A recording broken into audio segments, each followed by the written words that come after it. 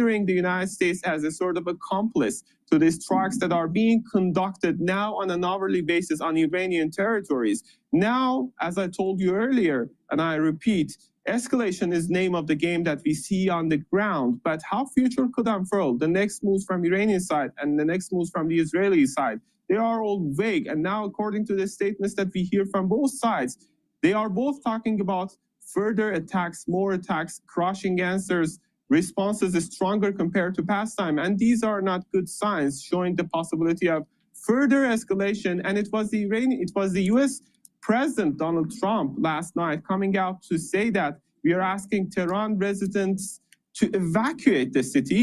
But we have to keep in mind, we're talking about more than 10 millions of people living in the capital and in Tehran province, which includes other cities, including Paktash, Ray, and other cities. We have around 14 million people living. So it's just not, it doesn't make sense, at least to me, to say that we are going to evacuate the entire city. We know that a number of people have already evacuated the city. So the traffic when we move out and we see on the streets compared to the ordinary times, the normal times, is obviously less than the normal level of traffic that we expect. That shows that at least a considerable number of Iranian Tehran residents have decided to leave the city. But still, it goes without saying that there are people, and a lot of people, who have decided to stay here in the capital and to follow the developments to see what takes place. Tawhid Asadi there reporting for us from the Iranian capital, Tehran. Thank you, Tawhid.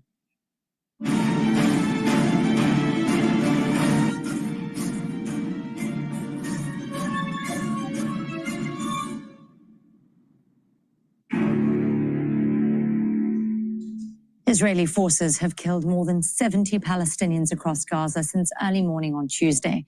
More than 50 of them were killed in Khan Yunis while waiting for food. Gaza's health ministry says Israeli tanks opened fire on crowds of people waiting for aid trucks to arrive in the south of the Strip. At least 200 Palestinians are also reported to have been wounded. The injured and the dead were taken to Al Nasser Hospital, which has been overwhelmed in its efforts to treat the wounded. Tens of thousands of civilians were gathered in the large square, waiting for aid. All of a sudden, 2 Israeli bombs were dropped in the middle of the crowds. Dozens of civilians, including children, were killed. More than 200 innocent civilians were blown apart. Body parts were scattered all over the place. The number of victims is way more than those brought to the hospital. No one could reach them to provide help. Well, Hani Mahmoud joins us now from Gaza City. Hani, tell us what happened. They opened fire with tanks?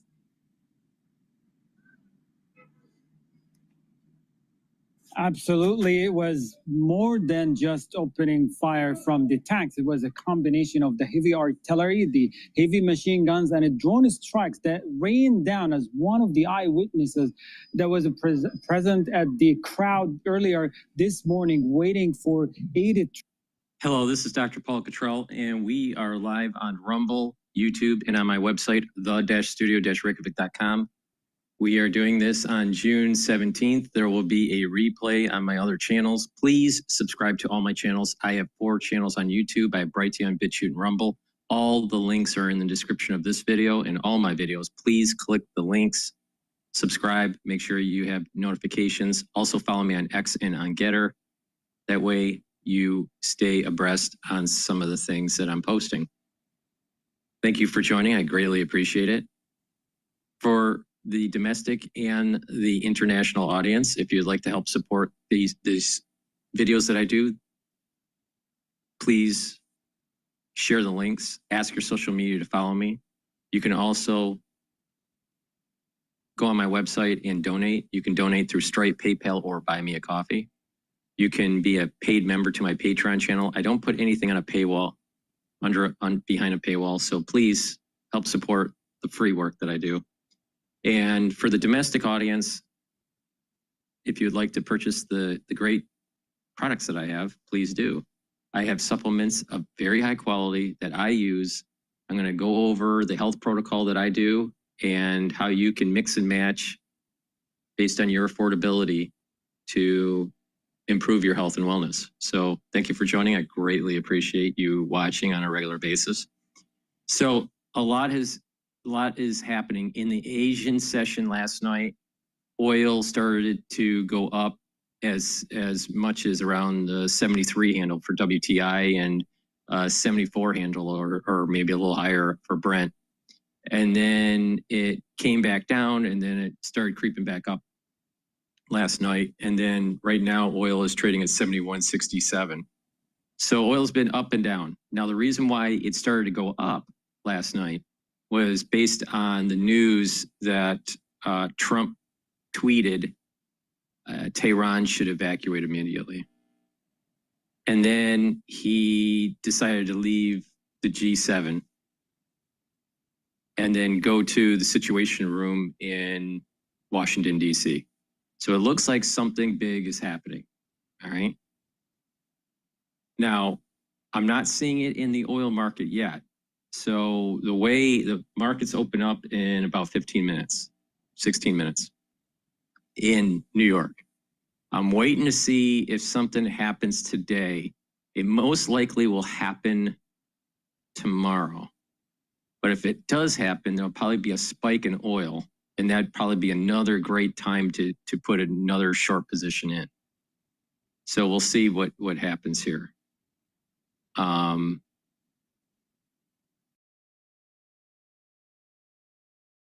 Trump said that deal not reached with Iran. This is through Truth Social. He just posted. I have not reached out to Iran for peace talks in any way, shape, or form. This is just more highly fabricated fake news. If they want to talk, they know how to reach me. They should have taken the deal that was on the table, would have saved a lot of lives. I think the United States is going to bomb Tehran, but we'll see what happens here.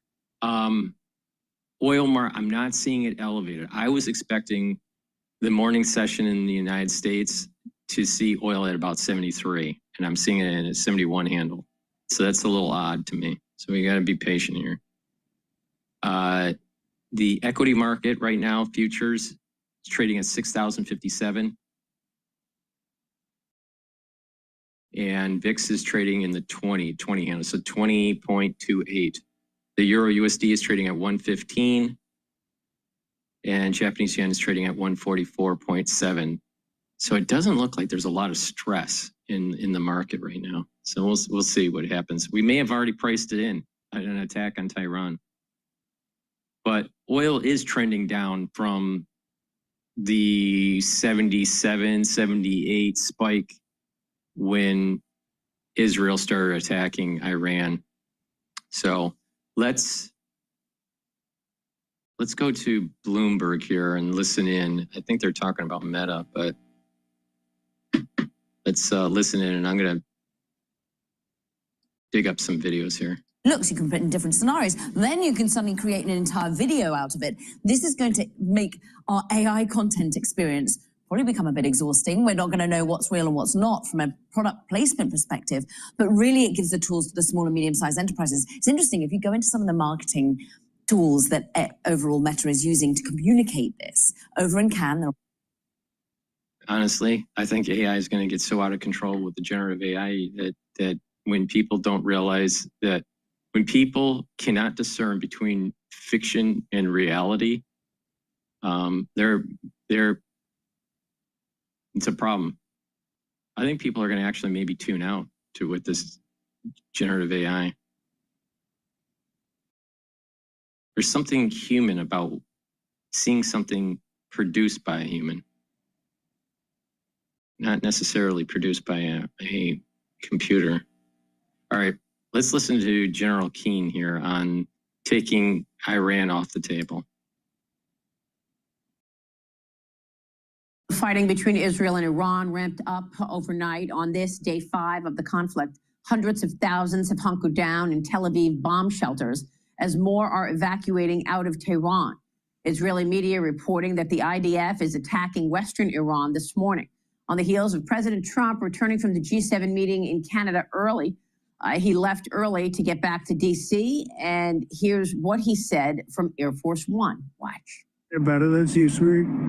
We're not looking for a ceasefire. I didn't say I was looking for a ceasefire. That was Emmanuel, nice guy, but he doesn't get it right too often. But we're looking for better than a ceasefire. Emmanuel Macron had initially said that the president left so that he could oversee a ceasefire. The president said that's wrong. President Trump previously warned on Truth Social last night Iran should have signed the deal. I told them to sign, simply stated Iran cannot have a nuclear weapon. I said it over and over again. Everyone should immediately evacuate Tehran. Joining me now is Fox News senior strategic analyst. He is chairman of the Institute for the Study of War, General Jack Keane, back with me. General, good to see you. Your reaction to what we know so far? Well, certainly where the president is, he's supporting Israel 100% to complete the campaign that they started here. And that campaign focuses on Iran's center of gravity, their nuclear enterprise. And they want to destroy that enterprise as much as they possibly can, decapitate the leadership, and they're doing a remarkable job in doing that, and also eliminate their ballistic missiles, which is their major weapon that they're using against the Israelis. And they're making significant progress in all three of these areas, as you have noted on this show. And the president is behind that 100%. I think what is in the offing here is Israel knows full well, even though they have significant imagination and significant covert capability, they know that there's a couple of deeply buried sites that they're very challenging for them to get to with air power. And I'm assuming they would like the United States to assist them in achieving that end state. After all, the president did say he's not going to permit Iran to have a nuclear weapon. And if we walk away and leave those sites intact, then the Ayatollah will be able to achieve what he's always wanted here. The reason why he never voluntarily dismantled the program through negotiations is because he was willing to accept the airstrike, believing that he could still recover some aspect of his nuclear enterprise after the airstrikes are completed, and he would be able to rebuild that nuclear program. That is where his head is. And we've got to stop that from happening, in my judgment, assist the Israelis in their air campaign by conducting a limited but focused air campaign on using penetration bombing to eliminate the end of that nuclear end state. And that will be a major strategic achievement. That takes off the table. Think of what it does. Takes off the table the thought of a nuclear arms race in the Middle East. It reduces Iran's as a major power broker in the region.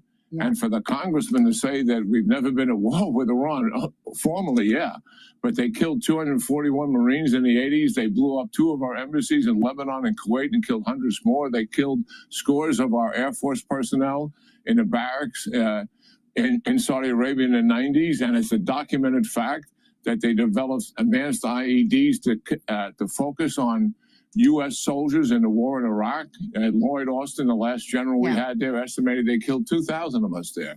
So this has been going on for 45 years. Yeah. And we have an opportunity to take them off the table here. Well, and I think that is the right thing to do. Breaking news. Congressman Warren. Breaking news here. We have retail sales at 0.9% in May, worse than expected as consumers pull back. Davidson, who was just with us, all of the times that Iran has been chanting death to America, which of course we know. But let me get back to what you're talking about in terms of these nuclear sites, which is so important. You've said that the nuclear enterprise was spread over 12 plus sites. And you're talking about this significant one, Fordow, underground, built in the mountainside. What's the danger of upsetting that, blowing that up, and what would it require in terms of the U.S.'s participation in helping Israel get to that site? Well, we have deep penetration bombs that can reach that site, and likely it forces a collapse on itself. By that I mean we have bombs. That site is a half-mile down with 2 to 3 feet walls, and that's pretty significant in terms of a target. But our deep penetration bombs can achieve that end. So yes, we do have the capability, and there may be some other sites that may not be as deeply buried as that, but something that Israel has struggled to complete the destruction of, that we would assist in doing it. So that's very achievable, and we're not even conducting an air campaign here. This would be a limited but focused airstrikes, maybe a couple of days involved in it, to complete the destruction. And we're very familiar with this. We've had this on our target list for years. So our people, our intelligence people, and our air power people know exactly what they're doing if the president makes the decision, to do that. And let me mention something that may be in the back of other people's minds and the back of the congressman's mind too.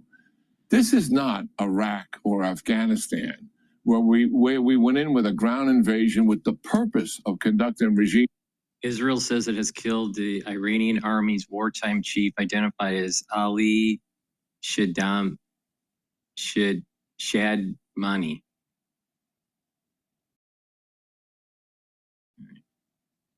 Continue.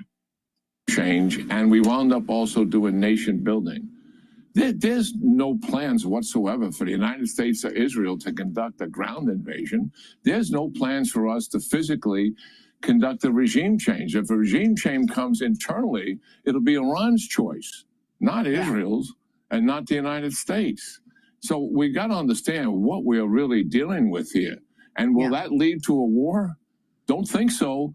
Iran's conventional military is very weak, and they know if they attack us decisively, that our response will be overwhelming. It would be against their military targets, their economic energy targets, and their political targets. And that would likely result inevitably in an internal regime change taken as a result of the regime likely being destroyed in its capability to have influence over the people. Yeah, the Iranian leadership understands this. It's a really important point to make, as some Democrats in Congress are trying to reiterate what you just heard from Warren Davidson, is we're, quote unquote, we're not at war with Iran, when in fact, of course, Israel stopping Iran from having a nuclear weapon is a U.S. core national interest. You've also got Israeli Prime Minister Benjamin Netanyahu not ruling out assassinating Iran's supreme leader. When asked about taking that action, he said it's not going to escalate the conflict, it's going to end the conflict. But there was some speculation before that President Trump reportedly vetoed an Israeli plan to assassinate the Ayatollah. General, I mean, is that the only way to get regime change here? No, I think the regime gets so weakened and its security forces so ineffective. Look at the penetration that's taken place of Iran's security forces. The fact that we are decapitating their military leadership, much as we did with Hezbollah, is because we have people in Iran who are providing that information to the Israelis. And that is why they've been so successful at covert operations for a number of years, destroying drone plants, destroying weapons factories, killing nuclear scientists, taking out the political leader of Hamas, who was in the VIP section of Tehran, the capital city, where all the other significant leaders live, and penetrated exactly where that person was living. I think that if the United States gets involved more forcefully and not just covertly,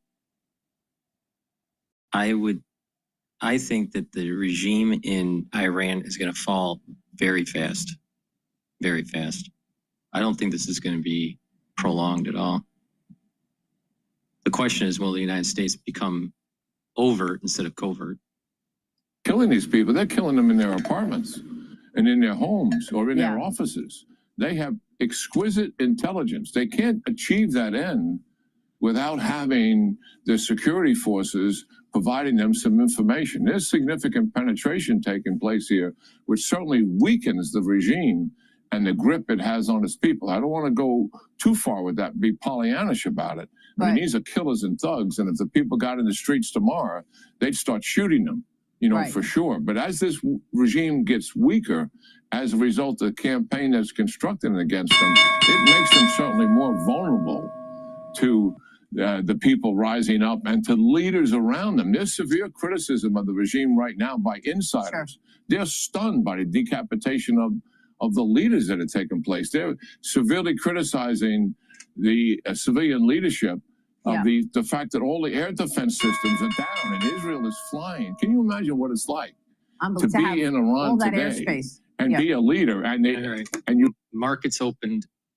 So the S&P 500 is at 6,013. VIX is at 20.15. Euro USD is at 1.15. Oil's trading at 71.53. BITO is trading at 21.16. Japanese yen's trading at 144.83. I'd like to see that above 145. Nat gas is trading now at 3.829. Gush is trading at 25.77. DRIP is trading at 8.79. So let's go over the equity analysis here. So with the S&P 500, we are above the 6,000 support level. So that's starting to become more of a support level and less of a resistance level. So again, the next resistance level for the S&P 500 is 6,130. So support level at 6,000, not that strong. A very strong support level at 5,750. But we're creeping up towards that 6,130 slowly. But I wouldn't be surprised if we drop below 6,000 today in the intraday trading, depending on what's going on in Tehran. So just stay alert there. Now, dollar is weakening a little bit relative to the euro, and Japanese yen was trading at 144 last night. So not a lot of move. I mean, there's a little bit maybe on the upside for U.S., but U.S. currency. But stress is somewhat stable in the international markets is how I would phrase this. Now, BITO, that's below its level of 21.48. I've been saying that this has been bouncing around as a resistance level, and then it becomes a support level, and then it becomes a resistance level. So it's been bouncing back and forth here. So now it is a resistance level again. 21.48 is a resistance level for BITO. That's the ETF for longing Bitcoin. And then the next support level will be 20 for BITO.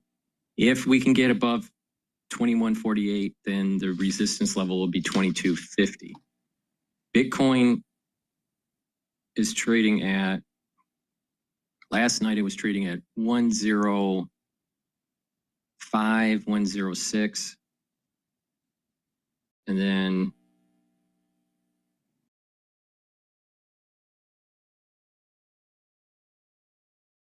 it was trading early in the Asian session at around 106. Then during the European session, it went up to 107, then started precipitously dropping down since 1 o'clock.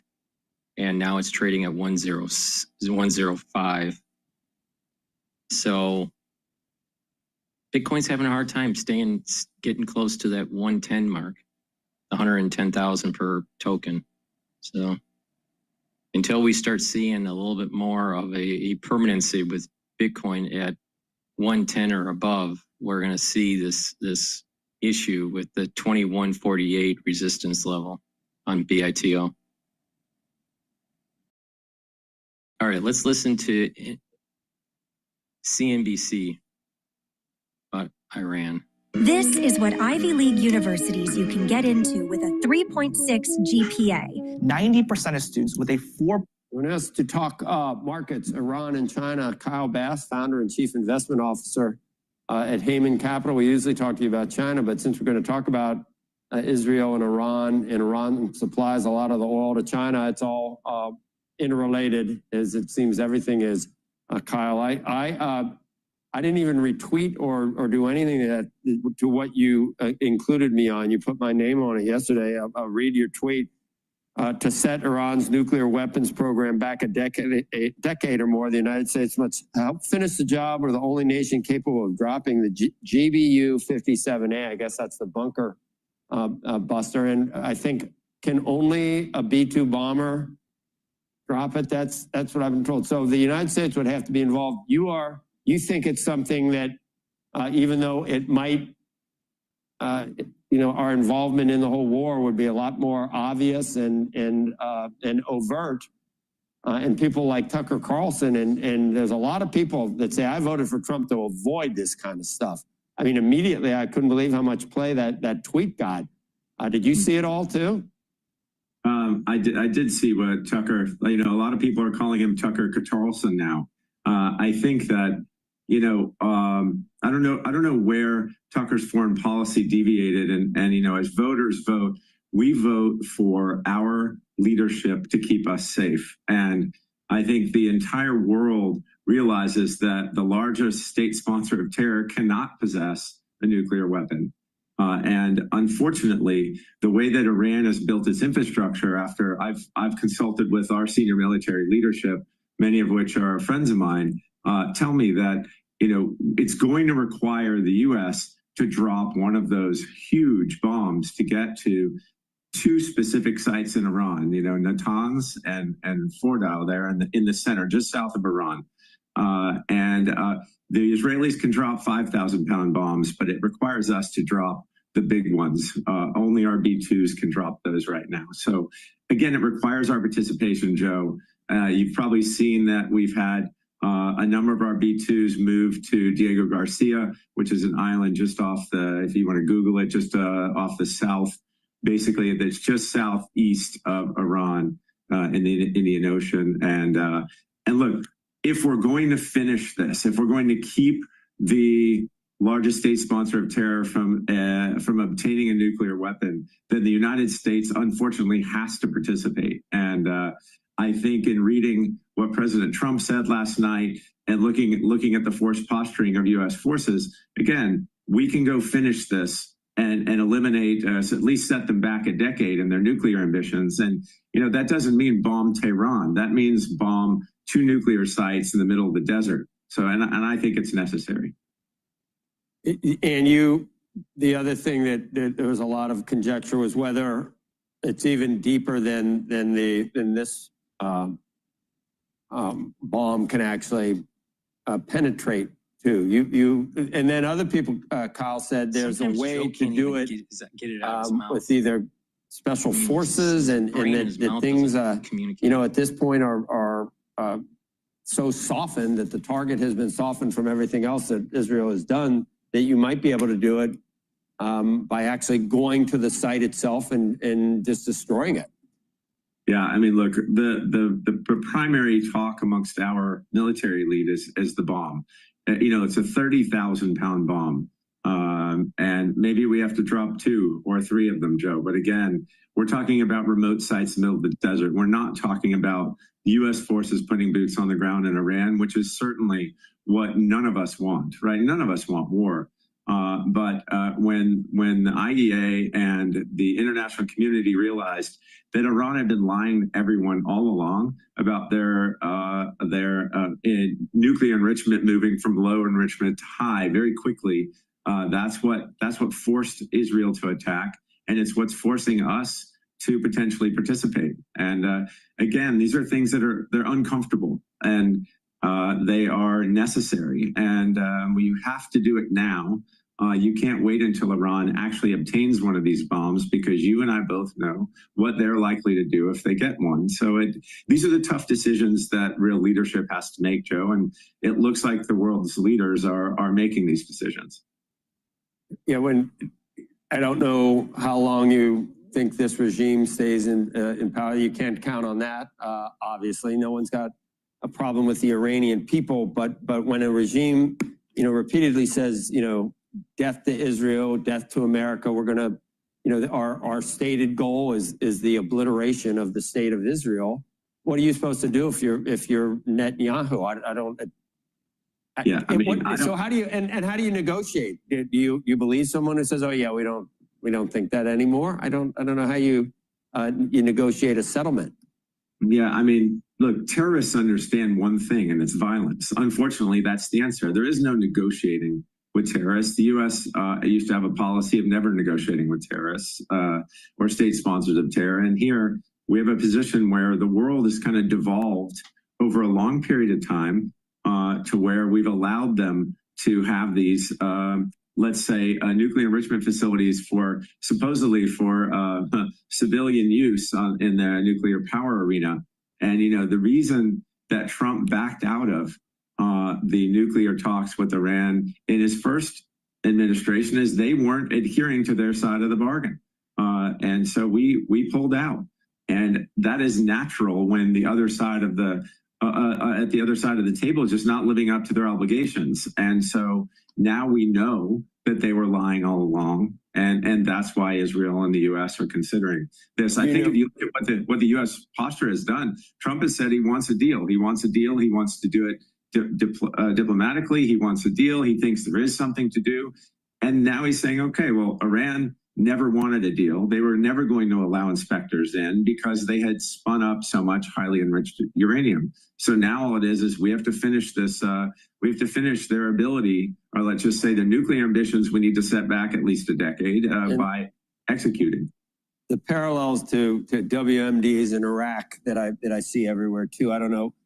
There's no question that we have a better idea and a better idea that they definitely aren't very close to obtaining a WMD. And in this case, not, I don't know, what were we worried about with Iraq, sarin or gas? Well, if you remember with Iraq, it was chemical weapons. Chemical weapon. I was talking with the firm that is about to begin cleanup in Syria, and they told me that there are 32 chemical weapons manufacturing sites in Syria alone, and that many of the chem weapons that Syria has came from Iraq. You know, there was this concept that Saddam Hussein, when he knew we were coming, moved his chemical weapons to Syria. Syria has an enormous amount of chemical weapons, and the international community is looking to fund the cleanup of those weapons. Now, of course, the Iran conflict is putting a fair amount of, let's say, strain on the Middle East, and that chemical weapons cleanup is going to have to be delayed. But there are a massive number of chem weapons in Syria, many of which came from Iraq. So again, like what we need to do is just promote global stability. And unfortunately, promoting global stability sometimes means taking action against the world's largest sponsor of terror. Please go to my store, the-studio-reykjavik.com, and help support the work I do by donating. You can donate through Stripe, PayPal, or buy me a coffee, or you can be a paid member to my Patreon channel. I do all these videos for free. I do not put stuff behind a paywall. So for the news, I don't put it behind the paywall. I feel that your news should be free. There's nothing wrong with that. But the whole idea here is that if you pay attention to what I say about the markets, you can make some money. And not only that, if you pay attention about how to take these supplements that I have on my store, you'll actually improve your health and wellness. Please go to my store and get the magnesium and zinc. Magnesium and zinc is very important for your immune system, but also magnesium helps the efficacy of vitamin D3, and magnesium helps with brain function. Super important, especially if you're 40 years of age or older. You need to start taking care of your brain. You're going to start noticing in 5 to 10 years, many people in your social setting are going to start having problems with their brain. Please go to my store, the-studio-reykjavik.com, and get the vitamin C and magnesium. Vitamin C and magnesium helps with your skin, helps with your immune system, helps with the efficacy of vitamin D3, so it can bring in calcium, and vitamin C and magnesium will help support your immune system. So please go to my store, the-studio-reykjavik.com. So a great stack is to take the vitamin C and magnesium and the magnesium and zinc together. Drink it with filtered water. Take it every day. Please go to my store, the-studio-reykjavik.com. Use discount 5 and you get $5 off any order. If you spend $150 or more, you get a free gift until supplies last. All right. Let's listen in on Al Jazeera here.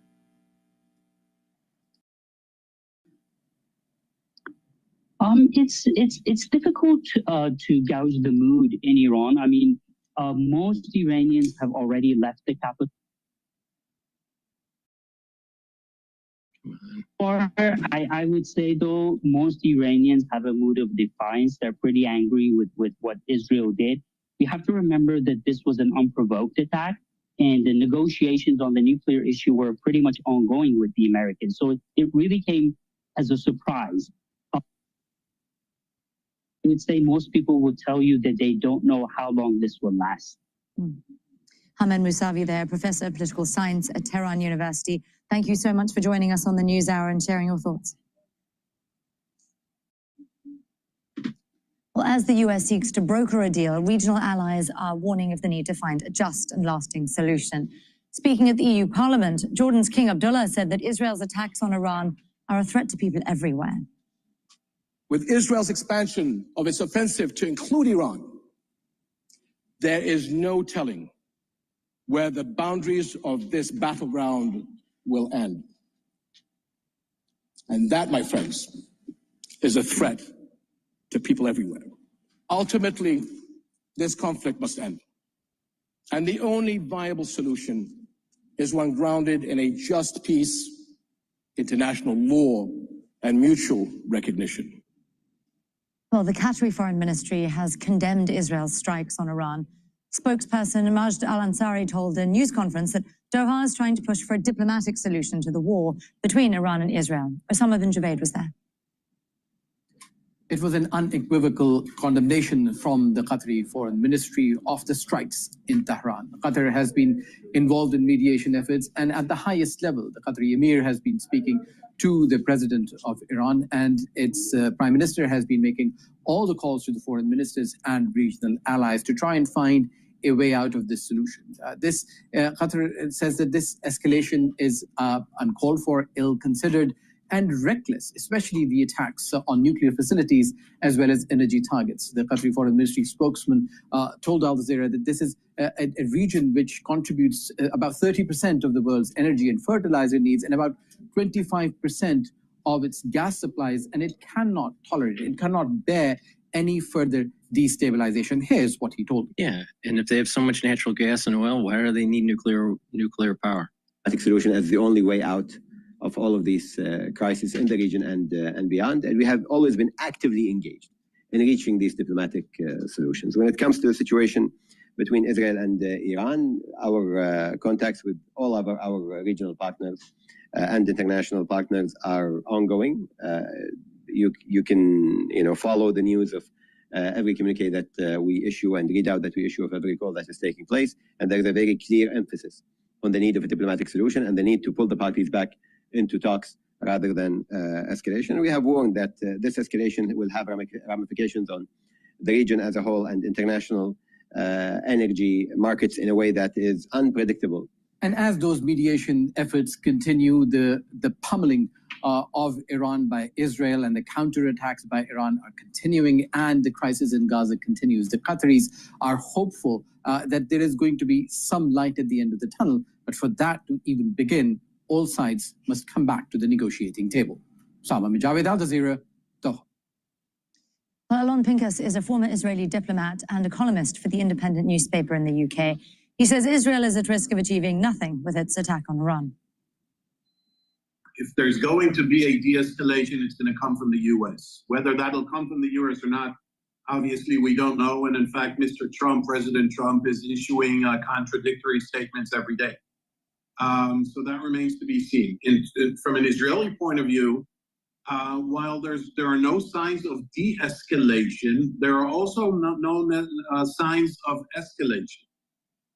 This targeted assassination, this targeted elimination of the Iranian new chief of staff is consistent with what Israel has been doing in the last 4.5, almost 5 days. And that is trying to take out the upper echelon of the Iranian Revolutionary Guard Corps and the military. I don't think that necessarily signals an escalation. Look, if it ends now in this status quo, then obviously, aside from feeling good about themselves, Israel would gain nothing. So that really depends on whether or not Iran goes back. All right, oil's starting to go up above $72 a barrel. It's at 72.01. We'll see if it holds. It was before, then it participated in before the Israeli attack. Now, there was no question to begin with that Israel cannot take out, cannot eliminate, cannot destroy Iran's military nuclear infrastructure alone. That requires munitions and bombers and delivery systems that Israel does not have, which is why Mr. Netanyahu was so adamant, so insistent, and so focused on trying to drag the U.S. into the war. And so if it ends without this and without an agreement, then I don't know if that benefits it. But the big prize, quote unquote, is the heavily fortified underground facility in Fordo, just south of Tehran. Now, if you ask Israeli military planners, they will probably tell you that they'd like nothing more than for the U.S. to deliver the final blow. But they're also realistic, and they know that that may not happen necessarily. They also know, and they say that, although anonymously, that this requires a diplomatic solution, meaning a new agreement. All right, I'm going to go to CNBC talking about the retail sales falling 0.9% in May, worse than expected.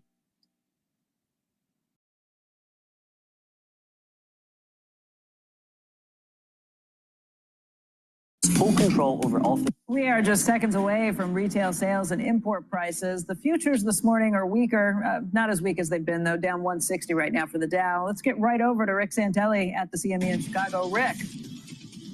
Yes, we can see yields moving lower. The market's smart. Retail sales for the month of May coming in at minus 0.9%, almost down 1%. This is much more aggressive to the downside than we were expecting. We were expecting a number in the vicinity of down 0.5% to down 0.6. But to be fair, we had a very aggressive March where we were up 1.7. That was the best going all the way back to the beginning of 23. So there is a bit of payback as we pull forward much activity. Now we may be taking a break from that. All right, now let's strip out autos and see where we go. Minus 0.3%. We're expecting up 0.2. Let's strip out autos and gasoline. That comes in down 0.1. So down 0.1. That was expected to be up 0.3. Down 0.1 would be only the second negative number of the year outside of the very beginning of the year when we were down 0.4. Now let's look at the control number. This is core retail sales, and it is the bright spot here. Up 0.4%. That is better than expected, and that would comp to up 0.5% in March. So this particular metric has been pretty aggressive to the upside. The only down month was last month, and that was cut in half from minus 0.2 to minus 0.1. Now let's switch gears, shall we? Let's look at import prices. These are for the month of May, along with export prices. Import prices unchanged. We're expecting a more deflationary down 0.2%, but unchanged. And if we look at ex-petroleum, it's up 0.2. So we can see where some of that downside pressure was. Up 0.2, that would be the warmest, well, just since last month when it was up 0.4. 0.4 actually was the highest going back to April of 24. So we have moderated just a bit. Now let's look at the year-over-year numbers for import prices. They are coming in up 0.2. Up 0.2. We're expecting unchanged. 0.2 would comp to last month when it was up 0.1. Prior was up 0.8. The high water mark was 1.7 in February. That was a lot warmer than many expected, but you can see we're cooling off there on imports. Now let's switch gears to export prices month over month. Now here's something big. Export prices month over month. And we know that we've seen much in the way of falling off import prices, imports in general, that has really dropped the trade deficit. Well, exporting minus 0.9%, almost down 1% on export prices. That might say something more about outside economies than the U.S. economy. Minus 0.9. That would be the most aggressive negative month going all the way back to May of 23. And finally, year over year, Export prices up 1.7%. We're expecting up 2.5%. That's the lightest of the year. Back to you. Advisors work to solve client questions. All right, so let's go back to Bloomberg. Before we do that, please help support the work I do by getting the products that I have. Share the links of these free videos and ask your social media to follow me. Follow me on X, on GETTR, on the 4 channels on YouTube, Brighteon, Bitchute, and Rumble. Please subscribe to all the channels. It's really important. I do live streams on Rumble, on YouTube, and on my website, the-studio-reykjavik.com. So let's talk about the structural nano silver toothpaste. It has no fluoride in it. Go to my store, the-studio-reykjavik.com, and get a few tubes of this toothpaste. This toothpaste will whiten your teeth, freshen your breath, reduce inflammation at the gum line, and help gum health. By using this every day, you're improving your oral hygiene, and that's super important, especially when you get into your geriatric years, because a good oral hygiene is going to help with your vascular system and your valvular system. So please go to my store, the-studio-reykjavik.com, and get the toothpaste. Use discount 5, you get $5 off any order. If you spend $150 or more, you get a free gift until supplies last.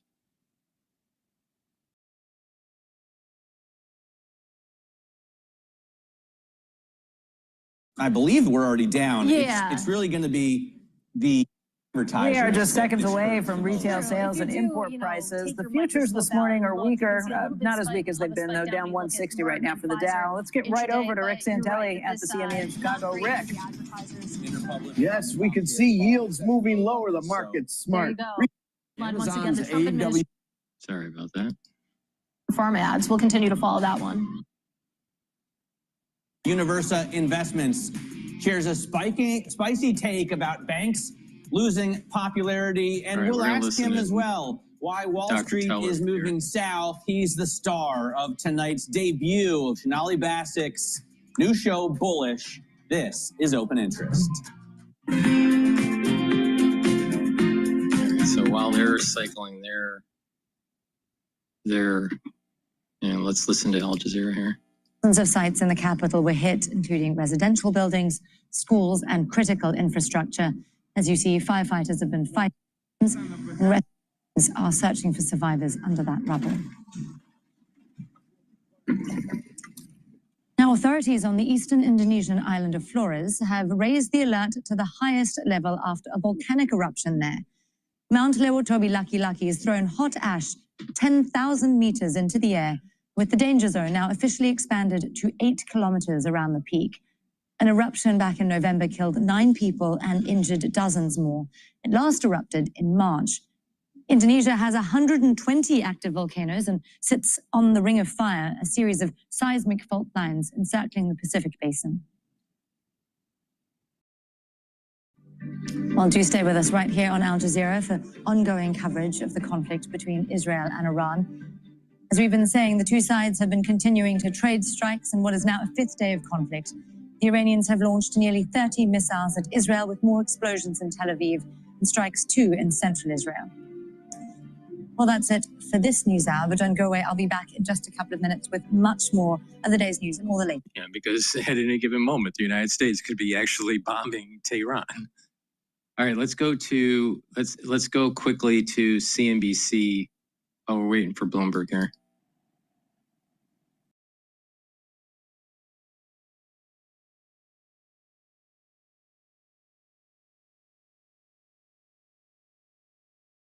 Meeting kicks off today. Senior economics reporter Steve Leisman joins us right now. He's got the CNBC latest Fed survey. Steve, what's it show?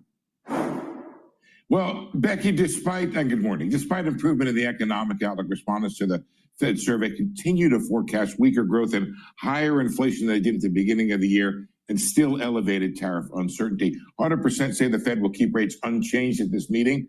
The recession probability, though, did drop by 3 points to 38%. It had been as high as 53%, but now it's down quite a bit, but still elevated. 3.9%, that's the year-end Fed funds rate. So still banking on 2 rate cuts this year. but they've kind of X'd out one for next year at 355, only one rate cut built in, and the Fed will remain above that long-run neutral rate of 3.3%, which is the estimate of respondents here. GDP, 1.13%, that's up. That's a good thing from 0.8, but it compares with the forecast we had from January, which was 2.4%. 2026, we get back to at or above trend at 2.2%. That's 20 basis points higher than the May forecast. Doug Gordon, senior portfolio manager with Russell Investments, writes in saying, quote, recent geopolitical events in the Middle East add uncertainty into an already uncertain environment on trade, tax policy, and with potentially weakening hard macroeconomic data pending. 2025 forecast for inflation down a bit, down a quarter point, but still elevated at 3%. 2026 is when you get back to around where the Fed would be comfortable on the CPI at 260 in May. The unemployment rate also down a bit, 4.53, 4.5%, call it. That's down a couple tenths from where it was in the prior forecast. And unemployment in 2026, 4.47%.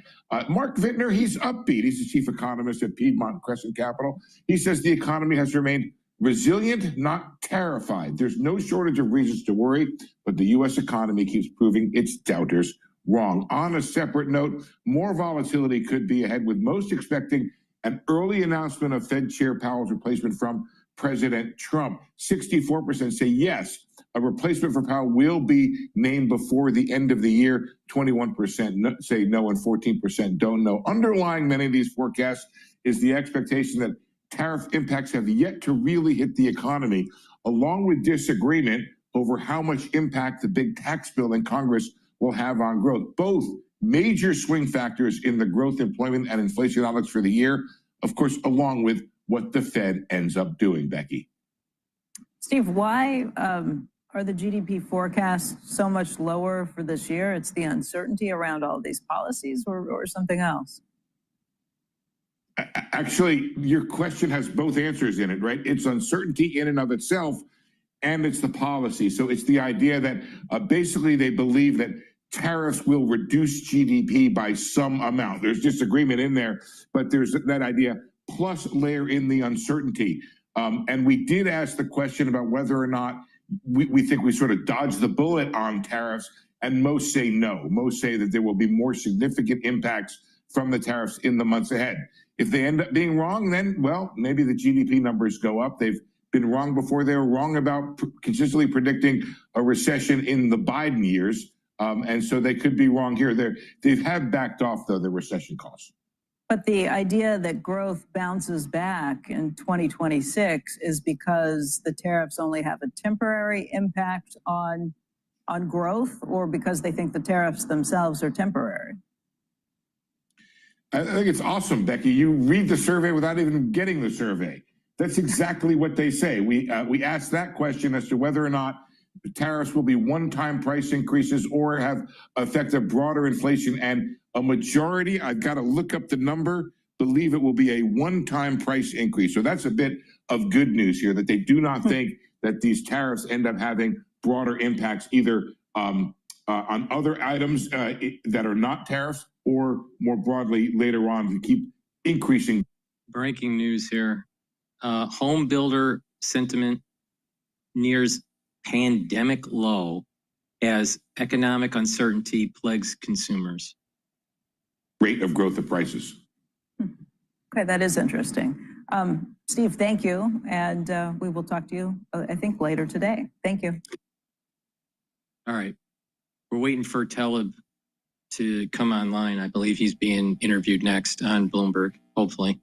Please go to my store, the-studio-reykjavik.com, and get the great structural nano silver soaps that I have.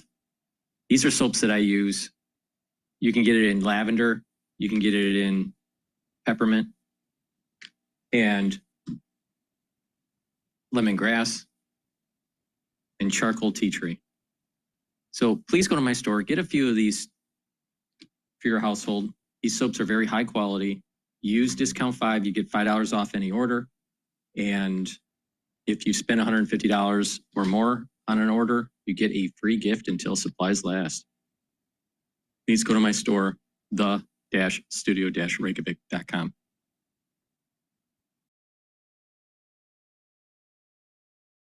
Latest for us from the Jordanian capital, Amman. Thank you, Noor.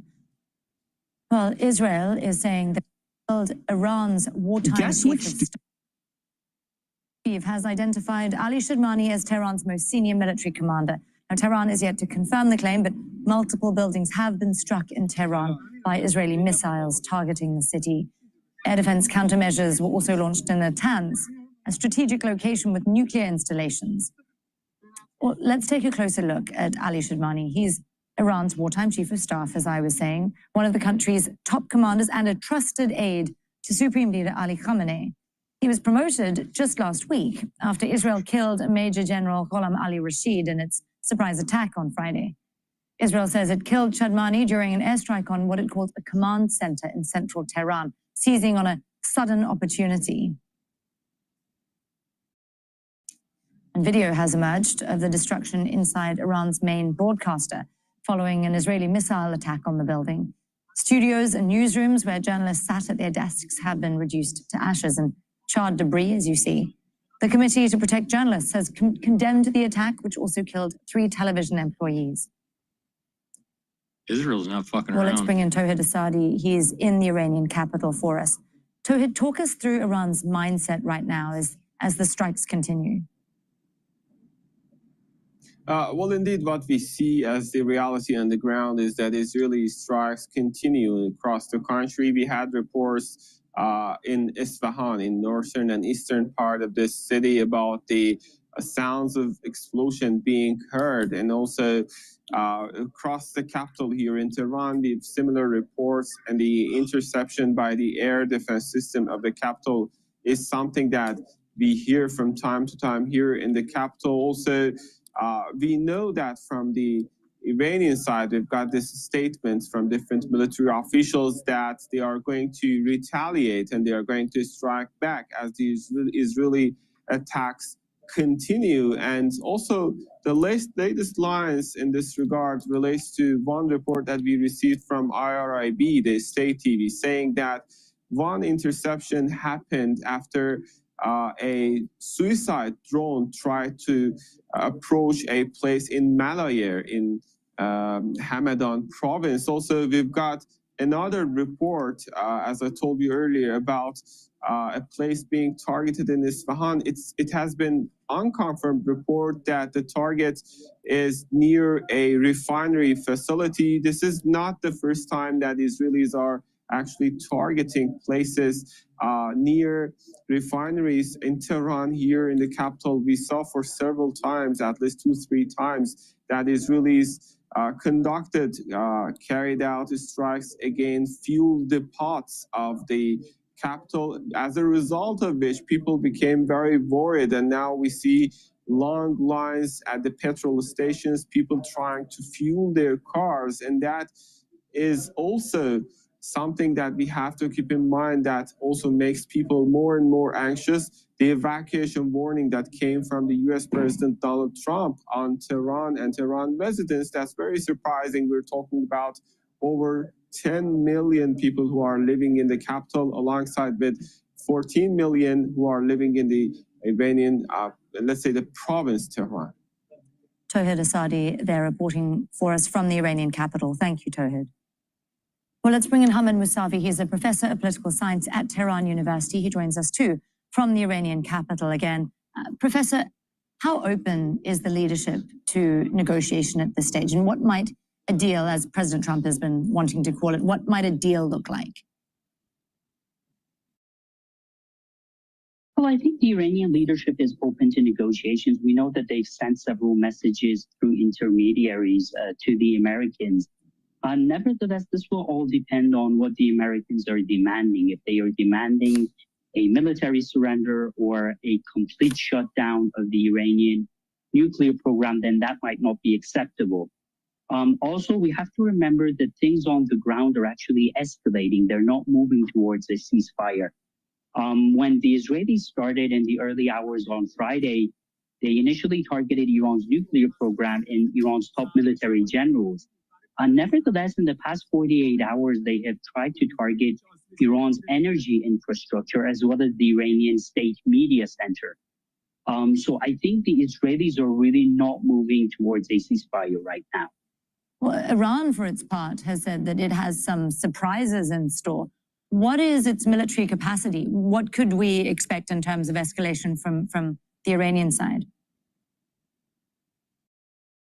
Well, there's really not been any detail given on the surprise that you mentioned. It was mentioned on Iranian state TV by top Iranian generals. We don't know, though.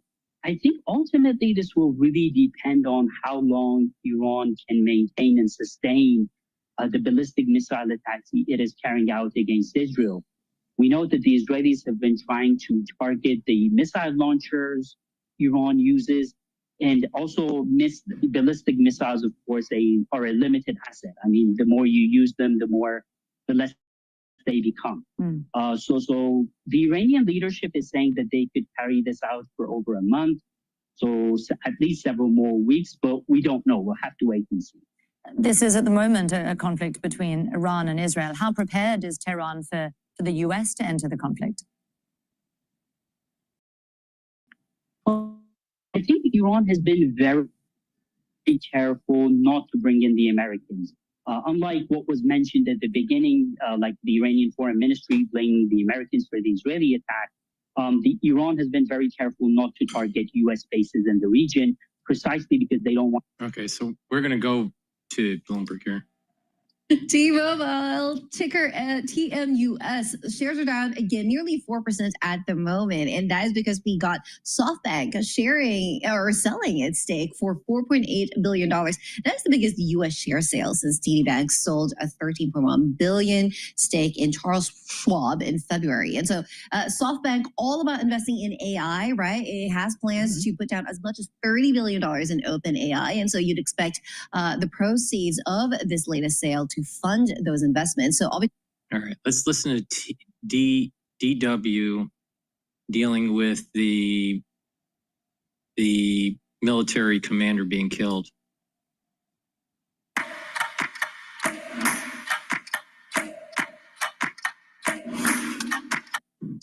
Now, Israel says it has killed one of Iran's top military commanders, General Ali Shadmani. Israel said he was the Iranian wartime chief of staff and had only been in the job for a few days. Shadmani was a close advisor to Iran's supreme leader, Ayatollah Ali Khamenei. Tehran is yet to confirm the killing, but Israel's foreign minister, Gideon Saar, told a parliamentary committee meeting that Shadmani was dead. This morning, we were informed that our forces eliminated the Iranian war chief of staff, Ali Shadmani, after his predecessor was eliminated in the opening stages of the operation. We still do not know who will replace the replacement. I would recommend that whoever takes on the role consider carefully, and if they accept, they should exercise extra caution. Let's talk about this with Niloufar Golami from DW's Persian service. Hi, Niloufar. What more can you tell us about the killing of Iran's top military commander? I know that Tehran has yet to confirm the killing, but Israel is saying that it is a fact. Yeah, just today, IDF reported that the newly appointed head of the IRGC Khatam al-Anbiya headquarters, who had only held the position for a few days, was killed in an Israeli attack. Of course, the regime has not yet confirmed, but to many, the current situation closely resembles Israel's strategy toward Hezbollah in Lebanon. The question now is whether Ali Khamenei could face a similar fate to that of Hassan Nasrallah. What about the latest on the evacuation of Tehran? What have you heard from people in the Iranian capital? Yeah, the situation in Tehran following the Israeli strikes is tense. Part of the city reportedly damaged and internet access severely restricted. Residents are terrified and describe uncertain atmosphere. Reports indicate long lines at gas stations and growing concerns over bread shortages in Tehran. In reality, evacuating Tehran is not feasible. Given the population of several million, and many simply lack the means or resources to leave the city. Also, many activists and families are concerned about the political prisoners who are being held in these conditions.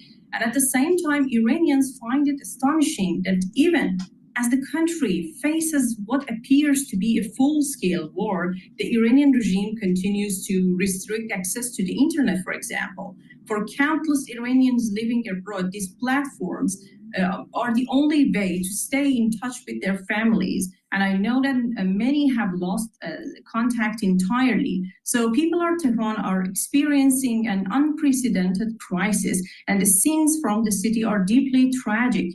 In the end, it is the Iranian people who are paying the price for regime's failed and reckless policies. You've described there, Niloufar, many things that are worthy of fear, feelings of insecurity. If you could name one thing, what do you think that Iranians are most afraid of at this point? And how do they see this whole situation developing?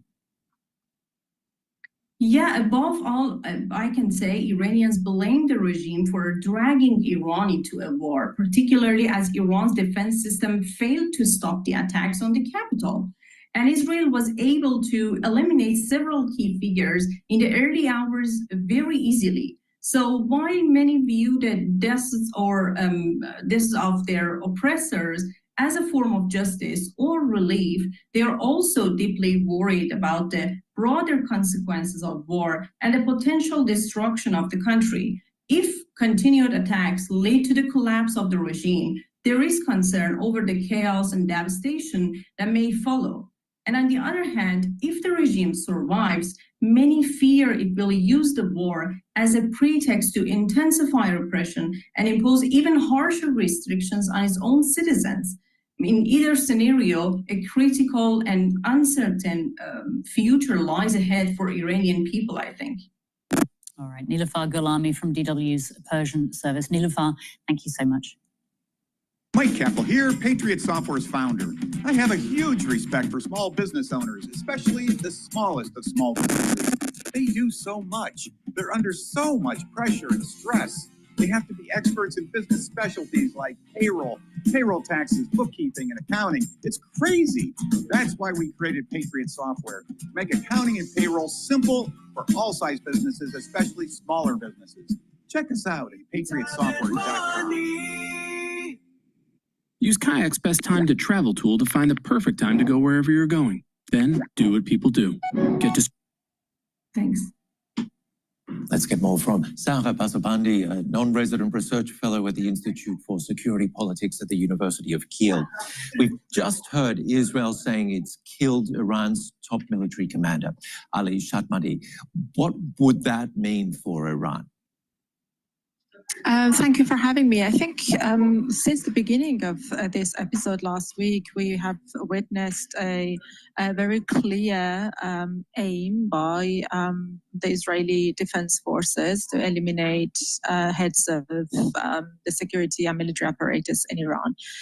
This particular person was rather low profile in compare with, for example, Mr. Salami or Mr. Hajizadeh, who were the heads of IRGC Aerospace or the heads of Commander-in-Chief of IRGC, Islamic Revolutionary Guards Corps, was relatively low profile, less international recognition, but that tells a lot about the possibility of him being an influential figure and being very close to the supreme leader. So every single commander that during this crisis is eliminated, of course, that's a blow to Iranian power and Iranian capacity to defend and to continue with its aggressive measures against Israel, in fact. Now, earlier, US President Donald Trump told Tehran on social media to evacuate. Do Iranians heed such warnings? Yes, I mean, obviously my sample size of data is very limited to my own immediate family and friends and network inside Iran. I've been in contact nonstop over the night with my family members and with my friends. A lot of them are trying to leave Iran, but traffic is very heavy. There is no petrol. They find it difficult to get petrol. They are using plastic pipes to suck out petrol from one tank, from one car, to put it in another car, so family members could join together and travel in one car. But a lot of cars are breaking down on the roads. A lot of cars are running out of petrol on the road. So people are very clearly stuck in this situation between a tyrannic regime and a very brutal war. Of course, I understand that Israeli... Now, one person would say, well, there's this log jam on the highways and on the streets and people can't get out. But think about it. If everyone's on the street, that's maybe better, especially on the highway, because they're away from the buildings that are going to be smart bombed. Caspian, because they believe that, it's a bit further away from the capital and they will be safer there. But I have spoken to family that they are saying that the shops are empty. There is no food. There is no mineral water. People are scared of famine. People are scared of all sorts of problems.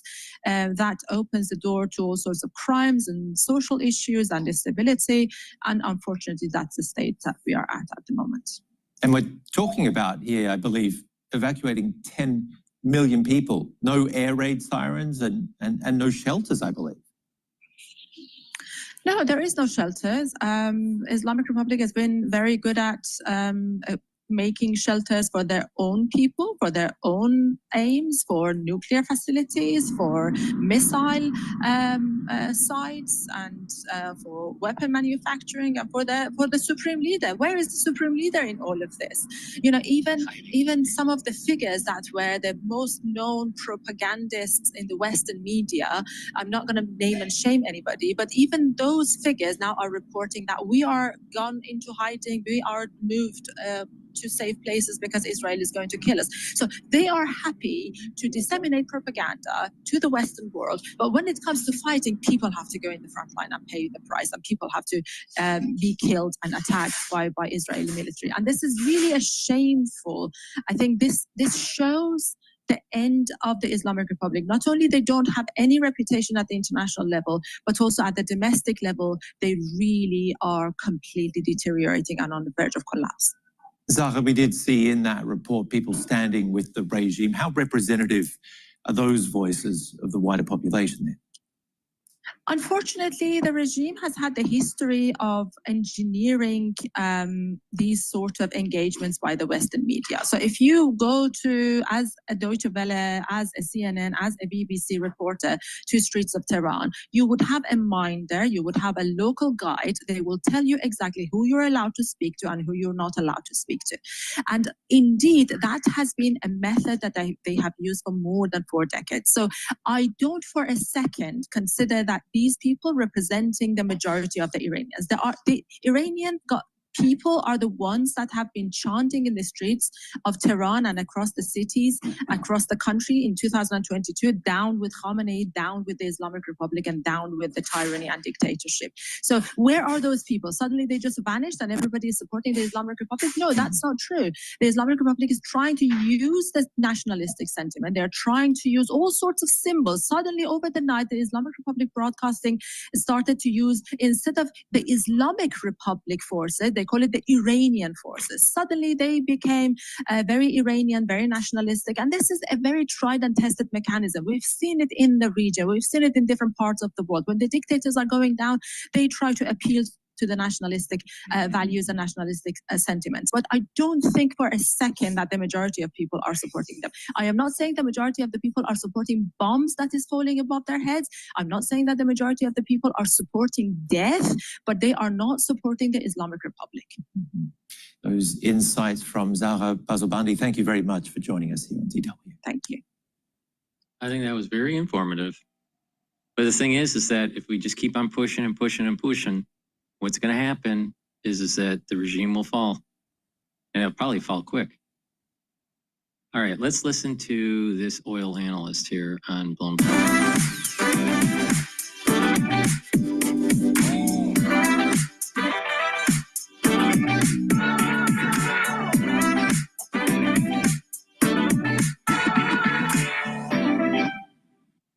Think that Iran is just overflowing with oil and gas. And that may be true in theory, but it's not true in practice. So they've had a stifling of their oil production. They've had a disaster in their gas production, despite the fact that they're sitting on probably the second largest set of reserves in the world. And actually what might do them in has been the Israeli bombing of their natural gas facilities. Paul asked the smartest question of the day: can there be a regime change? I mean, let's go back to 1979. Paul's too young to remember this, but you. Okay, oil's starting to move up now here. It's around 72.23, and Al Jazeera is saying that Trump is looking for more than just a ceasefire from Iran. Let's just listen into Al Jazeera. So I think there's some breaking news here. Sending out a stern warning to Iran, saying that if the troops are touched, we will come down so hard, the gloves will be off. So again, this is sort of something that we're watching very carefully. There hasn't been a definitive schedule for the president for the rest of the day. So we're watching Truth Social, his social media platform, as well as the White House press office here, just to find out sort of what next steps are. But the Well, I think the oil markets are pricing in a potential retaliation from the United States. And so I'm waiting for that move from the United States, and then I'm going to short oil. Kimberly, there's been talk that Trump wants to send J.D. Vance, his vice president, and his special envoy, Steve Witkoff, to Iran to have some kind of a conversation. He says that there needs to be some kind of a deal. Remind us where we were with the nuclear talks and whether any kind of a deal, whether it be a ceasefire or something broader than that, might be on the table. Yeah, well, the U.S. president insists that he has given Iran every opportunity to make a deal. In fact, when he said that Tehran needed to be evacuated, he said that they should have accepted the deal. At this point, it doesn't appear that there is a lot of room for negotiation. In fact, the U.S. president saying he's not in the mood to negotiate. But the bottom line in all of this is that prior to this, as of last Sunday, there was still the possibility for indirect talks, a sixth round with the Iranian foreign minister and the Middle East envoy from the United States side, Steve Witkoff. But as we know, just prior to that, Israel launched its strikes and really changed the whole dynamic. And so now the U.S. is not only under pressure to assist Israel, it's under pressure again domestically. But the bottom line is Israel is weighing a lot of pressure on the United States because, as we know, in terms of eliminating. Here's a perfect example where you would say that, you have all those people out there saying, oh, Bitcoin is a safe haven, all that blah, blah, blah.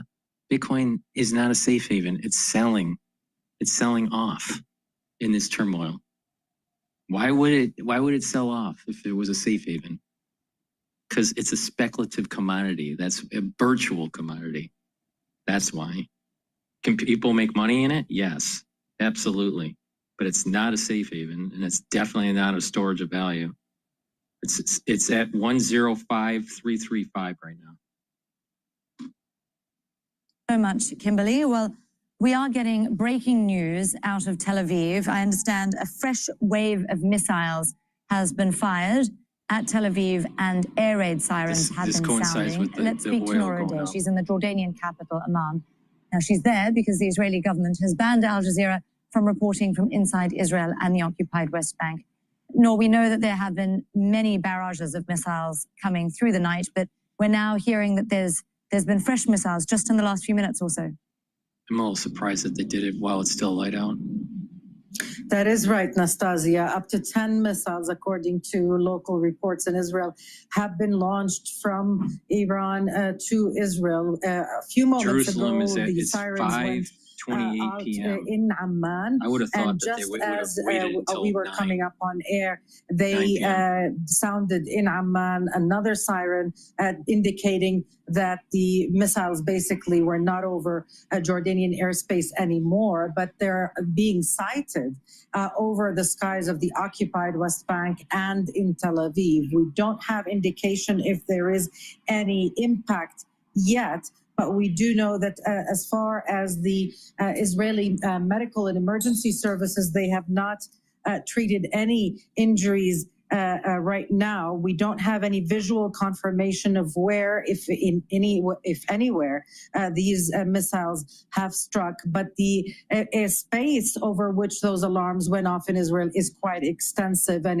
it stretches beyond the boundaries of the larger Tel Aviv district. So we're talking about the central area of Israel, and that extends right now also into the occupied West Bank. And that's why people can hear it and can see Israeli attempts of interception, Nastasia, over the skies of the occupied West Bank. There are batteries and radars in the illegal settlements and in military outposts in the occupied West Bank belonging to the Israeli army. They're fired there in an attempt to make sure that the missiles don't make it to Israeli cities, but that also puts at risk Palestinian communities that don't have shelters or any way of knowing if they are in harm's way. Of course.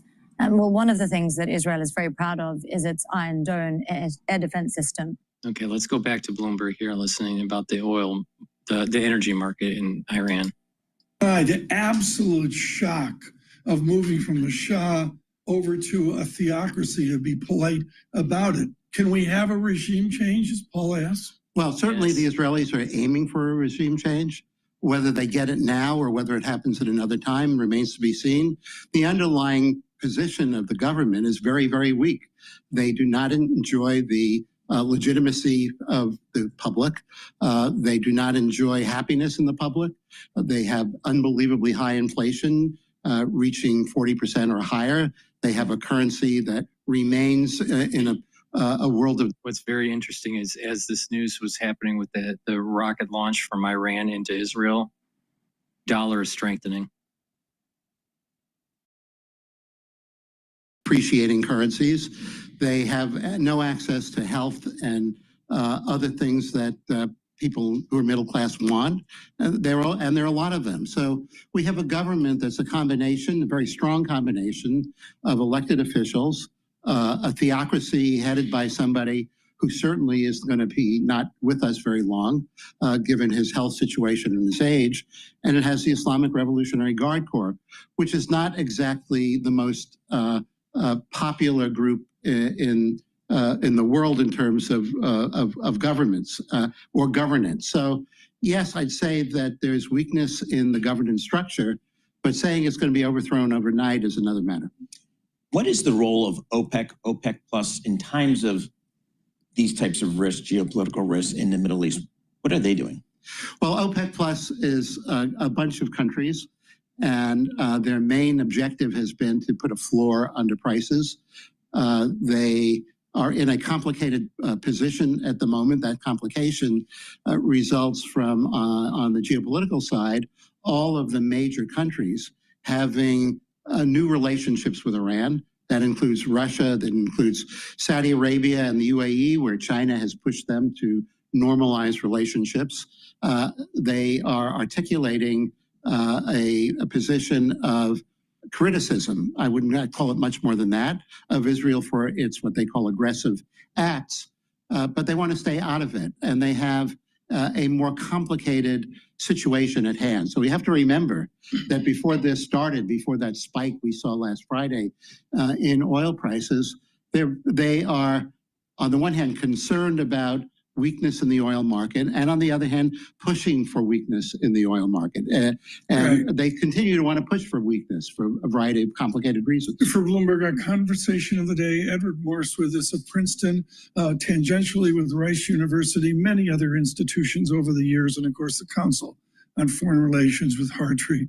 Dr. Morse, as simply as I can make it, you were teaching at Princeton in the middle 70s, and the State Department called, and you had the privilege in 1978 of really driving forward our energy policy.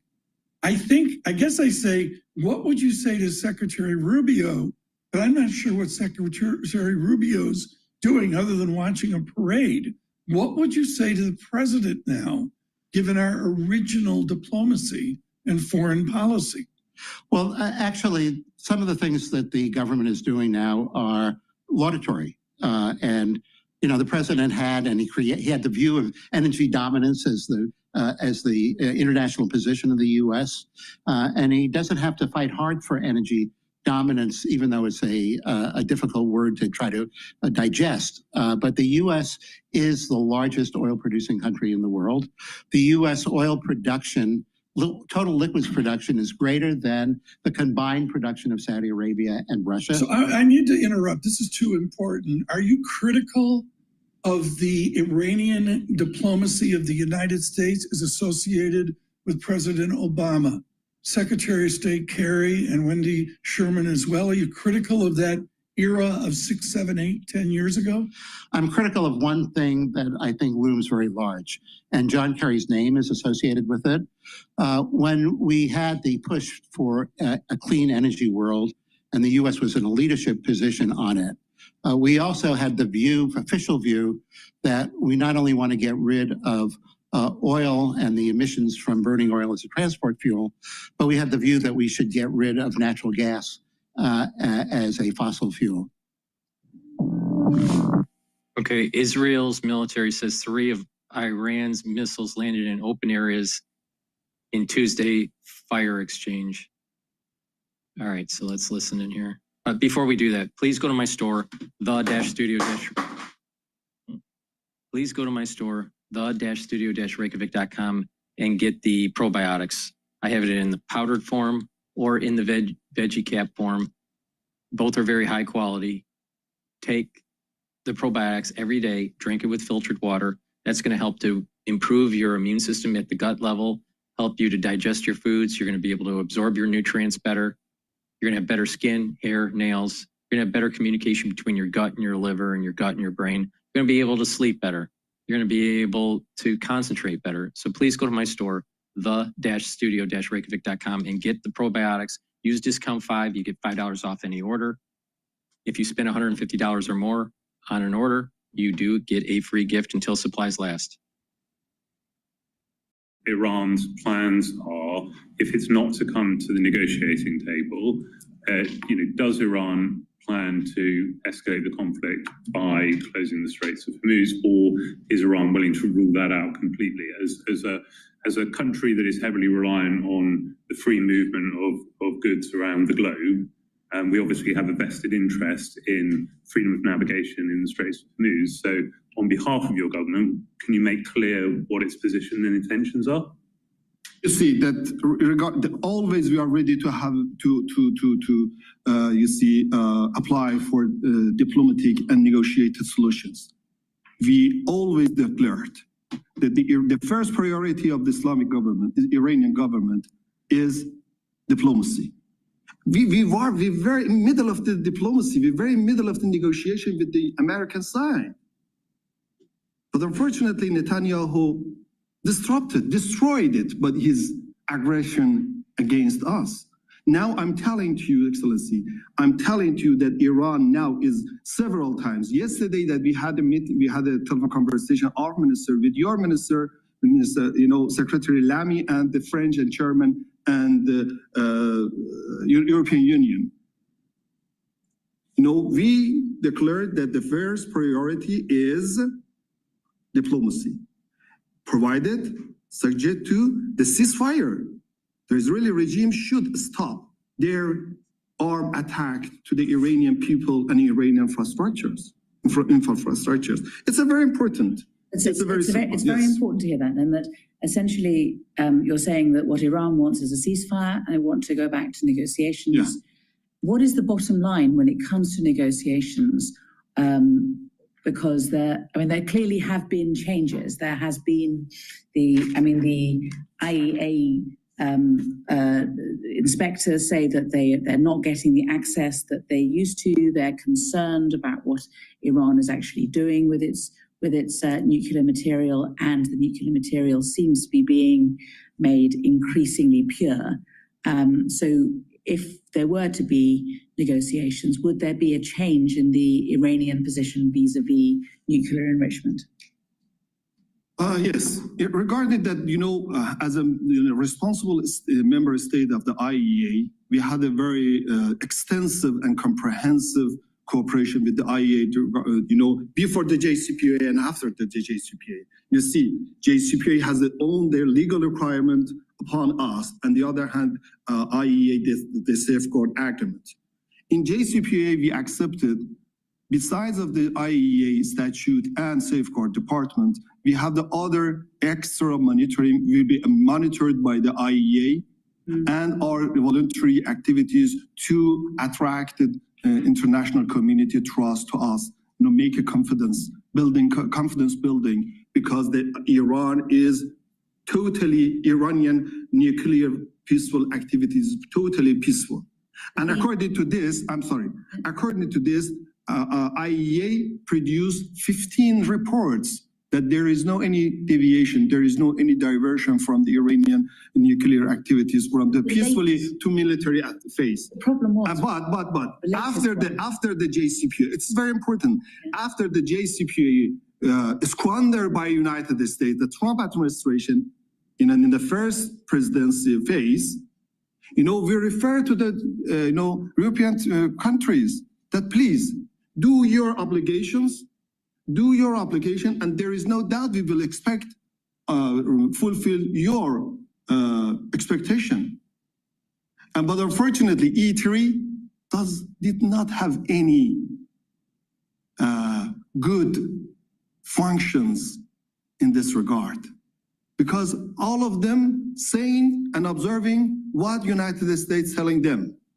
Yes, this is the problem. I think that you would find many people who would agree that it was very unfortunate that the original agreement was not stuck to and that the Americans walked away from it. But we are where we are now, and the IAEA, the last report from the IAEA, didn't say.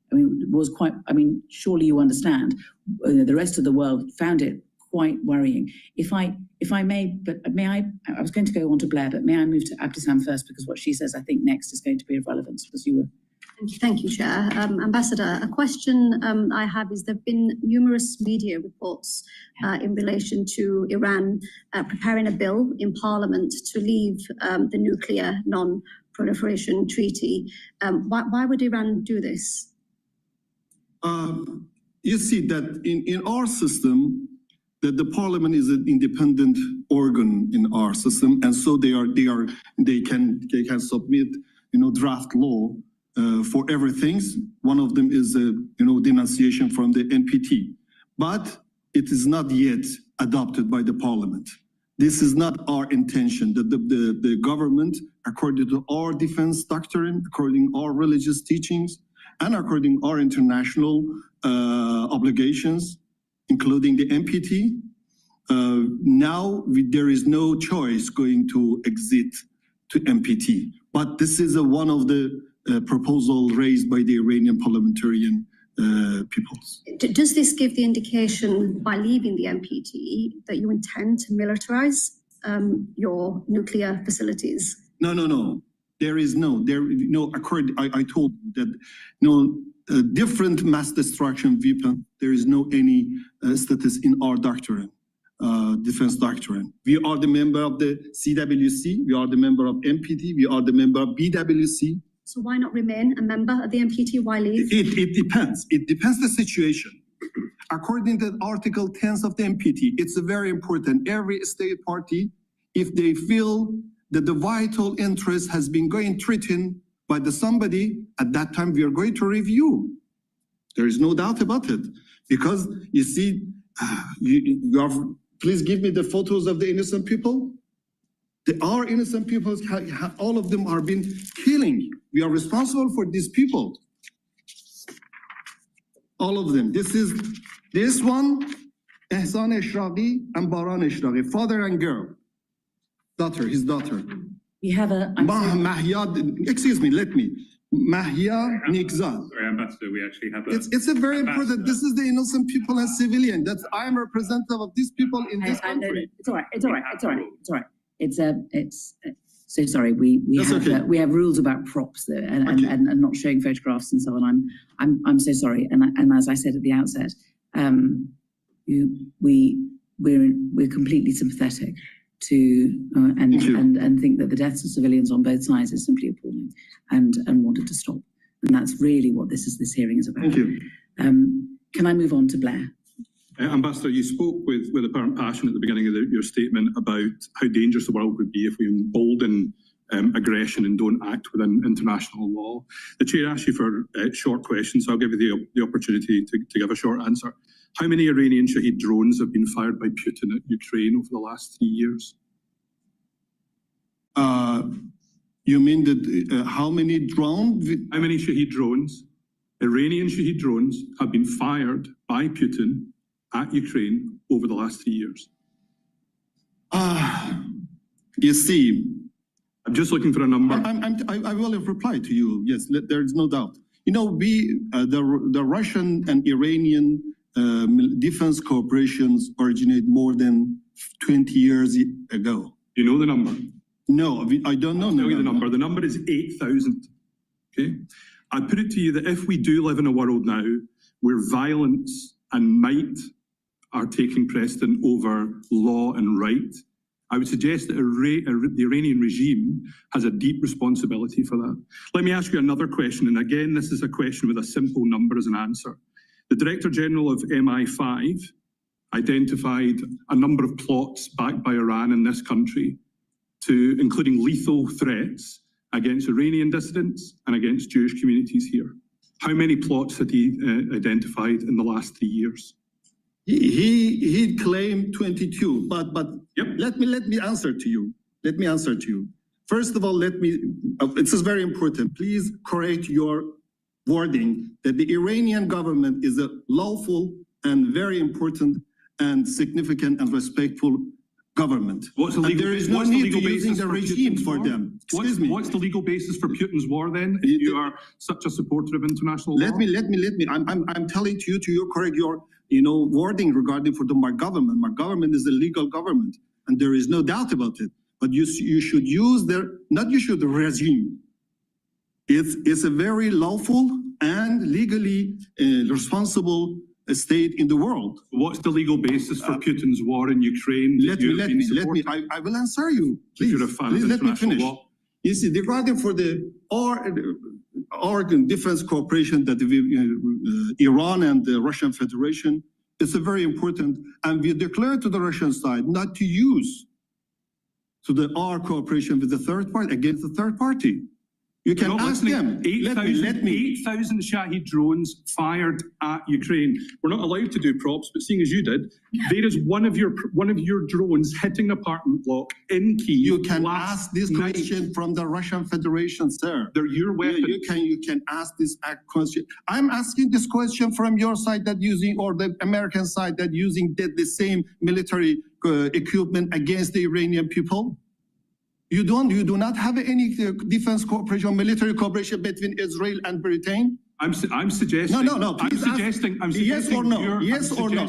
Excellency. You're yes here to answer questions. I'm suggesting your moral authority is shredded by your support. If you ask me to answer you, Excellency, if you ask me to answer your question, there is your duty to answer my question, because this is the dialogue room. I came here to declare our concerns to the one responsible state, the United Kingdom. I respect the United Kingdom for his achievement to the human, community in the world. And the United Kingdom is a member state of the United Security Council of the United Nations. Why? Why don't you condemn the Israeli arm attack to Iran? You didn't condemn it. Your Excellency, and regarding for the plots. Your Excellency, we're very ask me one question regarding for the MI5. May I ask you? May I answer? No, wait. Okay, what I would like to do. Okay, please. If we could just take a breath. Okay. It is really, we are very grateful to you for coming. Thank you. And the evidence that you've given in the round is what's important. And it's the evidence that you give, and we listen to what it is that you say. And what we're trying to do by asking is to test what you're saying. For the British government, we are here. All right, let's listen to Times Radio. Our decision really came down to build versus buy. We heavily considered building this internally, but we knew we weren't the true experts in designing AI-based customer service. That's what led us to go with Finn. We wanted to Iran is seriously degraded. I mean, certainly they've done a lot of damage to the senior command, and I think at a level of morale, Iran is not looking good. When you have millions of your citizens fleeing the cities, those incredible pictures overnight of tailbacks in Tehran as the population try to leave. Israel says it has conducted several extensive strikes on military targets in Iran overnight. It also claims to have killed the chief of staff of Iran's armed forces, Ali Shadmani. Explosions have been heard over Tel Aviv and Jerusalem after Iran launched a new wave of missiles as well. US President Donald Trump left the G7 meeting in Canada early last night, but he says his departure had nothing to do with working on a ceasefire deal. Tom, it seems impossible to know what he meant by that, whether he meant it was nothing to do with working on a ceasefire deal because he's working on something that's bigger and better than a ceasefire deal, or he's just working on, who knows, his new phone network. He just wants to go home. He's got a new phone. He's, Jimmy Carter, the fool, got rid of his peanut farm when he became president, but he's just launching a $500 phone. No, I mean, it's impossible to pass. It's a fool's game. We can do this Kremlinology, Trumpology, but, Britain just got a deal because he likes us. So, yeah, well, that's nice. The fact that he's giving us a trade deal because he likes us. Yes, yeah, the whole world. I mean, look, we're I think a bunch of metropolitan liberals. We sneer as well as the best of them. You're even from North London. I'm not from North London. I just live in North London. Well, yeah. Spiritually. So we're meant to be conscious of that and say that obviously we need to understand things, but it's lunacy. The world's lunacy. This is mad. He's just said, like, when in the history of diplomacy would you have someone saying, "You've got one, I like you, I'm going to go and launch my phone." So, yeah. But we are where we are, and we've all got to suck up. Super. Let's find out about all that in a little bit more detail. Let's bring in the Times' foreign correspondent, Richard Spencer. Hello, Richard. Hello, I'm the fool who has to pass this, I think. Yes, well, look, I think we're in safe hands. I hope we're in safe hands. Look, let's just take this from the top, Richard. How close are we to understanding what Israel's goals are in this war, why they're even conducting it? Yeah, I mean, I think their goals are pretty clear as stated. I mean, they want to degrade the Iranian nuclear program. As you suggest, there's a bit more to it than that because most assessments are that you cannot simply, certainly with the resources Israel has available, bomb Iran into submission and destroy every facet of its nuclear program so that it can't be rebuilt. So if that's the case, I mean, some Israeli analysts tell me that they do believe they can do that they do believe they can effectively destroy the program. But most analysts say they can't. So the question is, what then? I mean, my feeling is that Netanyahu would be happy to declare victory if he'd, say, put the program back by a couple of years and done such damage that the authorities in Iran decided that they couldn't just, go back to how things were before. I mean, I think that's probably Netanyahu's number one goal. Then there are these other possible goals like regime change, which isn't a declared goal, but is something that Israel wouldn't be unhappy to see. And there's the other option, which is what we think Trump may be thinking about, certainly is thinking seriously about, is trying to get America to join the war. Because then if you have a joint Israel-US attack on Iran, then you can do obviously a lot more damage. You can take out the nuclear facilities almost certainly in their entirety. Well, not almost certainly, but a much bigger chance. And of course, then you also have a joint Israel project to reshape the Middle East, which Israel and America periodically try to do, as we know. Well, let's take a couple of bits of that in turn. Firstly, the idea of regime change, which one would imagine Israel wouldn't be averse to regime change in Iran, particularly if Iran was going to be a sort of a lovely, secular, liberal democracy. Presumably, there would be a bit of wariness about, I mean, because, the track record of trying to bring about regime change in the Middle East does tend to lead to a sort of at least a period of kind of sort of slight failed statiness. And presumably, would Israel not rather deal with the relative stability of Iran today than another Syria, another Libya, another Iraq that was the size of Iran? I mean, I think the answer to that is actually no. Right. Amazingly to say, from the perspective of a post-Iraq war Britain, Firstly, they would, the serious people would say, well, there's no comparison between Iran and Iraq. Iraq has this sectarian divide that caused a massive civil war and blah blah blah. Iran has a whole load of different traditions, but has a much stronger history as a unified state. And it would be much simpler to put in a regime that was more favorable to the interests of the West, as was the case before the Islamic Revolution in 1979. So there is actually, a surprisingly strong faction of people in Israel and indeed in Washington who think that's the case. Right. And those are the people who Benjamin Netanyahu is allied to. So you can't rule out that serious possibility. Then, the experience of Syria hasn't been so bad for Israel. The chaos in Syria of the civil war and then the overthrow of Assad has weakened the opposition to Israel from that neighbor, that once very powerful neighbor. So again, that doesn't look too bad. You'd rather have your enemies weak and divided than strong. Sure. Yeah. So I'm afraid there's hard calculations at work here that don't necessarily go along with the idea that we have in Britain that regime change must be terrible for everyone. How weakened is Iran right now? I mean, because we know that there have been significant killings of top Iranian generals and so on, but Iran is still firing missiles at Israel. Is there much more Iran can do? Is there sort of the military might of Iran at full capacity, or could it, could they unleash a bigger counter assault if they wish to? Yeah, well, there are some people who are still holding out to the idea that Iran has held back its worst, that it's waiting until Israel sort of expends its Iron Dome and David Sling missile defense systems, that it uses up its interceptor missiles and then will come in with the big guns and really start to do damage to Israeli cities. That's one view, but the more likely idea is that Iran is seriously degraded. I mean, certainly they've done a lot of damage to the senior command, and I think at a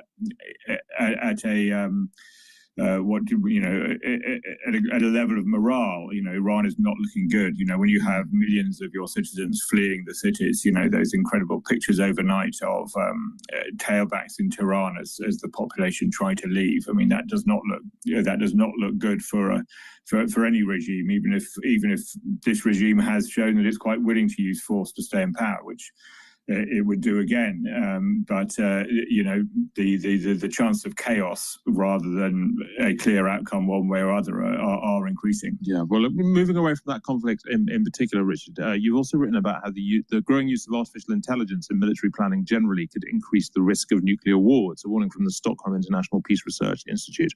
What are they worried about? How's that going to work? What's the fear there? Yeah, this is a well-timed report, really. I mean, nothing specifically to do with the Middle East, except insofar as it does touch on nuclear arsenals, which Israel has, and according to Israel, Iran is keen to get.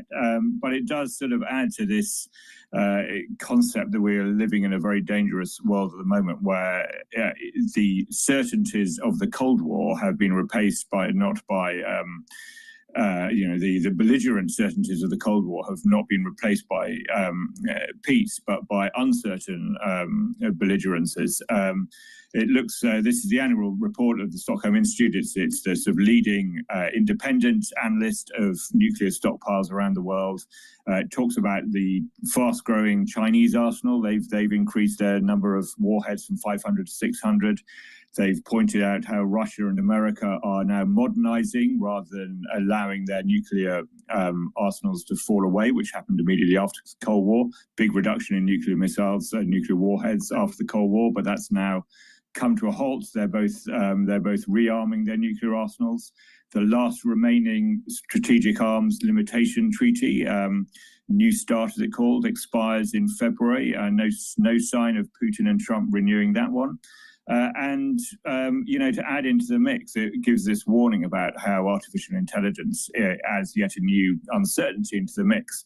I mean, to put it simply, we all know the case of that Soviet colonel who saw nuclear missiles heading on his computer screen to Russia back in the early 80s and took the unilateral decision that he thought the computer was wrong and that he wasn't going to do anything about it, thereby averting nuclear Armageddon. And it turned out he was right, the computer was wrong.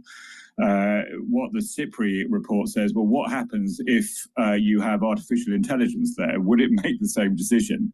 And even if, as one sincerely hopes, you're not just allowing artificial intelligence to take decisions of life and death and love and war, and there are humans involved, does artificial intelligence speed up the decision making so much, that there is this intense, need to react quickly and make those humans, like the good Soviet colonel, react more out of panic and less out of considered thought? Cheery, cheery, cheery. Thank you very much indeed, Richard Spencer. Richard is, of course, Times' foreign correspondent. Tom Whipple, I've still got you here.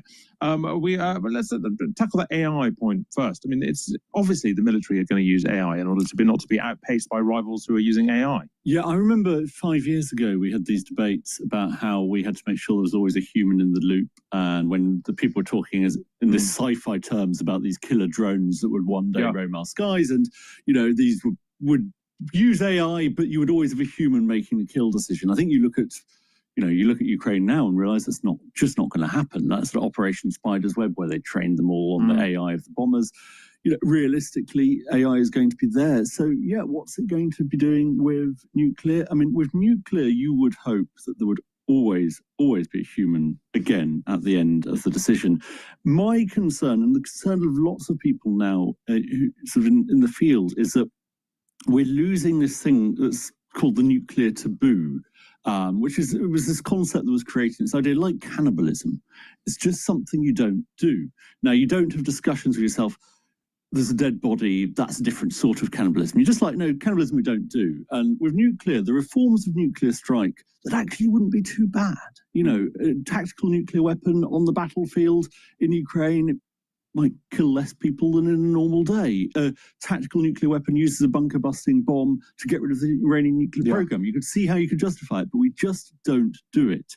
And that seems to be breaking down. And then you end up with a nuclear war, which having said,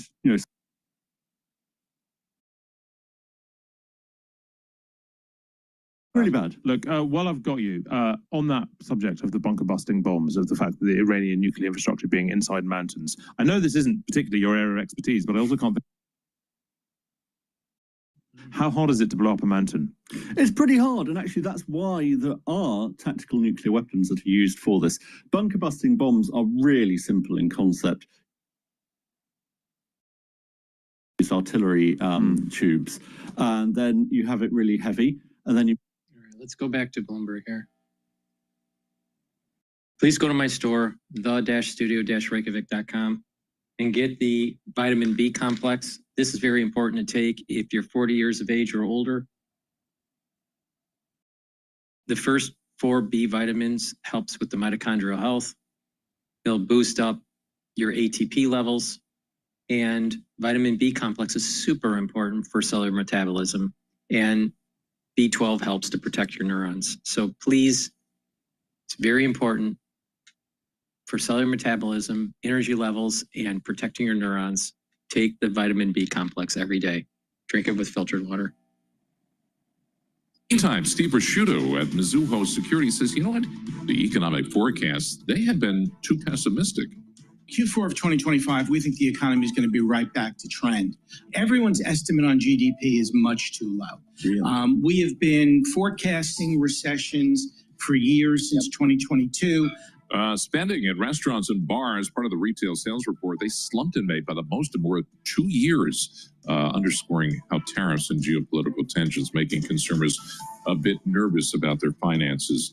And then finally, Dine Brands shares up close to 2% in today's trading after Alex incorrectly guessed that Applebee's was the best restaurant in the U.S. I don't know if there's a direct connection, but the shares did rise. Yes. Is Applebee's the Bloomin' Onion, or is that the other one? That's Outback. No, That's no, Outback. yeah, it's Outback. Where it's like 2,000 can tell calories you, for like, that you blooming really onion. know your dining, really Yes. fine dining.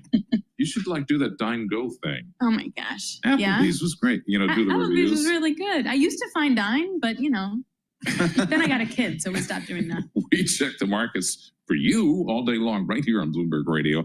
I'm John Tucker. That's your Bloomberg Business Flash, Alex and Paul. All right, John Tucker, thank you so much. We appreciate that. John was giving you a sense of the markets, a little bit of a sell-off here. Let's take a look at some of the stocks on the move today. I'm Paul Sweeney along with Alex Steele, and we're joined by Bloomberg's Norma Linda. Norma, what are you looking at? Well, I've got eyes on JetBlue shares. That's JBLU for the ticker there. We're seeing shares of the company down as much as 4.7% this morning. And that's after the company said that it is seeing weaker than expected demand. That's something that it is expecting moving forward. And it intends to step up some of its cost-cutting measures. So we're seeing it reducing its budget at support centers. It's assessing its hiring practices and vendor spending. So these are all things that people are combing through right now. We're seeing shares under of the company pressured right now, especially as we're thinking about this company returning to profitability, and that doesn't necessarily seem to be an expectation for them moving forward, they've said. Yeah, and you have to wonder In the what's near term. next after American Airlines partnership, Spirit deal. Like, is there a resurgence to something along those lines? My thing is, I'm looking at Frontier, Allegiant, JetBlue, all down 40 to 50% this year. I mean, if I'm a regulator, I'm encouraging these guys to get together. I mean, in theory, yeah, because how else can you possibly compete I don't know. with United, I don't Delta, get it. and American Airlines? Okay, let's go to Lennar. They had earnings out after the bell yesterday. They did. So this is a home builder. That's ticker LEN. And we're seeing shares up as much as 4.3%. And the company essentially saw it was tempered. Its new orders outlook was tempered by better than expected gross margin results. So while there were some things that people weren't nearly optimistic about coming out of the report, they're really seeing gross margins as better than expected gross margin results, really outweighing any sort of potential pessimism from the company. And as we look at home builders more broadly, I mean, they've really been trying to get back on track, especially as we think about the pressures of tariffs. We think about the pressures of them looking for immigrant workers, also being a concern when we think about mass deportations, and then lumber and all these other things that have really been in the mix here for home builders, in addition to high rates right now. So we're just seeing analysts that are looking toward the group and trying to see whether or not they're able to scale back some of those incentives that they're offering to new home buyers in order to, see some sort of great profit. All right.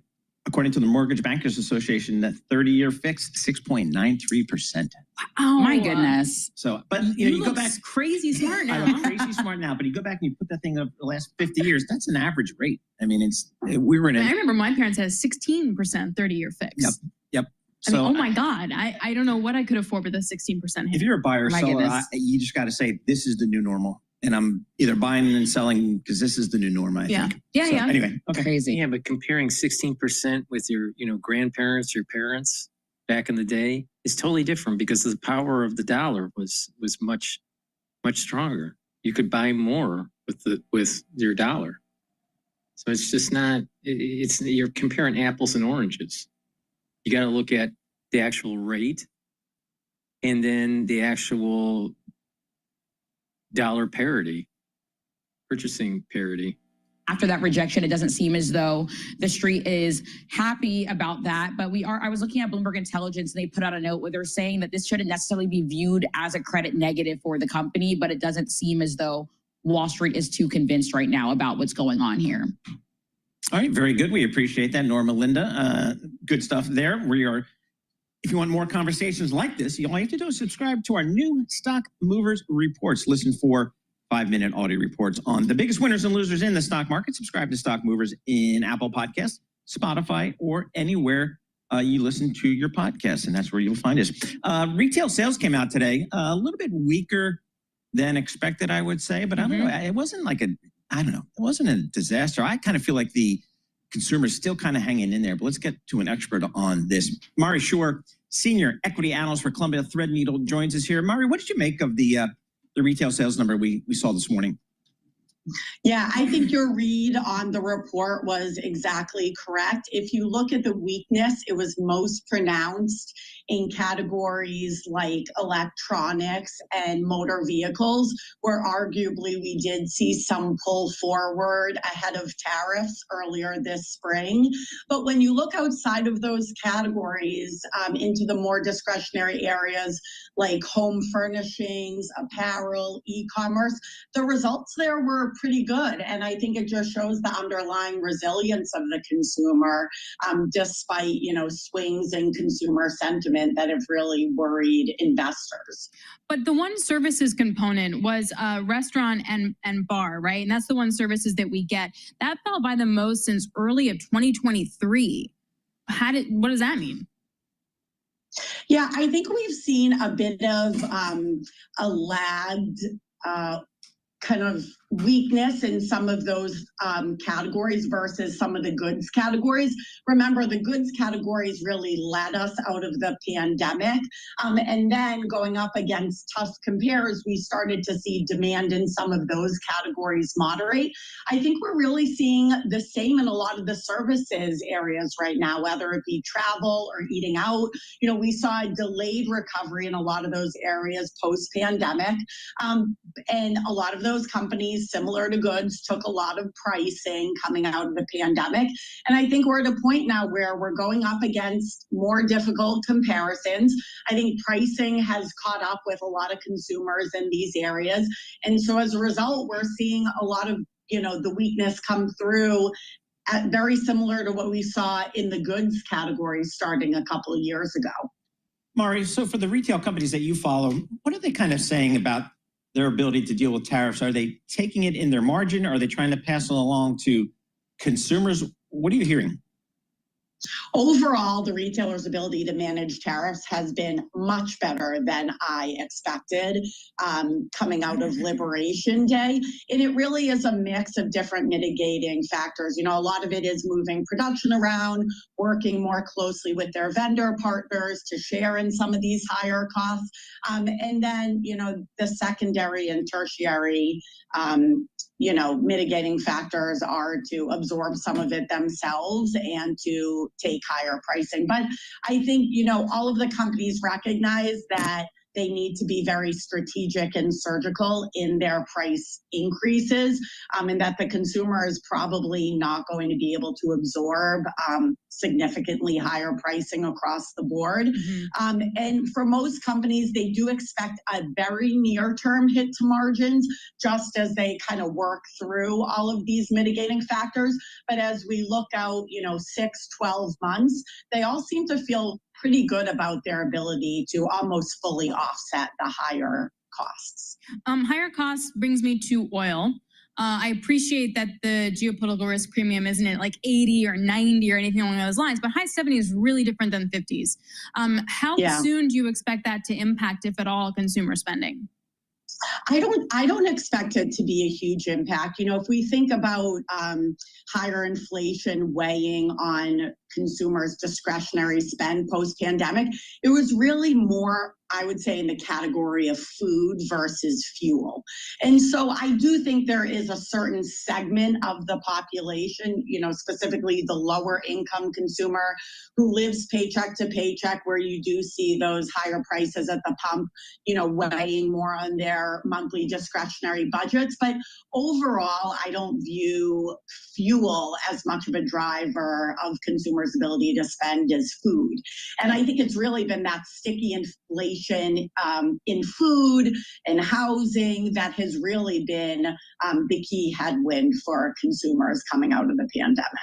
All right, Mari, thank you so much for joining us. Always appreciate getting a few minutes of your time. Mari Shore, Senior Equity Analyst for Columbia Threadneedle Investment. She's up there in Boston.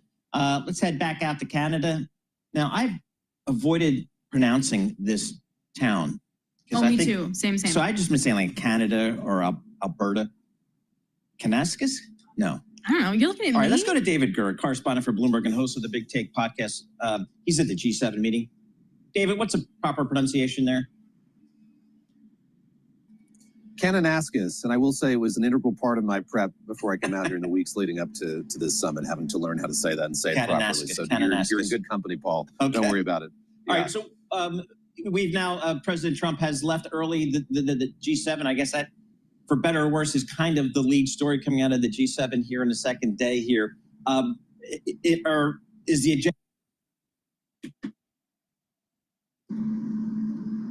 It is. They're following that official.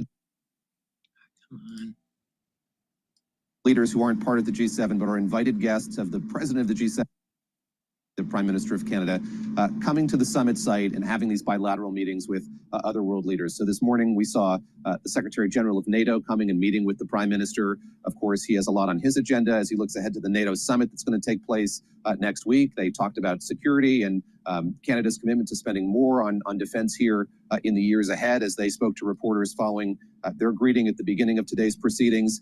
Then you have the Ukrainian President Volodymyr Zelensky, who's arrived here as well. And I think as you look at that list of other world leaders who are making the journey here and have made the journey here, there has to be profound disappointment among a lot of them that they're not going to get face time with President Trump. Just looking at Volodymyr Zelensky in particular, he had come here, yes, to meet with these other world leaders, but to make the case once again to President Trump that the U.S. needs to do more militarily to support Ukraine in its fight against Russia. He's now not going to have the opportunity to do that. So he'll have other bilateral meetings over the course of the day here, of course. But there's going to be a tremendous amount of issues here with them not having the kind of latitude or engagement they would have had if President Trump had remained on the ground. All right, we are having some audio issues or hearing issues with David Gura. His audio dropped there. We'll get back to him in just a second.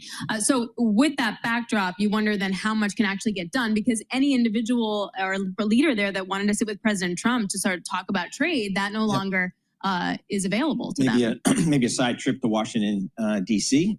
Perhaps that might be an option for some of these. But yeah, if you're President Zelensky, it's a great opportunity to get in front of President Trump and other world leaders at one spot to plead your case, as it were.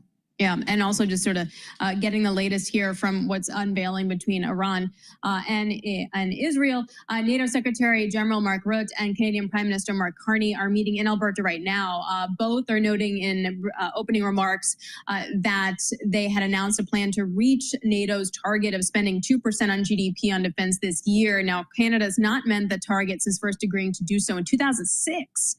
And last year, they only spent about 1.4% of GDP on its military. So Carney saying that will take some pressure off Canada at the NATO meeting next week. Overall, that group is set to agree to a new benchmark now of 3.5% of GDP on military spending. Basically, they're going to be spending more. Spending more. And when you think about NATO, you think about Germany. Okay, they can get it done given their economy. And I've been told that Poland, given their geographic proximity to Russia, will make good on that commitment. But then you start thinking about everybody else in Europe, or some of the southern European countries like Italy, like Spain, like Portugal. Do they have the economic wherewithal to do that and to make those commitments and meet those commitments? But at least the discussion has started. Yeah. And then also right before President Trump left, so that discussion is underway. In addition to that, UK Prime Minister Keir Starmer sat next to Donald Trump yesterday at Monday's working dinner and said he was left, Starmer saying this, he was left with no doubt that the US president intends to stay out of the conflict between Iran and Israel. That's interesting. He says, there is nothing the president said that suggests he's about to get involved in this conflict. On the contrary, the G7 statement was about de-escalation. And that's according to Keir Starmer, the Prime Minister of the UK, speaking to reporters on Tuesday morning. Very good. We have David Gura back in Canada. So David, what's the takeaway, do you think, given this time in Canada with the G7? I think the focus now is going to shift to that other conflict. And of course, that's taken a backseat here as we've seen the situation in the Middle East really escalate over these last few days. But with President Zelensky here and with the engagement and interest that we've seen among the European leaders who are here at this summit, I think there's going to be a lot of conversation about the path forward there. And I heard you talking about the prospects of maybe seeing President Zelensky making his way to Washington to meet with President Trump. We'll see if anything like that emerges as a result of this. But I just want to stress the official agenda may be the same now without President Trump here, but so much of what was likely to happen here was going to happen on the sidelines with the participation of President Trump. And that's certainly the case when it comes to the Middle East and the crisis in Ukraine, but also when it comes to trade. There was so much expectation going into this among these world leaders that they were going to get a significant amount of face time with the president and his economic team, with the Treasury Secretary and the U.S. Trade Representative Jamieson Greer. That's now not going to happen in the same way that it would have happened before. And that has to be just a profound disappointment for these leaders, many of whom have traveled an incredibly long distance to be here in this remote part of Canada, Paul. All right, David, thank you so much for your reporting. David Gura, correspondent for Bloomberg and host of The Big Take. Please go to my store, the-studio-reykjavik.com, and get the great supplements that I have. If you're 40 years of age or older, it's really important to protect your neurons. You can do that by taking the supplement NAD+. This boosts up your NAD+ levels. That will help to increase your energy, repair your DNA, and protect your neurons. And stack it with ubiquinol. Ubiquinol is the most bioavailable form of CoQ10. If you're taking CoQ10, chances are you're probably taking the wrong type.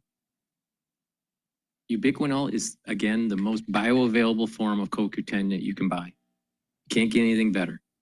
Now, with ubiquinol, it's going to soak up free radicals. It's going to help the health of the mitochondria. You're going to improve your energy levels of the cell in your tissues. And ubiquinol helps to protect neurons. It's very important to protect those neurons. Take the NAD plus and the ubiquinol together. It stacks really well with C60 and also clarity factor and resveratrol.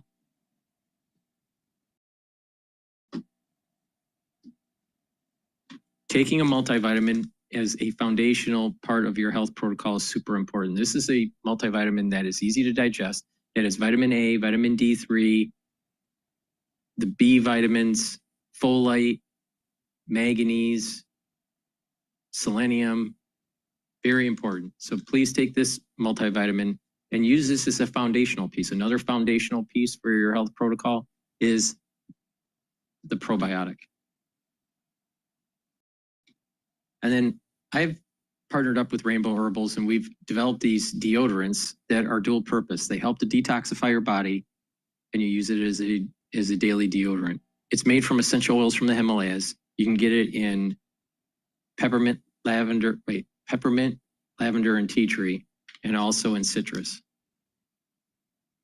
It has no aluminum and no baking soda. It's made from essential oils from the Himalayas, all naturals. For males and females, it's a dual purpose product. You use it as a deodorant, but it also will help to detoxify your body. And take the olive leaf extract. Olive leaf extract is a dual purpose product. It's going to bring down inflammation. That's important for your immune system and your cardiovascular system. And it'll help you to control your lipid profile. It'll help to bring down LDL levels and increase your HDL levels. Super important. So please go to my store, take the olive leaf extract every day, use discount 5 and you get $5 off any order. And if you spend $150 or more, you get a free gift until supplies last.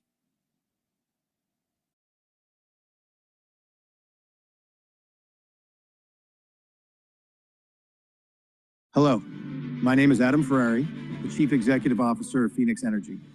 I look forward to you joining us at our next... Look who's here now, Kevin O'Leary joining me. Kevin, a trade deal with Canada. Seems to me it's all about energy. Is that the way you see it? Yep, that's how I see it. And that's talking about a 30-day deal. It boils down to what matters the most in every aspect of economy. You need energy security, but you also, as you can see, what's going on in just the last 48 hours, it's all about AI and data centers. The country that has the energy has the AI, has the economy, has the productivity, and eventually is superior in warfare. This is all going to go to drones and robotics one day, and the country with the best AI. Now, there's a piece of policy that's happened in the last 48 hours that's starting to really freak me out, Stuart, about AI. We have to let the chips that come out of NVIDIA, that come out of Amazon, AWS, that come out of AMD, we have to let those chips go everywhere in the world because they are the queen bee. You have to think about AI as you got the queen bee, that's the chip, and then the ecosphere around it are the honeybees. There's only going to be 2 kinds of honey in the world, Chinese honey and American honey. Do you want countries making Chinese honey? Because as we speak, I'm hearing about these deals Huawei's cutting with a new G6 chip that has AI built in. They're going to flood the market with that in every country that we do not allow our chips to go into. That is insane policy. We need to make the honey. Stuart, it's all about the honey. Who makes the honey? Those are millions of programmers that use the queen bee chip to determine how to build out AI. It's got to be American honey. That's the deal. Point taken. And let me switch gears for a minute. Israel and Iran. Should we send bunker-busting bombs to Israel? And what would the market's response be if we did send those bombs and they were used on Fordo? This is the 1,000-pound bomb in the room right now because there's 2 sides to this story. The instability of what happens and what can Iran do? And that's the question. Will we have a spike in oil price? If we drop that bomb on this facility and we just don't know if it's going to take it out or not, and I say we, is that a Western coalition? Does everybody agree on this? Or is this just an American-Israel mandate? I mean, these are huge questions that are up. And if I were the Iranian people right now, I think I'd ask myself, is this good policy my government's putting forward, or should we cut a deal el pronto before we get wiped out here? Because I think part of what Israel's trying to do is destabilize that, it's obvious, and get the Iranian people to do what the Arab Spring was years ago. And all of that's destabilizing for markets. And so I'd like to see this get out of the way because the economy's doing quite well now. I don't wish a bomb that size to fall on anybody. But that's what's being held out there right now. That's what you and I are talking about. That's what the market's watching by the hour. And by Trump getting on that plane and leaving Alberta, that pushed up the rhetoric. It did. And he's in the Situation Room, for heaven's sake, where you watch the action unfolding overseas. You can't help but think that something is going on and it's going to happen soon. But Kevin, let me just change the subject one more time. We've got a new poll from Gallup. It shows that AI in the workplace has almost doubled in the last 2 years. 40% of employees say they use AI at least a few times a year. Well, look, you have various companies that you control. Are you using AI? And if so, how are you using it? 100%, Stuart. And I'll tell you how it's being used right now. Forecasting CapEx in every consumer goods company. I often use the wine example. We now know what varietals sell in what states and what we have to grow. And we also check weather patterns using AI to determine whether we should buy a bladder of wine or grow it. You know the wine business too. But the biggest productivity enhancement for large and small businesses together is content generation. The idea of generating an agent, an AI Kevin that can be in every business at every time that I control. And that is becoming a reality. That's what that trip was to the UAE, because it's US first in spending, then it's China, and now it's the UAE third in spending. But I'm telling you, this goes back to our conversation about the queen bee and the honey. I'm really concerned that we must get these chips, flood the market with these chips, so that every programmer is making American honey.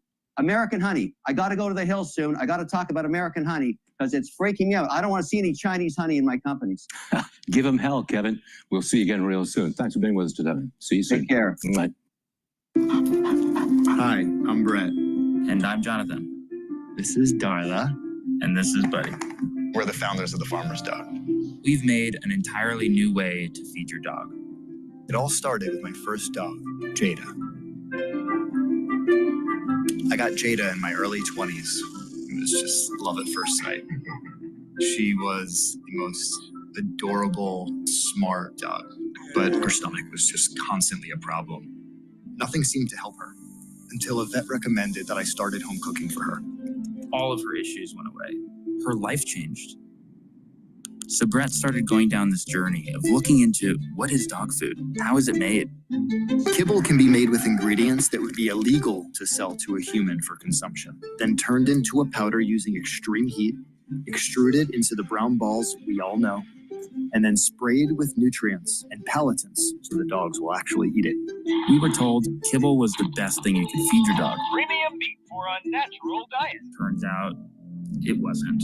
We were told all the food was real meat and vegetables. That's also not true. I think we all know as human beings that eating highly processed food every single meal, every single day of our lives is not ideal for our health. But pet food being highly processed was just the status quo. So we decided, let's change it. Let's take the decades of pet food research and the understanding of what nutrients dogs need, use that, but avoid the excess processing. I think the question was, how do we make food that's fresh, healthy, and convenient, but do it for every dog across the country? That was like a tough challenge. So we thought we really need to get somebody who knows dog nutrition. We had watched a seminar with Dr. Wachschlag, and I said to Jonathan, I was like, we need to get a guy like him. I was like, okay, I'll call him. Yeah.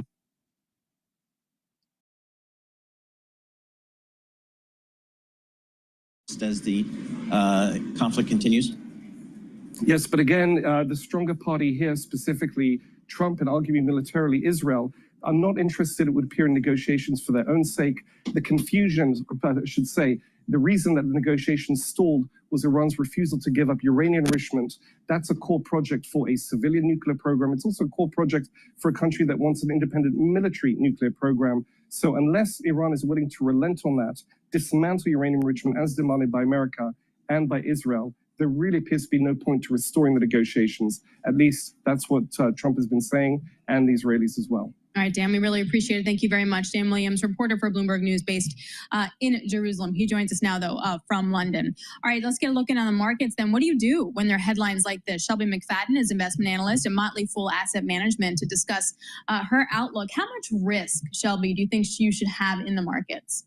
Well, I will start off with saying we are staying invested, right? There are points and in certain portfolios where we have a little bit more cash than we would like to. And it's not because we're sort of taking that step back approach and saying, let's get out of this, we don't want a part of it. It's more so that we're seeing that some of these pullbacks along with the rallies are really broad-based. And so the opportunity for buying in terms of getting in at a price that would favor us in terms of that long-term return, it's not showing up as in a way that we would like, right? So where there are higher cash balances is because we're sort of waiting for those fair valuation opportunities, but going ahead and staying invested because we can't control these sort of big market shocks, right? And it is a bit uncomfortable. It is something that requires a very long-term orientation in order to sort of suffer through it. But it's not putting us on the sidelines. If anything, we're much more active. We're spending a lot more time filling up the universe, even when the price opportunity doesn't necessarily present itself, and just adjusting according to that sort of geopolitical risk as necessary. Are there certain sectors that screen well for you guys? A lot of folks were saying, boy, now I have an opportunity to buy the Mag-7 when they sold off earlier in the year. What sectors screen well for you guys? I think right now we have surprisingly actually taken a closer look at certain financials.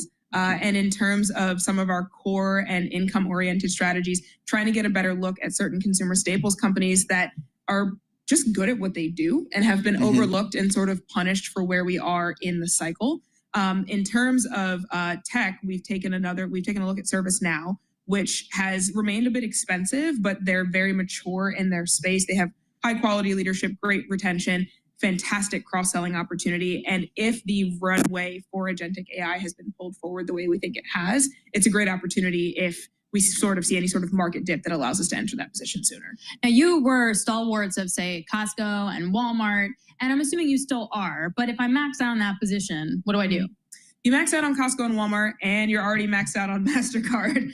You can do what we've been trying to do. You can go ahead and play that cow position that we've seen coming up this the past week or so, which has been Costco, O'Reilly Auto Parts, and Walmart. So Wait, that's a thing? Yeah. Did you coin cow? I did not coin cow, and I was devastated that I didn't. Wait, so Costco, O'Reilly Auto Parts, and then Walmart. So O'Reilly had been something that we were looking at because when you think about it, and this has been something that's been ongoing since we had a lot of that inflation in autos in 22, 23, people were fixing their cars, right?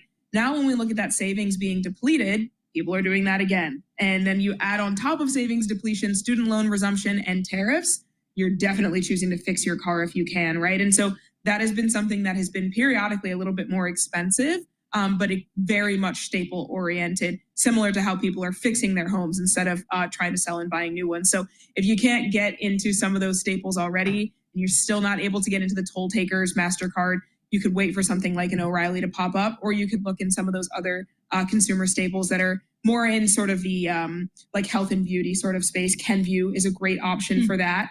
We've seen that white label has not penetrated that sort of consumer health space the way that we would expect it to. It's kind of hanging out kind of flat. The average age of U.S. cars and light trucks, 12.6 years. I'm looking at John Tucker when I say this. Well, have you looked under the hood of your car? I mean, there's nothing in there I recognize. I couldn't do that. I used to be able to change out a carburetor. I'm sure there are YouTube videos for that. Well, yeah, whatever. It's basically my new car, the 2024 vehicle is, I've been saying, it's basically Please my don't iPhone go anywhere spaceship. near your engine. My iPhone, it's an iPhone with 4 wheels. That's what it is. It is? It's crazy. Is the Fed going to help us out this year, or should we not rely on that? They could help us out this year, but I wouldn't expect it to be until the end of the year. And as a result, I would not rely on it. I've coined in my team, this is something I have coined, frozen Fed summer. I think that's what we're going to see because there's so much murkiness in the data, right? We're about to enter a period where there's not going to be too much promo shopping. We will have a little bit of promo in July 4th, but a lot of the vacations have been booked, right? Once we start to get into August, it gets a little bit more promo activity for back to school. So there's this short window for June and July, where we can probably have a look at the data and say, are people still spending? Is this kind of just the weather? What are we going to get here? And so that'll help us out a little bit. But shortly after that, we'll have murky data again from promo from Labor Day. And then all of a sudden it'll be promo from Christmas. So I'm not sure the Fed's going to have a great idea what we're looking at unless there's a really huge swing in employment in a negative direction. I would probably bet that employment would push them faster than just sort of retail and CPI data.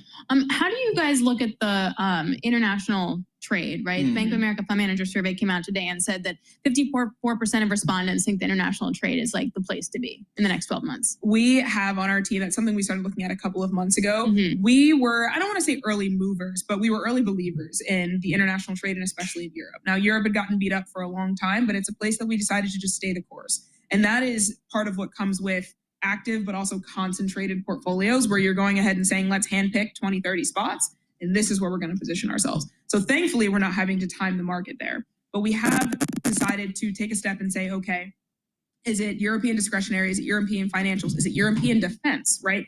Where do we need to go ahead and take more time and be more interested in just building up that universe? So the short answer to that question is yes. We're definitely taking a look because especially between France and Germany, we know that there's going to be more spending there. Not just defense, but in general. The world's savers are about to spend a bit more money. So how can we go ahead and orient ourselves? We have strong positions in companies like Icon, which is in pharmaceuticals, Nintendo, which I don't have to describe Nintendo, right? That's just a strong operator. But we also have positions, and these are in our model portfolios, companies like Simrise, where we're talking about different additives for scents and products like that. So being in that space already sort of gives us an advantage when that market kind of comes in the upswing. One other name here I want to get to, United Parcel Service. Yeah. Folks in Brown. What's going on there? So that's always been one of my favorite positions. It's something I've covered ever since I've been at Motley Fool Asset Management. And it's because they have a fantastic operator. Carol Tomei is a force of nature. They've gotten beat up over the past year or so because of the labor negotiations. I think a lot of investors thought they were going to come out with a bit more of an upper hand than they did, but they've already faced a lot of those costs on the upfront. What they've gone ahead and done is shedded business that's not profitable for them. And so that business is now going to absolutely dilute pricing in the market, and they've taken themselves out of it. So when we come out on the other side of this business cycle, we feel very comfortable with our position in UPS because people find ways to buy things. When we look at the overall financing nature of just consumption at this point, we know that there's going to continue to be movement of goods. And so finding that position where they're also a solid yielder and pretty high shareholder return, we're more than happy to be there. Great stuff, Shelby. Always love chatting with you. So fun. Shelby McFadden, investment analyst at Motley Fool Asset Management. I'm so upset you didn't coin cloud. I mean, cow. I know. And it's just, I think the journalist who did, I want to meet that person. Yeah. Because what a line. What a line. Yeah, they need to get into marketing. All right, Shelby, thanks a lot. Always wonderful to get your perspective. Let's get you caught up now with the Bloomberg Business Flash. And for that, we go to John Tucker. All right, weak economic data, Middle East tensions driving stocks down, and oil is rising. Right now, the S&P 500, 21 points lower. That's down 0.4%. We're at 6,011. The Dow Jones Industrial Average, 93 points lower. That is down 0.2% right now. And the NASDAQ 100, 74 points lower. That is down 0.3%. Brent crude up 2.3%, $74.90 a barrel. JetBlue Airways shares, they're dropping 3%. They have plans to cut costs by eliminating some flights, pausing retrofits, and parking some jets due to weaker than expected demand for travel. JetBlue right now down 3.6%. Then you have Verve Therapeutics, ticker symbol VERV. Those shares are soaring right now, of something like 77% after Eli Lilly agreed to buy the gene editing startup for $1.3 billion. And the Fed opening its two-day policy meeting today. Amanda Gotti of PNC Bank says they are on hold till later this year. The data does not suggest an aggressive stance one way or another. So we think the answer is very much stay on pause, be data dependent, and kind of see how things play out. The wild card is really what's happening with the path for WTI and energy prices. And let's wrap up with golf news. The PGA Tour hiring Brian Rolap, who, as its chief executive officer, he's going to lead both the PGA Tour and PGA Tour Enterprises.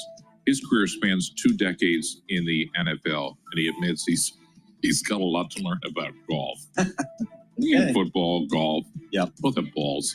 We check the markets for you all day long, right here on Bloomberg Radio. I'm John Tucker. That is your Bloomberg Business Flash. Alex and Paul. All right. Thank you so much, John Tucker. Alex Steele here alongside Paul Sweeney. This is Bloomberg Intelligence Radio. We're broadcasting to you live from our interactive broker studio right here in Midtown Manhattan. Also check us out on YouTube as well as all your streaming devices. You can check us out on Bloomberg Originals. So Citadel recently doubled down on moving to Florida after CEO Ken Griffin brought staffers to Palm Beach during the COVID-19 pandemic. And since relocating to Florida, Griffin has praised the state's... All right. Oil is trading at 71.76 and broke the 72.95 support level. So now it should go down a little bit more. So right now, at least in the short term, we have a resistance level at 72.95 and a support level at 68.50 for oil. My 20s. I gave my time. I actually tutored in the inner city of Chicago and saw firsthand. All right, let's take a look at, let's listen to Al Jazeera here.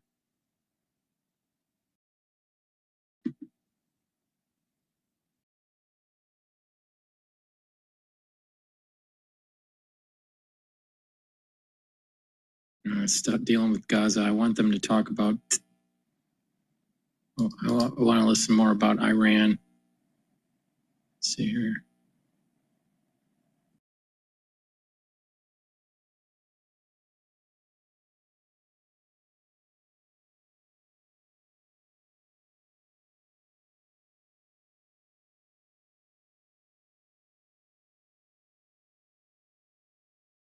Today, Bitcoin climbs to... All right, let's go to CNBC. Joining us now is Aaron David Miller, Carnegie Endowment for International Peace Senior Fellow and former Arab-Israeli negotiator, also has a book on America's elusive search for Arab-Israeli peace. It's good to have you. What do you think the U.S. does? Do you think it ultimately enters in some military form? Look, I think the president confronts a dilemma, as do the Israelis and the Iranians. He does not want to enter this war. It's got too many uncertain consequences, but at the same time, he can't end it. And in a way, he's in a box. And I think what you see reflected in his statements and his actions, including the 11th hour departure from Calgary last night, highly orchestrated, urging all Iranians to leave Tehran. He still doesn't want to go to war, so they're trying to come up with a diplomatic off-ramp, maybe using the vice president and his friend Stephen Witkoff. Hard to imagine while Israeli attacks continue and while the Iranians don't want to give in, that diplomatic off-ramp is going to be anything other than a key to an empty room.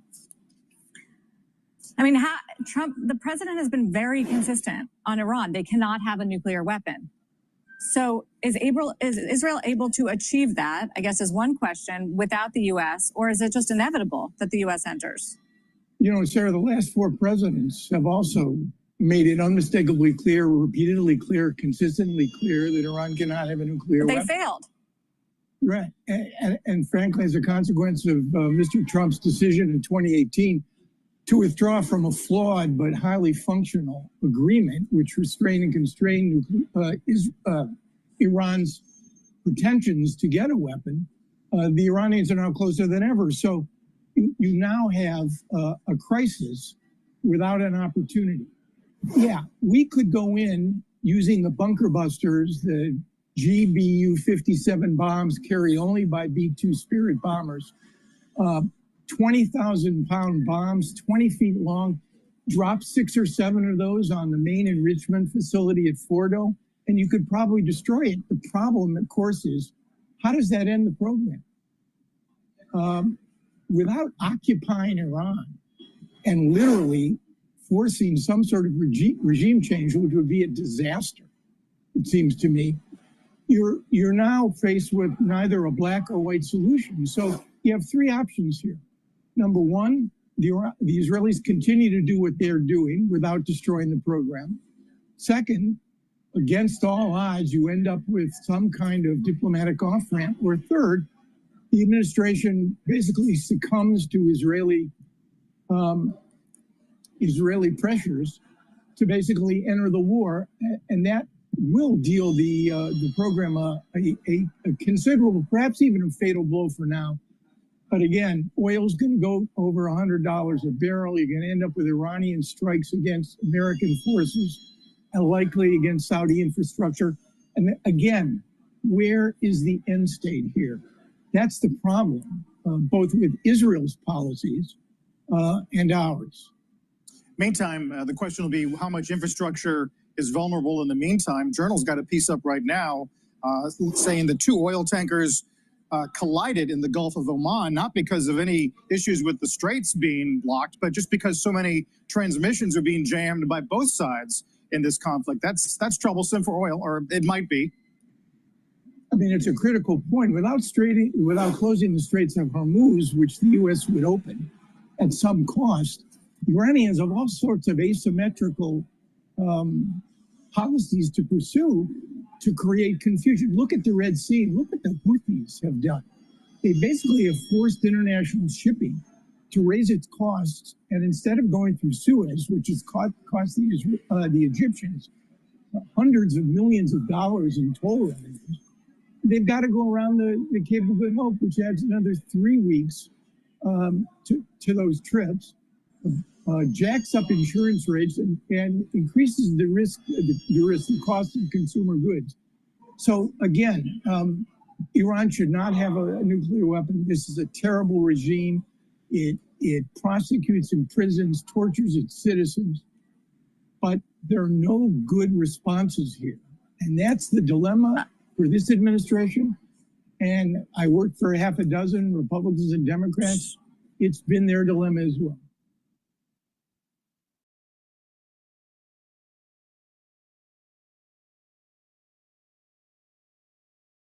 All right, let's listen to Talib here. But before we do, please go to my store, the-studio-reykjavik.com, and get the collagen. This is a dual purpose product. It's going to help with your skin, your hair, your nails, your cartilage, your musculature, your joints, and your bones. You get a big scooper, take a scoop a day, mix it with soft foods, filtered water, a smoothie, or even just with milk. But take it every day. This is a month's supply. Go to my store, the-studio-reykjavik.com. Use discount 5 and you get $5 off any order. Turmeric. Turmeric is an antioxidant, so it's going to soak up free radicals. It's also going to bring down inflammation. That's important for your vascular system and for your immune system. Ashwagandha root helps to control your cortisol levels and your blood glucose levels. Super important for your vascular system and your immune system.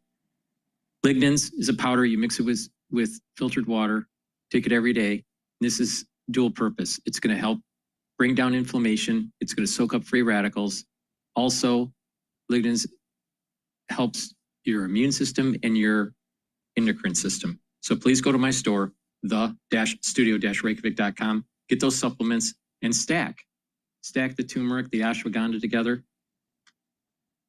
and the lignans, and that's a very powerful stack for your immune system and your vascular system. So please go to my store, the-studio-reykjavik.com. Life moves fast. With Citizens, you and your business are ready for anything. I'm thinking second location. Great. Let's dive back into your financials. Make sense of your money with Citizens Business Banking. Where do we go from Yes. here? Because this has been a choppy year, but is the worst over in terms of the risk priced into the markets, given all that we're seeing, geopolitical risk, risks tied to the fiscal situation of the U.S.? This is the environment where one needs to buy insurance. Justify a tail hedge because of the uncertainty rather than in direction. But and of course it did work out this time as it does work out, almost always. But it did work out, compared to other approaches to hedging that either failed or didn't perform well. You became a household name, essentially, at least in Bloomberg viewing households, when you wrote The Black Swan. Yeah. And I wonder if now that we're all thinking about that after you sort of unveiled it. Yeah. If it's less of a threat, because we're all looking for the unknown unknowns. No, actually, what has happened is it's more complex. It started with fooled by randomness, where people don't understand the difference between noise and signal, and mistake very often noise for signal. Things have gotten worse. Yeah. Okay. The understanding of tail events has gotten worse. Okay, the pricing of tail events, what we think would be more rational, has gotten worse. Okay, people use bad models more and more. Wow. And so it is interesting. I saw that over a 25-year, the life of my book collection, The Inserto, the first one being Fooled by Randomness. So I don't think that there is consciousness of risk that has improved. We just think that at any point in time that we live in a more risky period than our ancestors or that we did before, but it's just a normal perception. So it's interesting. A couple of years ago, Mark Spitznagel over at Universa warned that this was a tinderbox time bomb of a situation with the U.S. debt load, and that certainly has gotten worse. But the markets have been pretty complacent to it. So is this time different? Yeah, let's look at markets. Okay, markets are not driven by long-term economic stuff. Is driven by allocations. Okay, for example, people think that the market reflect today the impact of the tariffs and these policies that may or may not be rational. No, markets are driven by certain allocation parameters, and people, of course, panic sometimes, but they got to satisfy these. In the long run, of course, the economy will decide, and we have severe problems. The first one being the accumulated deficit. And it's snowballing, as you know, and with interest rates here, it is adding every year to the budget, so just to stay in the same place. Plus, what has happened with a lot of modern economies is that as you get richer, you see, it's normal that your growth rate will slow down because you have fewer people in poverty in your economy. You have to import, actually, poverty from elsewhere. Okay? It's like an S-curve, like a natural S-curve that we see in nature. At the top of the S-curve is when people borrow, when their growth potential is much lower, and for natural reasons. It's not nothing to do with policies. So we should be borrowing less now that we have reached almost reached destination, because it's what we call a decreasing growth rate, and which is normal, whereas countries in Africa and Asia are far away from that point. You see, they still have people in poverty that they got to pull up, and that will increase their GDP. And they can borrow, but they're not the ones borrowing. Right. But we're not going to be borrowing less. I mean, clearly, we're going to continue to increase deficits, at least if this one big, beautiful bill is passed. And I wonder about the products that Universa sells, right? Yeah. You can hedge against the kind of tail risk, like if the U.S. defaults on treasuries, right? We are focused on the stock market. We just use that as a driver. Right. So because you're targeting one variable, you're not targeting events because events are not well defined, but that variable is very well defined. Well, I'm just saying that this is an event, a default that would trigger, an instantaneous drop. But it's harder to hedge against something like the slowing decline of the dollar. Yeah, but okay, so that is but that would end up being reflected in stocks. The slow decline on the dollar, and effectively the second risk. So the first one is the deficit. The second one is effectively that the dollar is losing its status as a reserve currency. What proof do you have of that, though? You can see the accumulation of gold in the reserves and the behavior of gold over the past 12 months, and it didn't start with Trump's policies. Of course, it started with Biden when he froze the accounts of people connected to Putin, right? And and of course, thinking that it'd be limited there, but people not connected to Putin, decided to stay away from a euro and a dollar, and gold is effectively now the reserve currency. So transactions take place in dollars, euros, usually dollars, and at the same rate.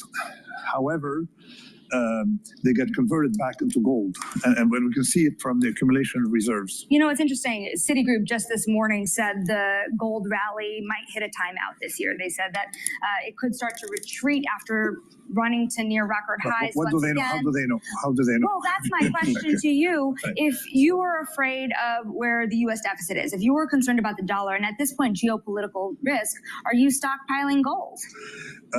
Even at this level? Okay, I'm not a central bank, so, but I mean, I think that with what's going on now, particularly with the new administration, the perception of America is the riskiness of America has increased. So on top of, you know, that move into gold that started with Biden, we have now a move into gold by people who are afraid of these policies. And including central banks around the world, which doesn't look like it's going to let up. Especially central banks around the world. So the dollar is a good transactional currency, because people can label things in it a storage currency. And this is what we're facing now. Just over the last 24 hours, we're hearing that Millennium, for example, is one of the firms that is looking to sell a stake at a $14 billion valuation. These massive multi-strats and non-banks have been much bigger in the market. Do you ever worry about systemic risk with the way things are going? Much less with hedge funds. And I kept advocating for the transfer of risk from banks to hedge funds, because hedge funds don't have the skin in the game problem. Okay, bankers, of course, they they have very little to lose, and they're prone to bailouts. On top of that, hedge funders have their money in it, so I think the risk management is much more rational with hedge fund than it has been with banks. Banks, they use just models to cover, their reputation and nothing else. What do you think, though, about the opacity of private markets, especially as they continue to grow? I mean, they're bulging, right? Everybody's racing to put it, and it has been for years, and yet it doesn't. There's no Carson Block looking at these. Okay, if there's no bailout potential, then opacity isn't harmful. You see, because those punished will be those who put money in it. That's the functioning of a normal functioning of a market. However, if there's a potential bailout, then we need to know what we may have to bail out. You see, so this is where I would look more into the details of what we are insuring as taxpayers, what we are insuring. But so Nassim, that's better off bank, right? That's better in the shadow banking system. If it comes to a bank branch near you, then it's a problem. But the banks are lending more to the non-banks. That's a problem. Banks became utilities progressively. After 2009, 2008, 2009, after that period, people understood that they should not be taking risks, and progressively, money went where it should go. You know, it's interesting. The hedge fund industry, by and large, throughout the course of this year, we've been talking about it a lot. They've done okay. Actually, everybody has held up through the course of all of this volatility. My question to you, you were talking about the big risks that the U.S. is posing. Yeah. What about the Trump administration's strategy? Is there more volatility ahead? So, let me tell you, long term, this is why I think that we need to worry, maybe not about the stock market. It may express itself elsewhere. We need to worry because the approach is not very rational. First of all, they're amateurs doing numbers to start with. The other thing is when we have 4% unemployment, think about it, you have 4% unemployment. It means the economy, what are you going to do now with these tariffs? Try to shift business from high added value into low added value? This is what we're invited to do? Well, that will depress GDP. So in other words, it's like asking a surgeon, just for balance, to clean the streets one day a week, okay? So of course, it would depress GDP. That's exactly what the Trump administration is getting us to do. I understand tariffs. Tariffs may be necessary in many areas. Tariffs need to be symmetric and stuff like this. So this we understand. But the way they're going about it makes no sense. Can you understand, the reasoning behind it? Because these are people, that Trump has around him. Scott Bessent, Howard Lutnick, Stephen Miller, who they're not idiots, right? They've done well in their careers. They went to Ivy League schools. Like, what are they? Why are they doing this? There's a difference between, I mean, they're not idiot and they're not specialists in that area. Right. And they're probably okay in what they've done in the past. Although Peter I'm not Navarro. sure about all of them. Yeah. Peter Navarro, I apologize, but I'll have to say that in his own domain, he hasn't fared well. Okay, the other ones had some kind of performance in an area that is orthogonal, in other words, uncorrelated to the current performance. It's like asking a dentist to do brain surgery. Okay, may do better than average. I'm not sure. Okay, so none of them really is a specialist of the area that they're discussing. And this is where I find myself agreeing with the economists. Okay, that basically it makes no sense, and the approach is irrational. You see, the idea of confronting China is irrational. But now let's think about what are going to be the effects. Well, there are two things they're doing. The first one, tariffs on things. The economists have been wrong with this whole tariff thing. They said that we were going to have this hyperinflation, didn't happen. That our shelves would be empty, didn't happen.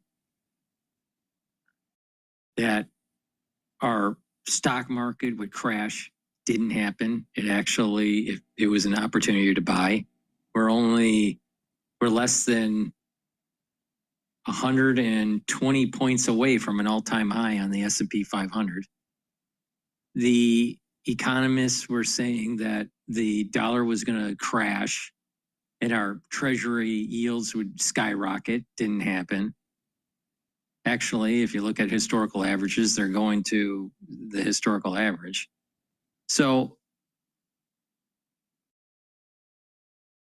these economists have been wrong for the last nine weeks about what's going on with tariffs.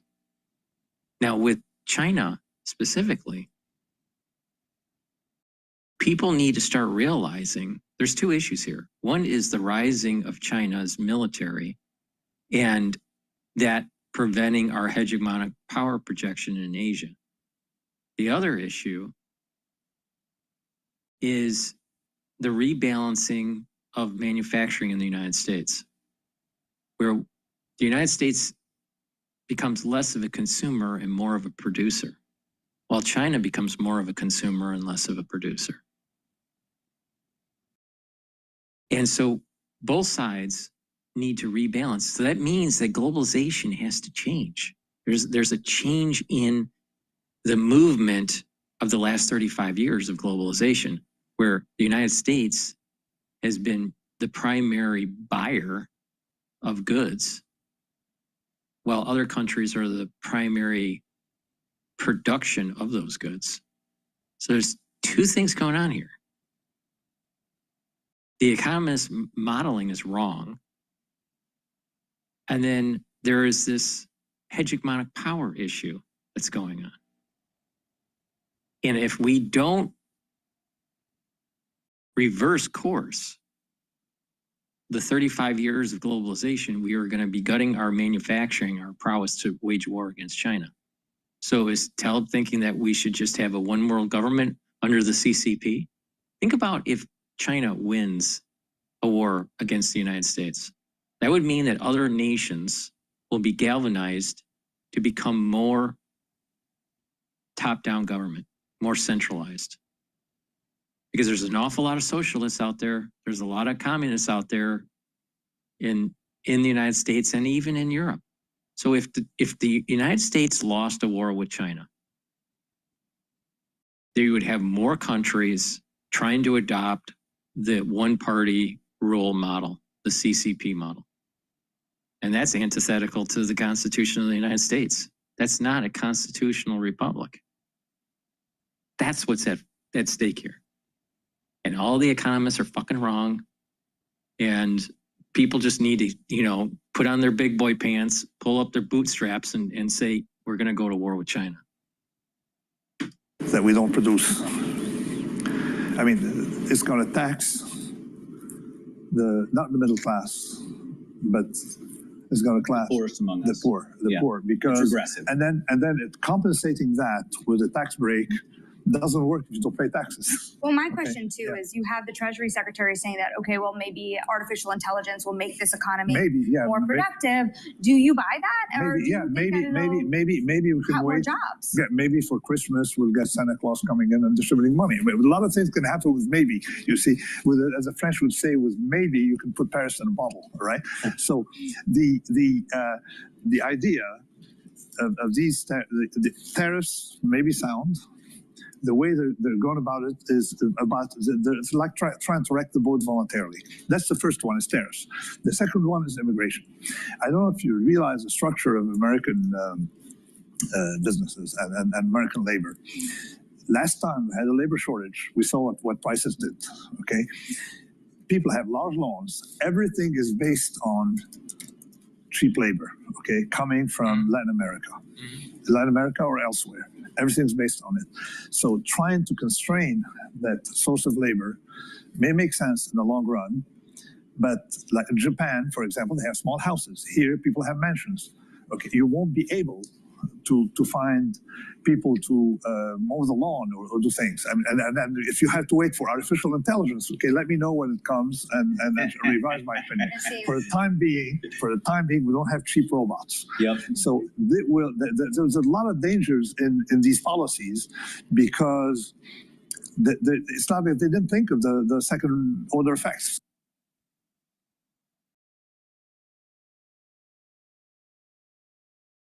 I think we need to control our immigration policy. One, because if you have a porous border and it's not controlled, you don't have controlled immigration, you're going to change the actual makeup of the society. You have to titrate it properly. If you titrate it too quickly, you're going to change the society, and it's not going to be for the better.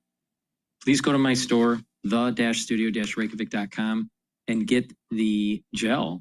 I have it in the dispenser, in the tube form or in the quick dispenser form. All right, you use it the same way. Use it the same way. It's dual purpose. Use it as an aftershave. You can use it as a daily skincare. If you're not feeling well, put it on your hands, around your mouth, around your eyes, around your nose, around your ears. Lightly coat your nostrils, stays active for 5.5 hours. If you have a lesion, put it on the lesion and it'll help to heal it. You know, like a cut, an abrasion, minor burn, they'll help to heal that wound. Please go to my store, the-studio-reykjavik.com. D3 and K2 coupled together helps with building more bone density. It'll help to absorb calcium, do resistance training, and your bone density will improve. Very important. If you're 40 years of age, start doing resistance training and taking D3 and K2. Also, take magnesium and calcium supplements. But it's very important to build bone density. But not just that, D3 and K2 can help with cardiovascular system. D3 and K2 can help pull out some of that calcium deposit, and D3, K2 can help reduce the actual calcium depositing around plaque formation. So please go to my store, the-studio-reykjavik.com. Use discount 5, you get $5 off any order. If you spend $150 or more, you get a free gift until supplies last. All right, what's going on in the markets? The S&P 500 is trading at 6,019. VIX is trading at 19.89. Euro is trading at 115. Oil is trading at $72.04.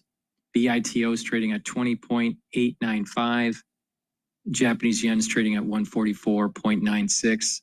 Natural gas is trading at 3.56. Rising energy prices, the immediate trade of risk off, markets down, really gets priced out of the market after 3 to 6 months. Alicia Levine of BNY Mellon Wealth Management. The Trump administration is discussing policies that would make it harder and more expensive for pharmaceutical companies to advertise directly to patients in a move that could disrupt more than $10 billion in annual spending. AbbVie and Pfizer are particularly big spenders. AbbVie alone spent $2 billion on direct-to-consumer drug ads last year. Shares of both companies are lower. AbbVie down 1.7%. Pfizer lower now by 1.1%. Recapping, stocks lower. S&P down 13 points, down 0.2%. Balance of Power continues right now. And back we go to Washington. Once again, your host, here he is, Joe Matthew. All right, Charlie Pellet. Thank you so much, Charlie, and good to see you. Welcome to the Tuesday edition on the early side on Balance of Power. That means Bloomberg Radio, satellite radio channel 121, YouTube as well. Dial us up on YouTube by searching Bloomberg Business News Live. You can watch us live as well on Bloomberg Originals. And we have breaking news because that's what we do around here at high noon on the East Coast. The IDF identifying missiles, this just crossed the terminal, launched from Iran toward Israel. We have another wave with missiles in the air right now as we start our broadcast live from Washington. And we're going to keep tabs on this as we walk from Canada to Washington, retracing the footsteps of Donald Trump, the president of the United States, over the past 12 to 24 hours here. He ditched the G7. He left early. We know this. It happened late yesterday to get back to Washington, presumably to manage the affairs surrounding Israel and Iran. The president had asked for his National Security Council to be assembled in the Situation Room this morning. They did have a scheduled 11 a.m. meeting. And before we saw this headline cross on missiles being launched, the president of the United States took to Truth Social. This is a short time ago, just before we took air. We now have, he writes, complete and total control of the skies over Iran. Iran had good sky trackers, he says, and other defensive equipment, and plenty of it, but it doesn't compare to American-made, conceived, and manufactured stuff, in quotes. Nobody does it better, he writes, than the good old USA. Now, of course, we are waiting for a decision by the president. We're going to be exploring this question, unless, of course, he answers it during our program, about what to do here and whether the U.S. should, in fact, get involved offensively in this effort to eliminate Iran's nuclear weapons program. Like I said, we're going to retrace the president's steps, bringing us back to Canada and the G7, where a group of world leaders are looking around the room now without the president of the United States to speak with them. Having initially declined to sign the G7 statement on Iran, the president reversed his position. This is interesting. According to an official, declined to say what the changes were here, but the president has signed off on a statement condemning what's happening in Iran, calling for both Iran and Israel to show restraint, appeared in an earlier draft of the agreement that has been changed. Now, David Gura is still in Banff, Canada. He's with us right now in the Canadian Rockies for the latest on this. What's the feeling, David, now that he's gone, and what were you given for a reason?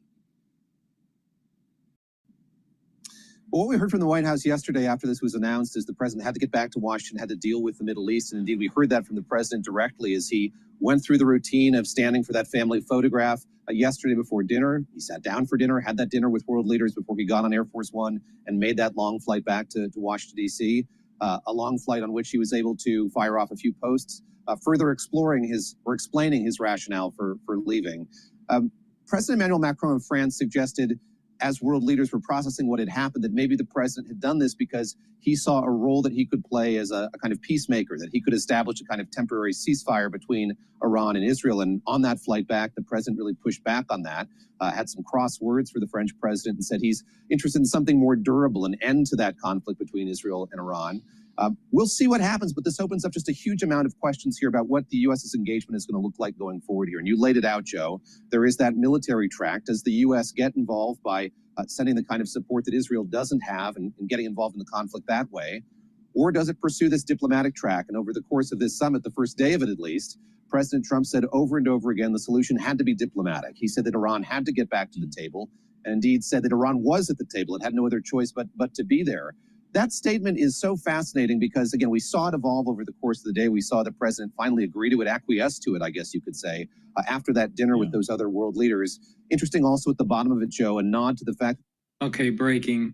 There's explosions heard in Tehran right now. All right, let's go to Al Jazeera here.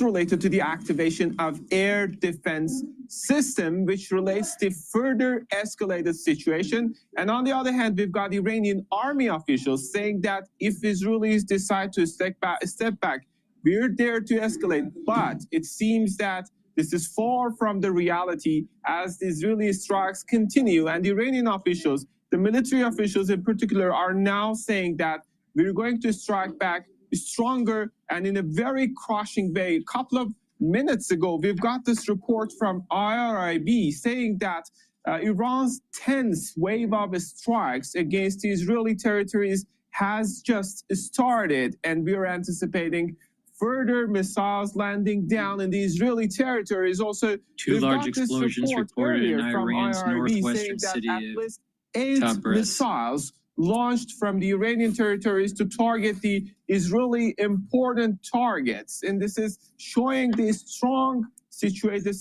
sense of retaliation that the Iranian side is talking about. And this is the same when you look at the statements coming from politicians. The midnight post of Iranian President Masoud Pezeshkian on his X account was that wait for a surprise. And what happens today and what is going to happen today and tonight, indeed, is indicative of Iranian tendency towards striking back harder compared to the previous times. Yeah, Tohed, we've even heard from the Israeli military in the last few minutes that missiles have been launched from Iran towards Israel again in the last few minutes. For now, that is Tohed Asadi live in Tehran. Thank you.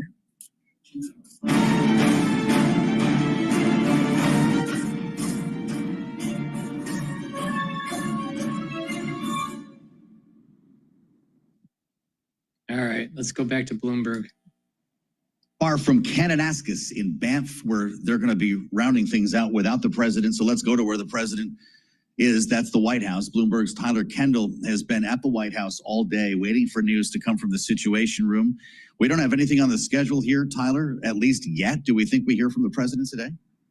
Yeah, hey, Joe. Well, it's been our understanding that President Trump has been inside the Situation Room and still no public events on the schedule. But we did get that post on Truth Social earlier, which could indicate that we could hear further from the president later on today. And you mentioned some of it at the top of the program, but it is worth reiterating that about 15 minutes ago, the president posted saying that, quote, "We now have complete and total control of the skies over Iran. Iran had good sky trackers and other defensive equipment and plenty of it, but it doesn't compare to American-made, conceived, and manufactured stuff," in quotes. Of course, this definitely heightens the U.S. support of these ongoing Israeli strikes. And the question being here at the White House is, what is U.S. involvement going to look like moving forward? The White House officials say that they are maintaining that defensive posture, though they did move military assets into the region. And analysts tell us that if the U.S. were to get involved, it likely wouldn't be troops on the ground, but it would be air or sea assistance. So we're watching this very closely to see if officials do announce that they are moving into that more offensive position. And we sort of saw speculation heighten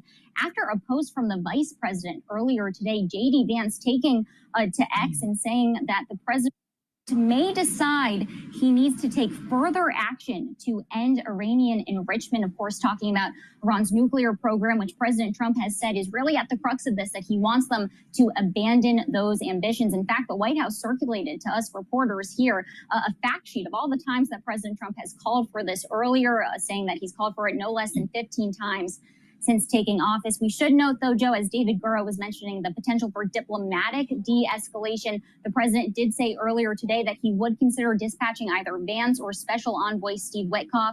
If it potentially came to that, of course, that would be a big development that we're watching closely. Really glad you mentioned the post from J.D. Vance, Tyler, because it gets to an interesting component of this whole story, and that's the way this is being felt in MAGA world. So to your point, the White House is really trying to drill down here on consistency by the president. No nukes for Iran ever. J.D. Vance went on to write, he may decide he needs to take further action, as you said, Tyler, but I believe the president has earned some trust on this issue. And it follows President Trump's post on Truth Social about 16 hours ago. Somebody please explain to Kooky Tucker Carlson that Iran cannot have a nuclear weapon. We've only got about 30 seconds here, Tyler. It speaks to the pressure he's feeling on both sides. Definitely, and it does risk perhaps widening a rift within his base of supporters after he did campaign on removing the U.S. from foreign entanglements when it comes to national security concerns. And I would just also point out that then Senator J.D. Vance was one of the most vocal opponents when it came to stopping aid flows to Ukraine. So it's interesting to see him weigh in on this issue as well. Absolutely. Tyler, stay close. If the president speaks, Tyler will bring it to us here on Balance of Power. Tyler Kendall at the White House. I'm Joe Matthew in Washington. Glad you're with us on the Tuesday edition of Balance of Power. The IDF says missiles are in the air right now from Iran to Israel. We have a lot more to talk about. I tell you, it's going to get heated. But I do think that the proper course of action is to... Mike Keppel here, Patriot Software's founder. I have a huge respect for small business owners, especially... I think the right course of action is to decapitate the Ayatollah. All right. France 24 is talking about the G7 summit. So let's skip that.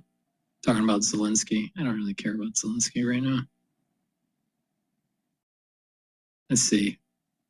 Let's listen into Will Kane here. He's live. Not an ideologue, not a pacifist, not someone who is doctrinaire on no new wars, but someone who does think in terms of a deal, and always a good deal for America. And if intervention or negotiation is the path to a low-cost deal that serves the interest of America, I think you have the right president to find that deal in President Donald Trump. That's my case. For the my case is, and I'm really listening to Will Kane. I mean, it's like if you're driving through middle America on a long trip between the East Coast and the West Coast or something, you know, and you're driving right through, let's say, Pennsylvania or Ohio or whatever. All right. You know, the reality of the situation is this. We've been kicking the can down the road for too many damn decades. And if we don't take this opportunity to decapitate the Ayatollah, we never will. They'll get a nuclear weapon and it's going to change the power dynamics and we'll lose the hegemonic power in the Middle East. Not only that, where does China get most of its oil? Iran. If you can control the oil fields, either directly or indirectly, then you're cutting off the oil supply to China. And believe me, our biggest enemy is China.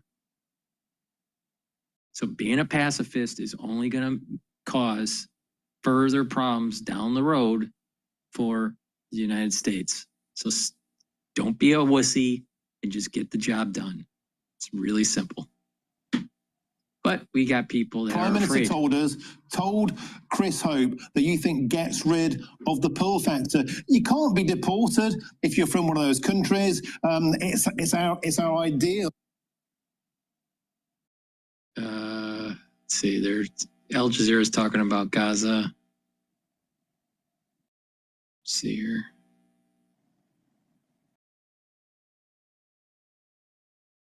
Let's listen to this. No, I think we already heard that. Regions.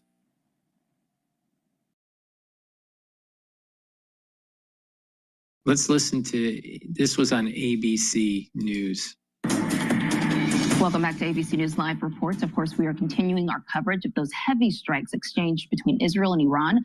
The IDF now says Iran launched less than 100 rockets towards Israel. And emergency officials say at least 41 people were injured as a result of those attacks. This comes as Israel. This is an older video. It's an older video. Let's just stick with the new stuff.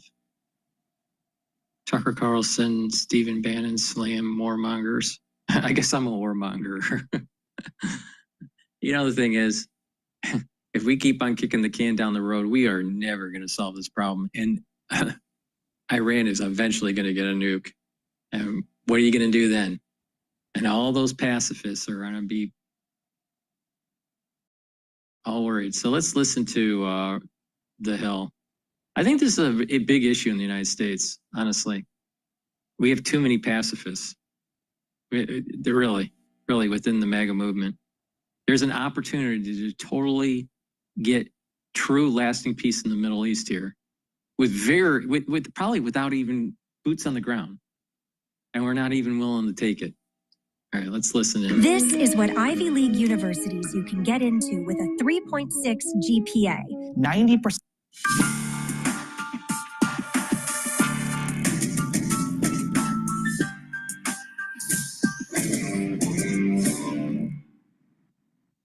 Good morning and welcome to Rising. We have a just splendid show for you today, of course. as It is always. Tuesday morning, yes, and I'm excited about it, aren't you? Me too. I'm always excited to be here with you in D.C. from Denver. So tell me, what's on your radar? Okay, let's do it. Well, when it comes to the conflict between Israel and Iran, the U.S. government and President Donald Trump, most of all, needs to listen to America First conservatives who know that the people of the U.S. do not want our country involved in another regime change war. In fact, I can't say it any better than Tucker Carlson, who was on Steve Bannon's podcast yesterday to urge Trump to let cooler heads prevail. Importantly, Tucker emphasized that this is not about being anti-Israel. It's not anti-Israel at all to want to engage in diplomacy with Iran rather than warfare. Watch this.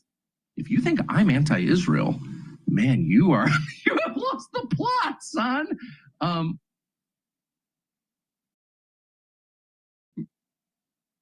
I think there's too many people that throw this term anti-Zionist or anti-Semitic or anti-Israel too easily in the society.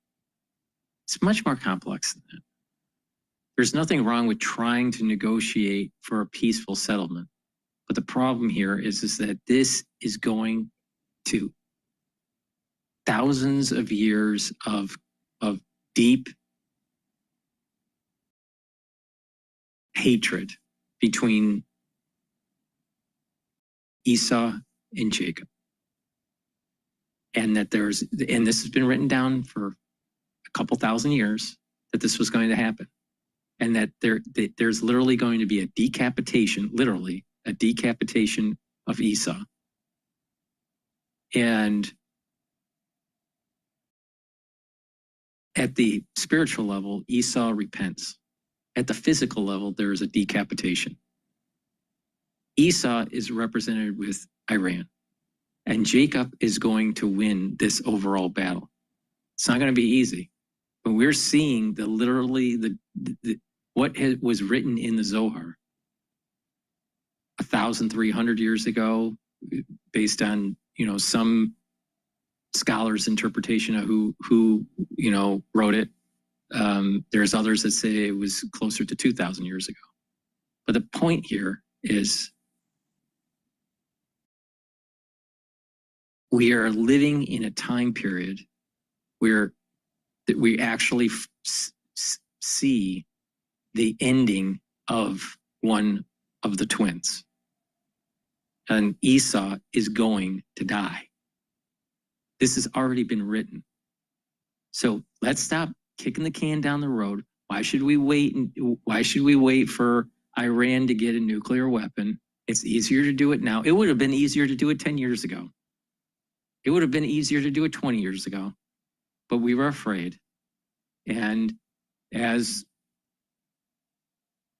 Iran gets closer and closer to a nuclear weapon, it becomes more and more problematic.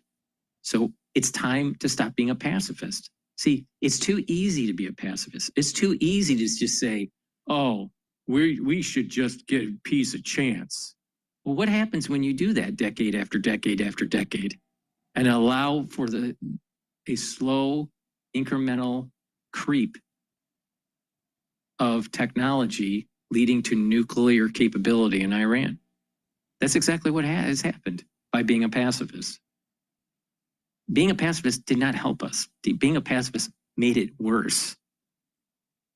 But that doesn't mean that being a pacifist is being anti-Israel. Absolutely not. So I agree with Tucker on this point that he's making. But the real issue here is a 2,000-year-old prediction that Esau is going to die. He will be decapitated. But before that decapitation, a part of the society that is Esau repents and aligns with Jacob to help kill the other part of Esau. The Ayatollah must die. Must die. If you think I'm your enemy, not at all. I like Israel. Are you kidding? I've spent a lot of time there. I continue to like it. I pray that Jerusalem is not damaged. I feel so sad for the Israelis who've been killed in the last couple of days and the Iranians who've been killed in the last couple of days with nothing to do with any of this. Struggling to pay off your debt? National Debt Relief is here to help you with debt consolidation, a solution that could simplify your finance. Tucker continues. But the point is, if you think that saying, hey, let's focus on my country where I was born, where my family's been for hundreds of years, that was the promise of the last election, please do it. If you think that's hate, you know, you've really lost perspective, I guess is what I would. Tucker went on to say that while he loves Trump, he is really worried that if Israel drags the U.S. into its war, Trump's entire agenda could be derailed. I actually really love Trump, says Tucker. I think he's a deeply humane, kind person, but I'm really afraid my country is going to be further weakened by this. I think we're going to see the end of the American empire, end quote. Tucker then criticized the neocons and nation builders in the Republican Party who are pushing the U.S. toward war.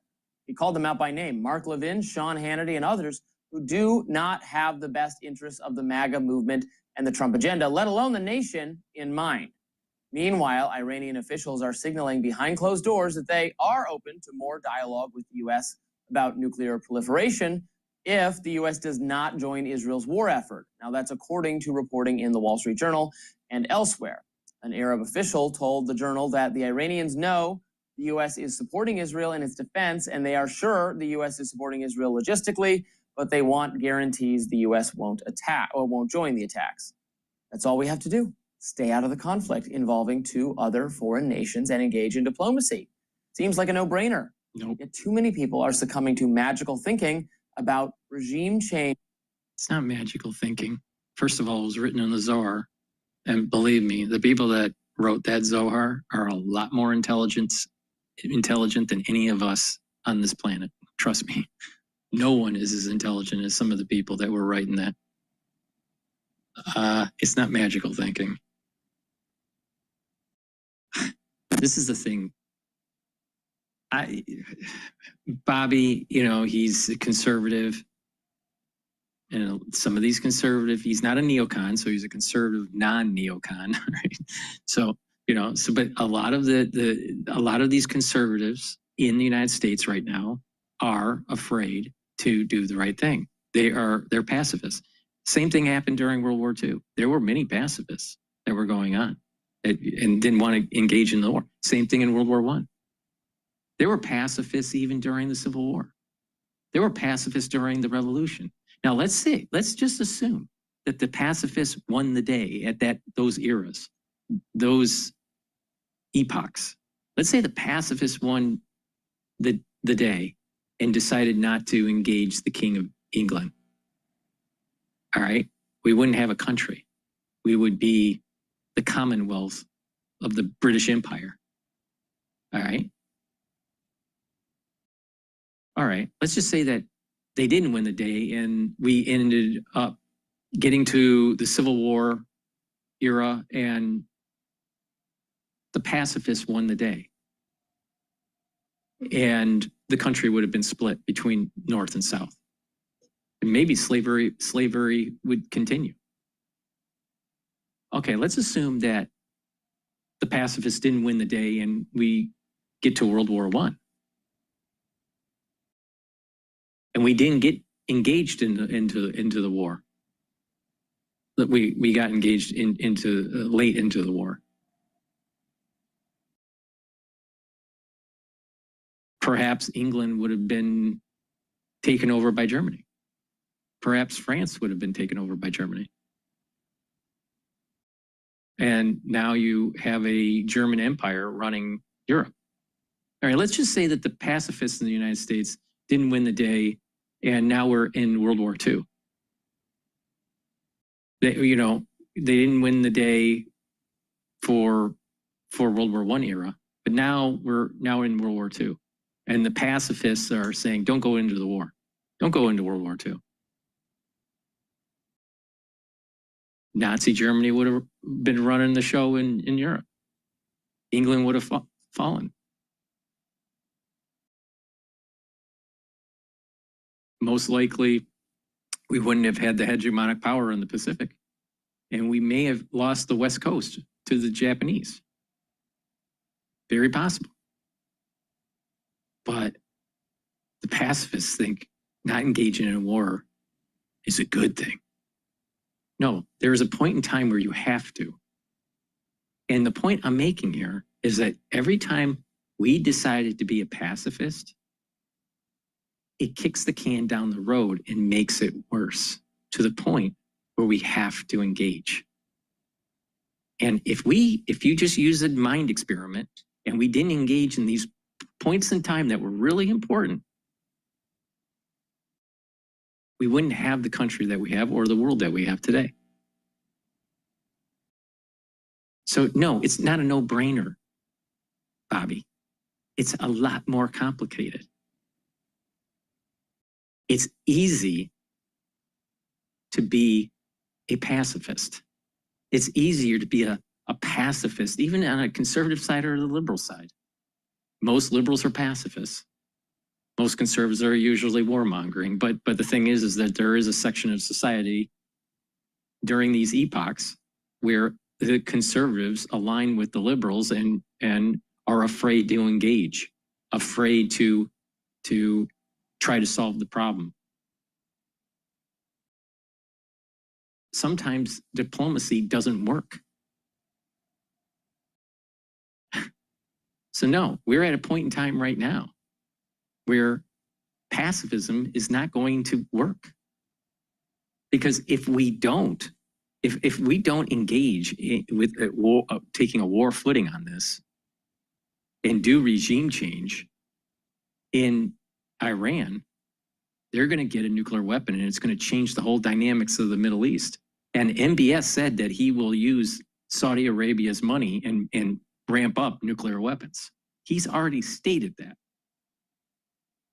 So you have an arms race between Shia and Sunni. Good luck with that.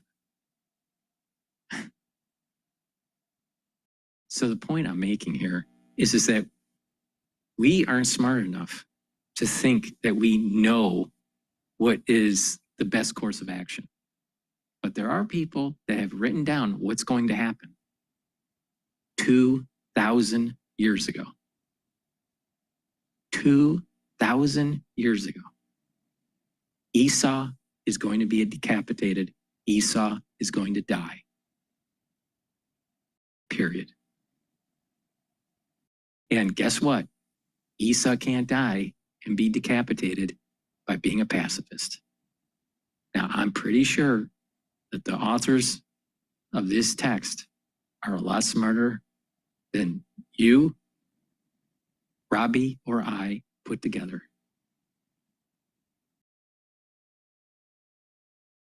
They believe that if the U.S. helps Israel launch further attacks on Iran, the regime will crumble. Netanyahu has even suggested that Israel might target the supreme leader, Ali Khamenei. Trump has reportedly nixed that idea so far, thank goodness. Look, how many times must we learn this lesson? Regime change with Iraq wasn't predicted in the Zohar. Regime change in Iran is.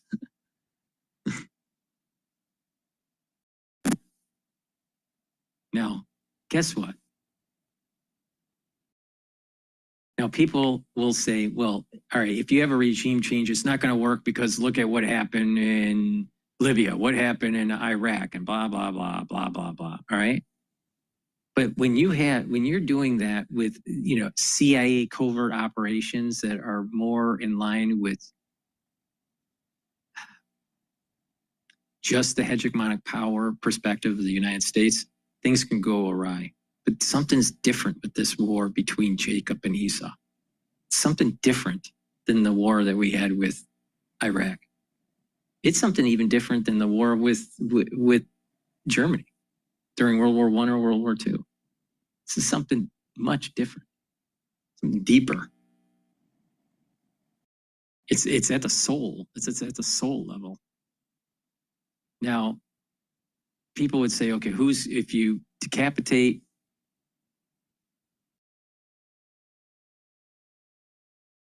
the Ayatollah, okay, who's gonna fill the gap? Well, some people are saying the Shah. I think that is crazy. The descendants of the Shah. No. Let democracy flourish with the secular society of Iran. Iran's has a very robust and large secular society that wants democracy. Let that flourish. Let that flourish. Don't bring on the Shah to try to have some sort of short-term stability and legitimacy through some sort of, past. No. Constitution, have them have a democracy or a constitutional, preferably a constitutional republic. But let that flourish instead of bringing the Shah in. I think if the Shah is brought in, that's more CIA related, and that's you're gonna have problems. Then I'm aligning with Robbie on that one. But if you let it be organic, you kill the Ayatollah, you destroy the military apparatus, and you let democracy flourish in Iran, and you let Iran get plugged in early on into the global economy. So money's flowing in, and it stabilizes the country and allows it to flourish. The Iranian people are actually, everyone that I've known that it was Iranian, all right, secular Iranian, are very smart and very nice people, all right? They need an opportunity to be able to get out of the get out of the control of the theocratic regime that they're under. The United States can do that. So we can let democracy flourish in Iran, but we're also destroying the military capability, the military and nuclear capability of a theocracy. And this right here is, it's in the Zohar. Esau is going to die. So a pacifist, what you're saying, a pacifist knows more than some of the authors of the Zohar? A pacifist knows more? Is more intelligent? I don't think so. I really don't think so. Overthrowing and killing the bad guys in the Middle East, that's the easy part. Replacing them with people who aren't even worse is hard. We learned this in Iraq. We learned it. And that's true. And we went in under false pretenses. We're not going under false pretenses with this. Where was the weapons of mass destruction in Iraq? Iraq wasn't even involved in 9/11. It was false pretenses. Should Saddam Hussein get thrown out? Yeah. But the thing is that we went into war with under false pretenses. This is not false pretenses. Iran cannot have a nuclear weapon. But again, it goes back. Esau has to die. Libya, Afghanistan was a disaster. Syria is so far so good, although the new leadership was formerly allied with ISIS and has indeed murdered dissidents all over the country. Keep in mind that the U.S. did not get overly involved in the Syrian revolution either, except by providing economic pressure in the form of sanctions. If anyone thinks that the U.S.-backed assassination of the Iranian supreme leader is going to lead to the creation of a pro-Western, secular, liberal democracy, I would ask you to have your head examined. CarParts.com always delivers, and they carry quality parts. Now that's my speed. We're Phoenix Energy, a family-owned oil company focused on unleashing American oil from North Dakota and Montana. Unfortunately, that ridiculous notion is believed by the bipartisan foreign policy establishment, the so-called experts in both parties, the people who brought you the Iraq war disaster. They are putting tremendous pressure on Trump to fall in line, do what they say, even though they've been proven wrong time and time again. And we will see if Trump holds the line. There's another dimension to this, Lindsay, that is emerging. I saw Representative Thomas Massey tweeting about this. You know, we're getting a little bit ahead of ourselves, and I bring this point up frequently, and it's just often ignored. The president of the United States cannot unilaterally go to war with a country. It is, in fact, Congress's responsibility to declare war. So if war with Iran is such a good idea, let it be debated and discussed in Congress, and Congress can vote to declare war on Iran. and then we can join Israel in its efforts if that's what our elected representatives think is wise. I don't think that's the right course of action, but if we're going to do that, it must be done properly, according to our Constitution. The president, not just Trump, any president cannot unilaterally take us to war without congressional oversight and approval. It just is not the case. It has to be that way. So I hope, as we're inching closer to conflict, and Trump seems more and more willing to go along and get involved, I hope the role of Congress is not forgotten. I saw Thomas Massey making that point, and AOC, one of the most far-right. All right, there's breaking news by CNBC. Trump threatens Iran's leader, demands unconditional surrender.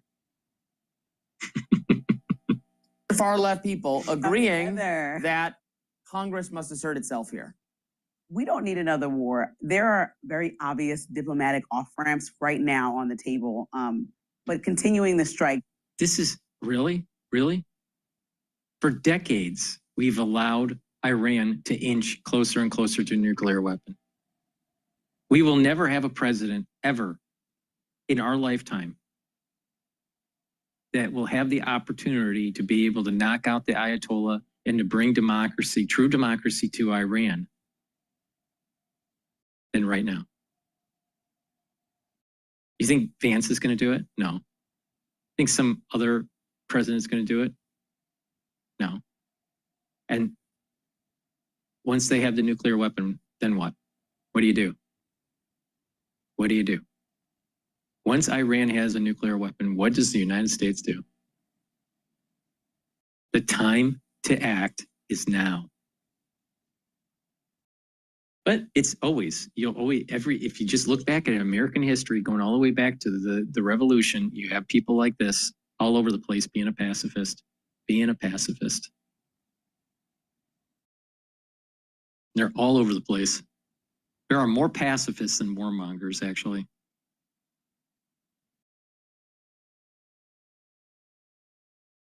Is going to kind of slam that option because Iran has a firm stance that if you keep bombing us and we keep being in the middle of what is looking like a war, we're not going to continue to negotiate. But they have voiced, even as recent as yesterday, that the thing is should the theocratic regime of Iran be a legitimate government that saber rattles and is inching towards a nuclear weapon?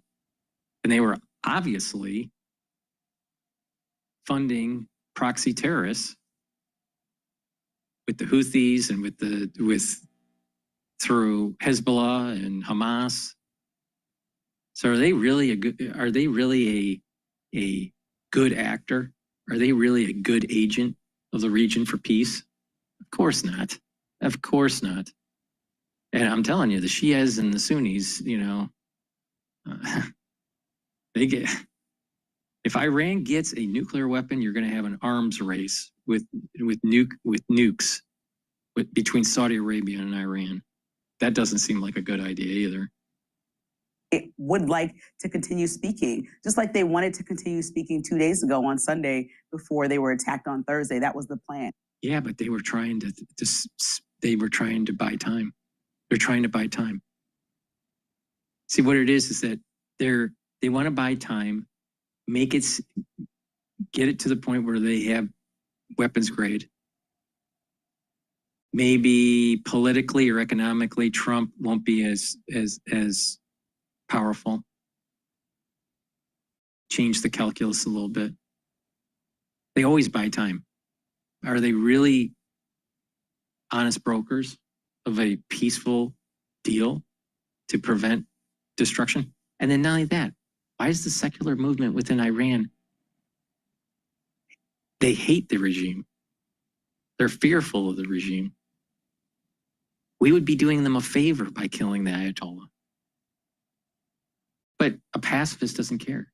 As long as your groceries are cheaper, as long as you're safe, as long as Susie and Johnny can go to soccer practice safely in middle America, as long as you can go and see a show during, on Broadway, why would you care about what's happening in Iran? That's the mentality of the pacifist. And sometimes these talks take longer than we'd like. Now I hear like for decades, 40 years, 50 years, 60 years? Really? Can you imagine using that as an argument? Well, we need to negotiate with Hitler. Well, it's going to take some time. A lot of people on the right who are in favor of going to war with Iran, saying that, this is the time to strike. Iran is the weakest it's ever been. And there's a whole conversation about that perspective. But I don't think it's in our best interest. When we look at what Israel has done so far, they didn't even attack or affect the nuclear facilities, which is the main goal that they're going after. So killing the supreme leader, assassination will only start a new war. It's certainly not going to. How's it going to start a new war? The secular group in Iran wants to overthrow the Ayatollah and the theocratic regime, but they can't because they're oppressed. Now, I trust the Zohar more than I trust the pacifists, the intelligentsia, the pacifist intelligentsia of the East Coast establishment. One. I think it's going to fire up, and not that they have the manpower to beat the U.S., but it's like, why would we want to engage with a country that's allied with China and Russia when we obviously are talking about the same thing in Russia right now, not wanting to engage with them in that way? So why would we engage with one of their allies this way? I think there's better diplomatic ways to solve the. By aligning ourselves with the secular society in Iran, we would have better economic relations, and because we would have better economic relations with Iran, it would short circuit the relations with China. Oh, because a war is coming with China and the United States. But I'm sure the pacifists will just let Taiwan just get subsumed by China. That's a pacifist argument. Well, why protect Taiwan? You don't need to protect Taiwan.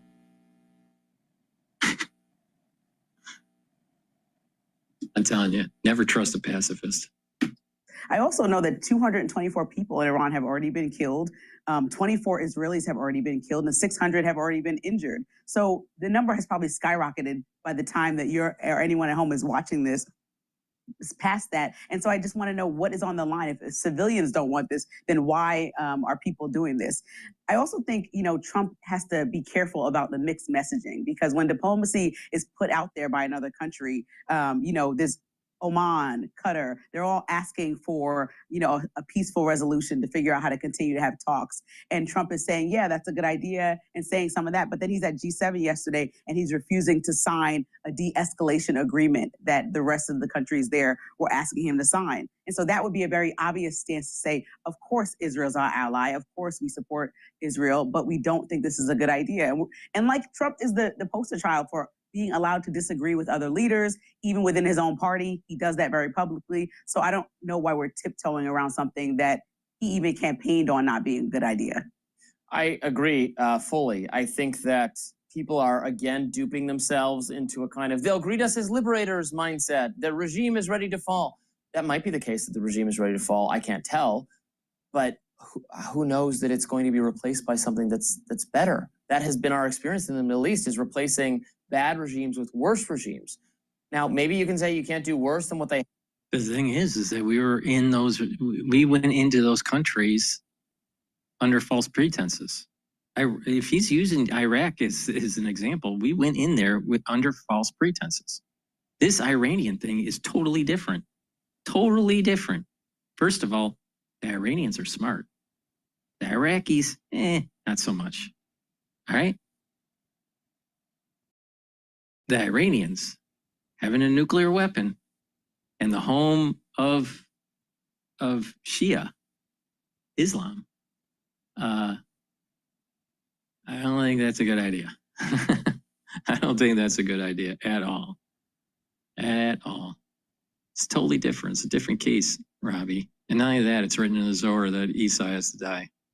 I guess that could be possible, but these authoritarians. See, what it is that Ishmael is represented by Saudi Arabia. And it states that Ishmael and Jacob are going to work together with the ones that repent that are from the soul root of Esau to kill the negative soul root of Esau.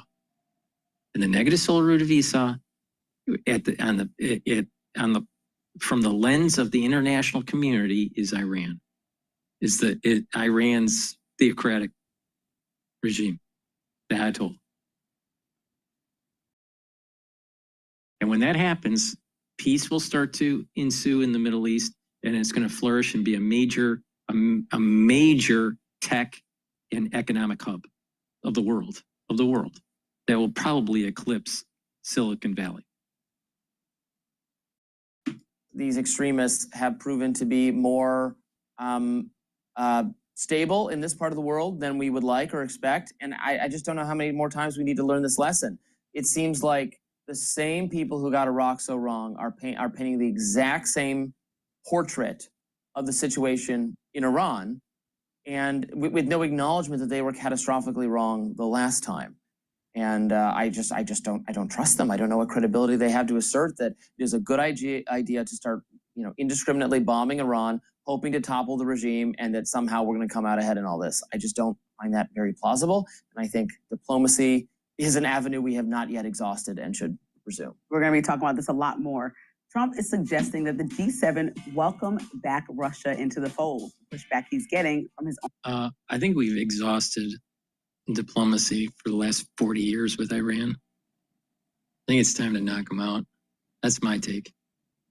Please go to my store, the-studio-reykjavik.com, and get the cleanse. Cleanse is 30 parts per million. Get the max 35, which is 35 parts per million, or the max 14, which is 14 parts per million. Take a teaspoon a day, swish it in your mouth, gargle 20 seconds or 30 seconds, and swallow. What this does is improves your oral cavity and your oral pharynx, helps with the mucosal barrier and the health of the epithelial lining. That's very important for your immune system. So please go to my store, take a teaspoon a day every day. If you're not feeling well, take a tablespoon or two a day, and then go back to your maintenance dose once you start to feel better. Now, I've been taking max 35 or max 14 for five years. 5 years, every day.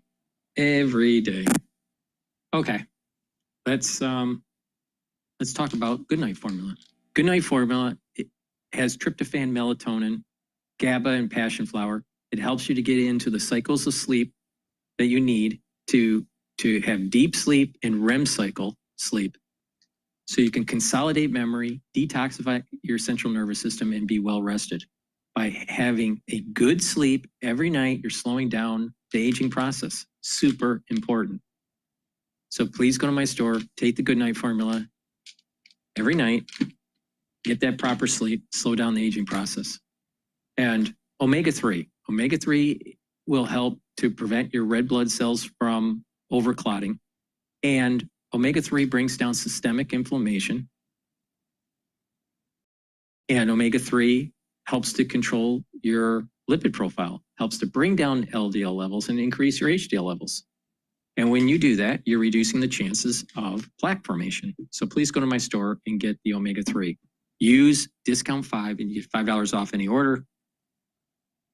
If you spend $150 or more, you get a free gift until supplies last. Now, I'm sure there's a lot of people out there that, it's just pick the passive route, the pacifist route, just like how the economists were. They want no tariff. Don't do the tariffs policy. Don't try to bring back manufacturing. Just continue on the path of globalization. Just keep on going. So it's almost like they don't want to cause resistance with the path. And the same people when it comes to international affairs with Iran. The same path. The path is don't intervene. Don't truly prevent them from getting a nuclear weapon. But the moment they have a nuclear weapon, it's going to change the power dynamic. And MBS is going to have an arms race with nuclear weapons with Iran. That's how it's going to play out.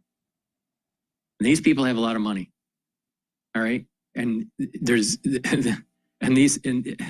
region has deep-seated problems when it comes to religion. All right. And then take a look at what's happening with Pakistan and India. All right. Our national security failed miserably to allow for that to happen. to have India and Pakistan as nuclear powers. So now you're going to have that whole region now, India, Pakistan, Iran, Israel, and Saudi Arabia go nuclear? Not a good idea. Not a good idea. But a pacifist would allow that to happen.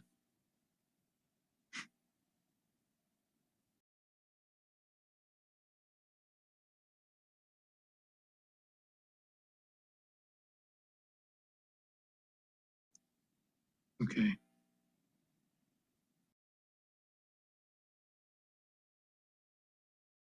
Let's see what other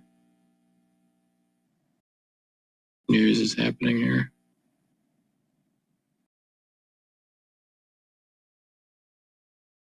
Yeah, let's go to CNN. Icon tools complete every repair without giving an inch. Only at Harbor Freight. Save a event is going on now at Raymore and Flanagan. Moments ago, this post on Truth Social, perhaps the key line is the first sentence. We now have complete and total control of the skies over Iran. And he seems to say American equipment is overcoming Iranian defenses. CNN's Jeff Zeleny is at the White House. First and foremost, what do we make of that post? And just before we came on the air, the president put it up there about we having control of the skies over Iran. Dana, that word is the central point there. We, of course, joining the longtime ally of the U.S., Israel, but using that construction, we certainly implies that the United States is working in a partnership, in cooperation with Israel. And now this is the most declarative thing that the president has said yet about the question that is hanging over this entire debate here at the White House. The president, of course, flying back overnight to Washington from the meeting of the G7 leaders in Canada. He believed that this was an urgent moment that he needed to be back here for. Just a few moments ago, Secretary of State Marco Rubio arrived here at the White House. So we do believe that there will be that meeting convening at some point in the Situation Room. But again, the central question, how directly will the U.S. be involved in ferreting out and perhaps destroying Iran's nuclear capabilities? That is really a central question, not only for the Trump foreign policy, but certainly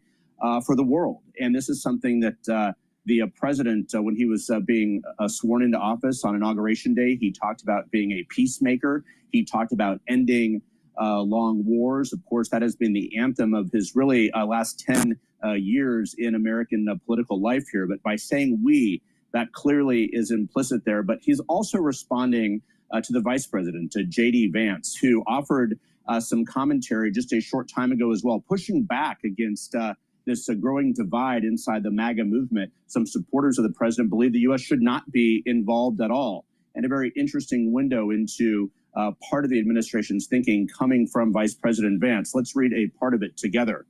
He says this, speaking of the president, he may decide he needs to take further action to end Iranian enrichment.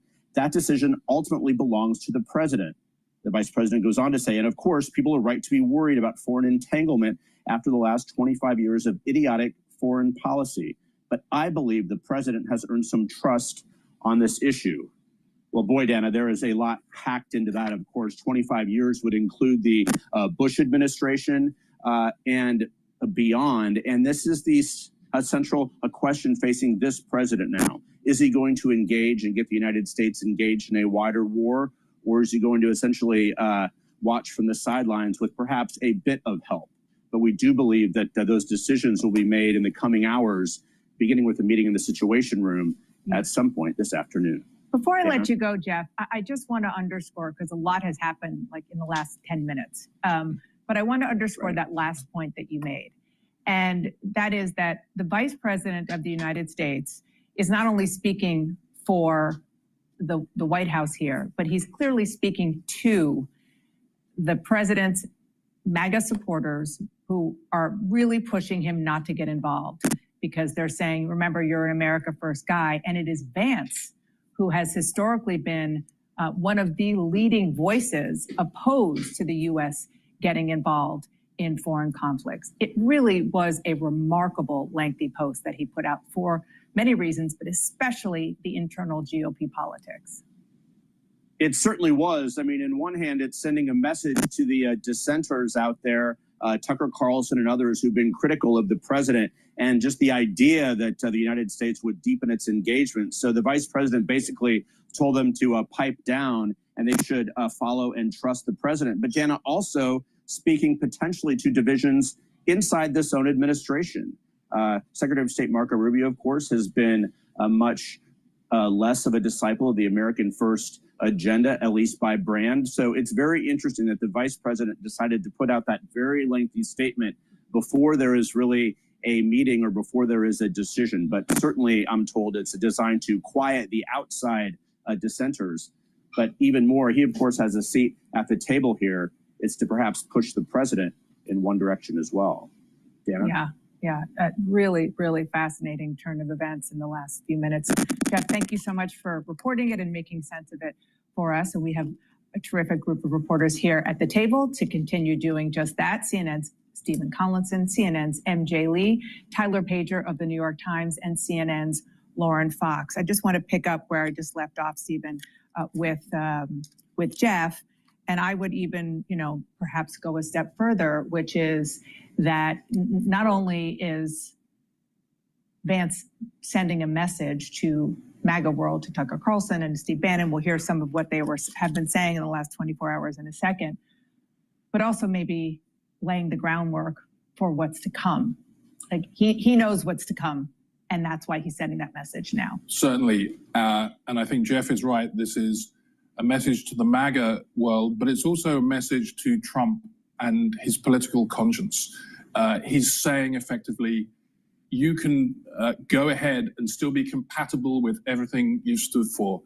Remember in 2016 campaign, the moment that the president took down Jeb Bush, it was over the Iraq war. He said it was a big fat mistake. You got us sucked into a war that was a forever war that didn't end. It's hard to say how, it's so endemic to Trump's appeal. When you talk to people at Trump rallies, the idea that those days are gone. Yet Trump, if he goes ahead, we don't know how it's going to end up. It could start with shock and awe. It will have all sorts of reverberations. He becomes the interventionist that he always decried. And that's why there's so many splits right now in the Republican Party and the MAGA movement.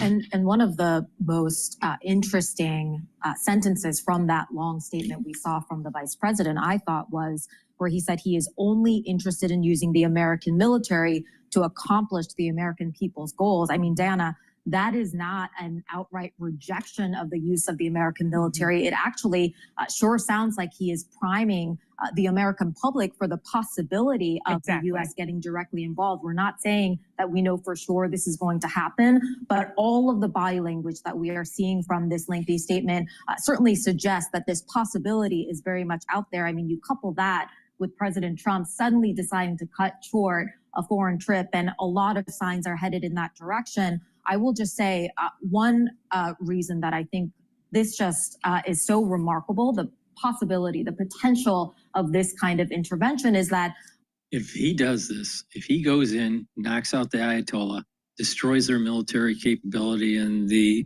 enrichment capability, nuclear enrichment capability, Trump is going to go down as one of the greatest presidents that the United States has ever had. And to be that, you got to take risks. Pacifists don't take risks. They never have. They never have. Leaders take risks. President Trump, as a candidate and right before he was sworn in, was so determined to not have wars on his plate as he was getting sworn in. He didn't want the war in Ukraine. He certainly didn't want the conflict in Gaza. He didn't want this war to be fully blown out between Israel and Iran. And now here he is, a couple days in, with the fires being exchanged, seriously, apparently contemplating the possibility of the U.S., as Stephen said, becoming an interventionist country. And Tyler, as I bring you in, because you cover the White House on a daily, minute-by-minute basis, I do want to bring back what we started with at the top of the hour, which is a brand new post from the president himself, where he said, We now have complete and total control of the skies over Iran. Iran had good sky trackers and other defensive equipment and plenty of it, but it doesn't compare to American-made, conceived, and manufactured stuff. Nobody does it better than the good old USA. Yeah, and I think this is part of this effort we've seen the president and his allies laying about how this fits into the America First policy. He's under fire from some critics, Tucker Carlson chief among them, and here we see him fashioning about how this is America First. I mean, the two things, MJ, just to add on to what you were saying. I mean, even these people that are talking, they're either never served in the military or they don't even have any testosterone. All right? This guy that's talking, I mean, the guy doesn't, this guy doesn't even look like he can run up the hill with a gun. I mean, or drive a tank or something. I mean, the point I'm making is the intelligentsia has talked themselves into pacifism. And then all they do is they critique someone that is taking risks, trying to de-escalate a situation. There is such a thing as you have to escalate to de-escalate. All right, that is a truth. That sounds like an oxymoron, but the reality, that's true. If we allow for Iran to get nuclear weapons, it's going to change the power dynamic there, and we don't want that. And a nuclear Iran, and them giving oil to China when we have a problem with Taiwan. Just imagine if Iran had a nuclear weapon, all right, and we start engaging in a war with China, with Taiwan. Now, other countries within the Middle East, or maybe even in Europe, could be targets of Iranian missiles that are tipped with nuclear weapons. Are we dealing with a rational actor when we're dealing with a theocratic regime? Probably not. So it's best that they do not have a nuclear weapon. This is the reason why I'm saying leaders, true leaders, take risks. This intelligentsia, they talk themselves into pacifism. But on the other side of the spectrum, you have the intelligentsia that also talks themselves into war, too. So it's not all wars are good or all wars are bad. You got to look at the fine detail. Now, I think that we went into Iraq under false pretenses with this whole 9/11 issue that I don't want to talk about. But the thing is that going into Iran, that's not the same. It's not the same. It's like comparing apples and oranges. They're totally different cases and under different leadership. And I'll tell you, Trump has got, I don't know, an alignment of stars that is, Trump is a blessed person. He has a personality and demeanor that maybe some people don't like, and it's an acquired taste, I guess, but he's a blessed person for sure. Many of these many people that are the talking heads of the intelligentsia are not blessed people.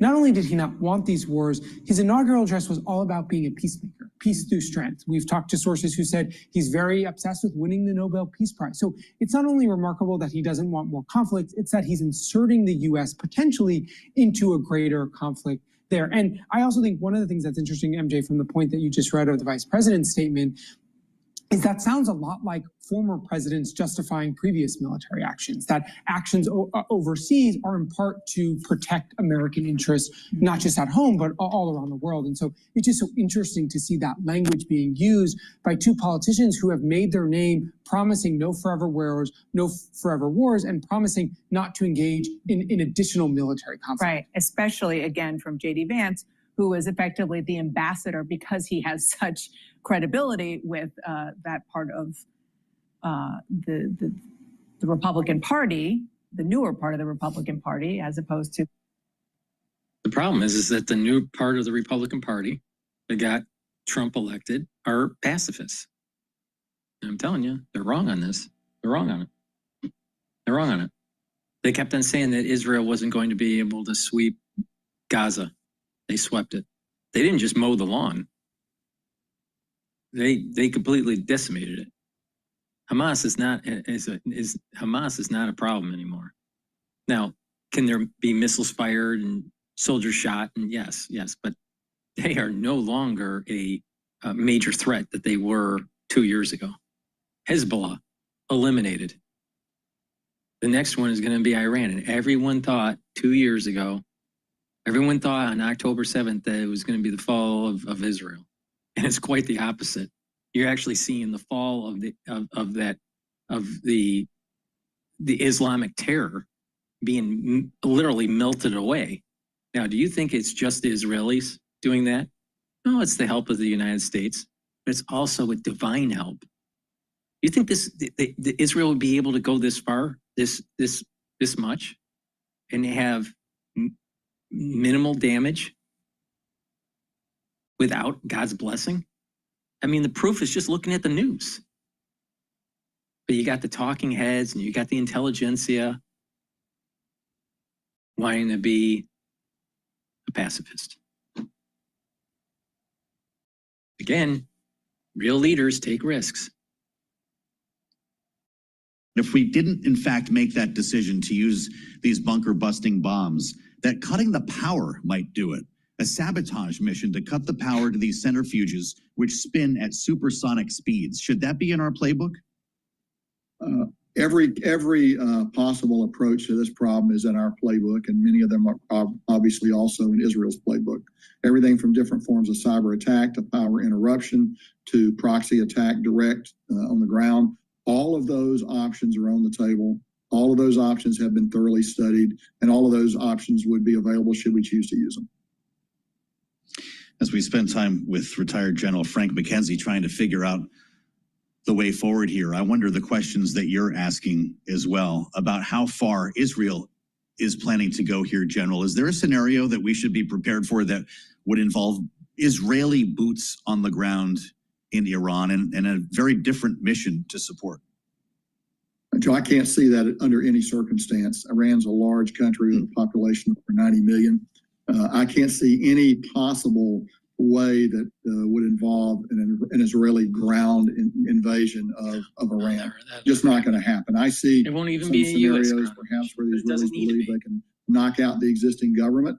You're dealing with what is essentially a failed state, a dysfunctional entity, and in some ways that may be better than a state that isn't failing, but that has malevolent intent not only against Israel but against all of its neighbors. It would not be a good scenario for the people of Iran, who will be denied basic services for food, for medicine, for all the things. All right. So to prove my point here, to prove my point on what's going on, Trump is moving. Trump is moving. He is moving as a leader, and I'm proud of him.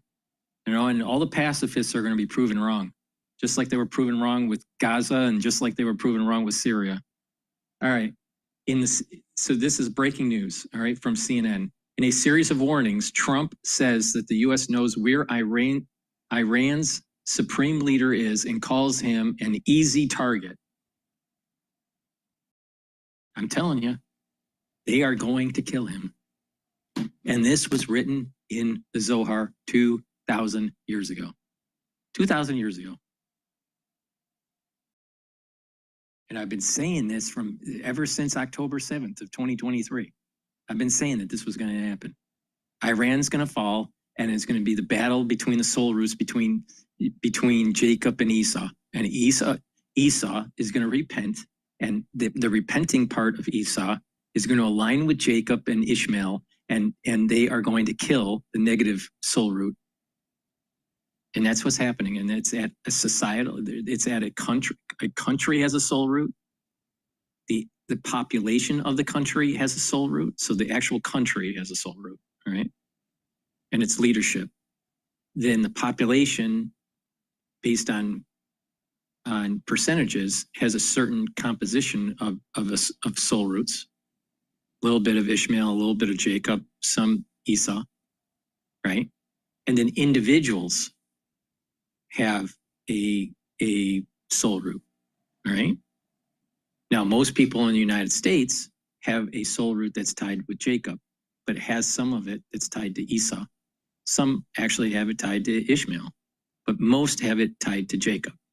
Now, the ones at the societal level, at the countrywide level, and at the individual level, the ones that have a soul root that's tied to Esau, they will have to, they feel internally a tug of war, like they need to repent, that they did something wrong. They're not aligned with Jacob and Ishmael. So they repent, they change their ways, and they become a better person. And they're more in line with this blessing that's happening with Ishmael and with Jacob.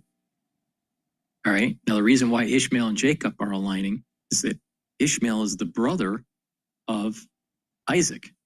And Isaac gave birth to, was the father of Jacob and Esau. All right. So it's the uncle that is helping the nephew to get rid of the negative part of Esau. Because the negative part of Esau is what the Satan is attached to. And Satan has to die for us to move into the new age.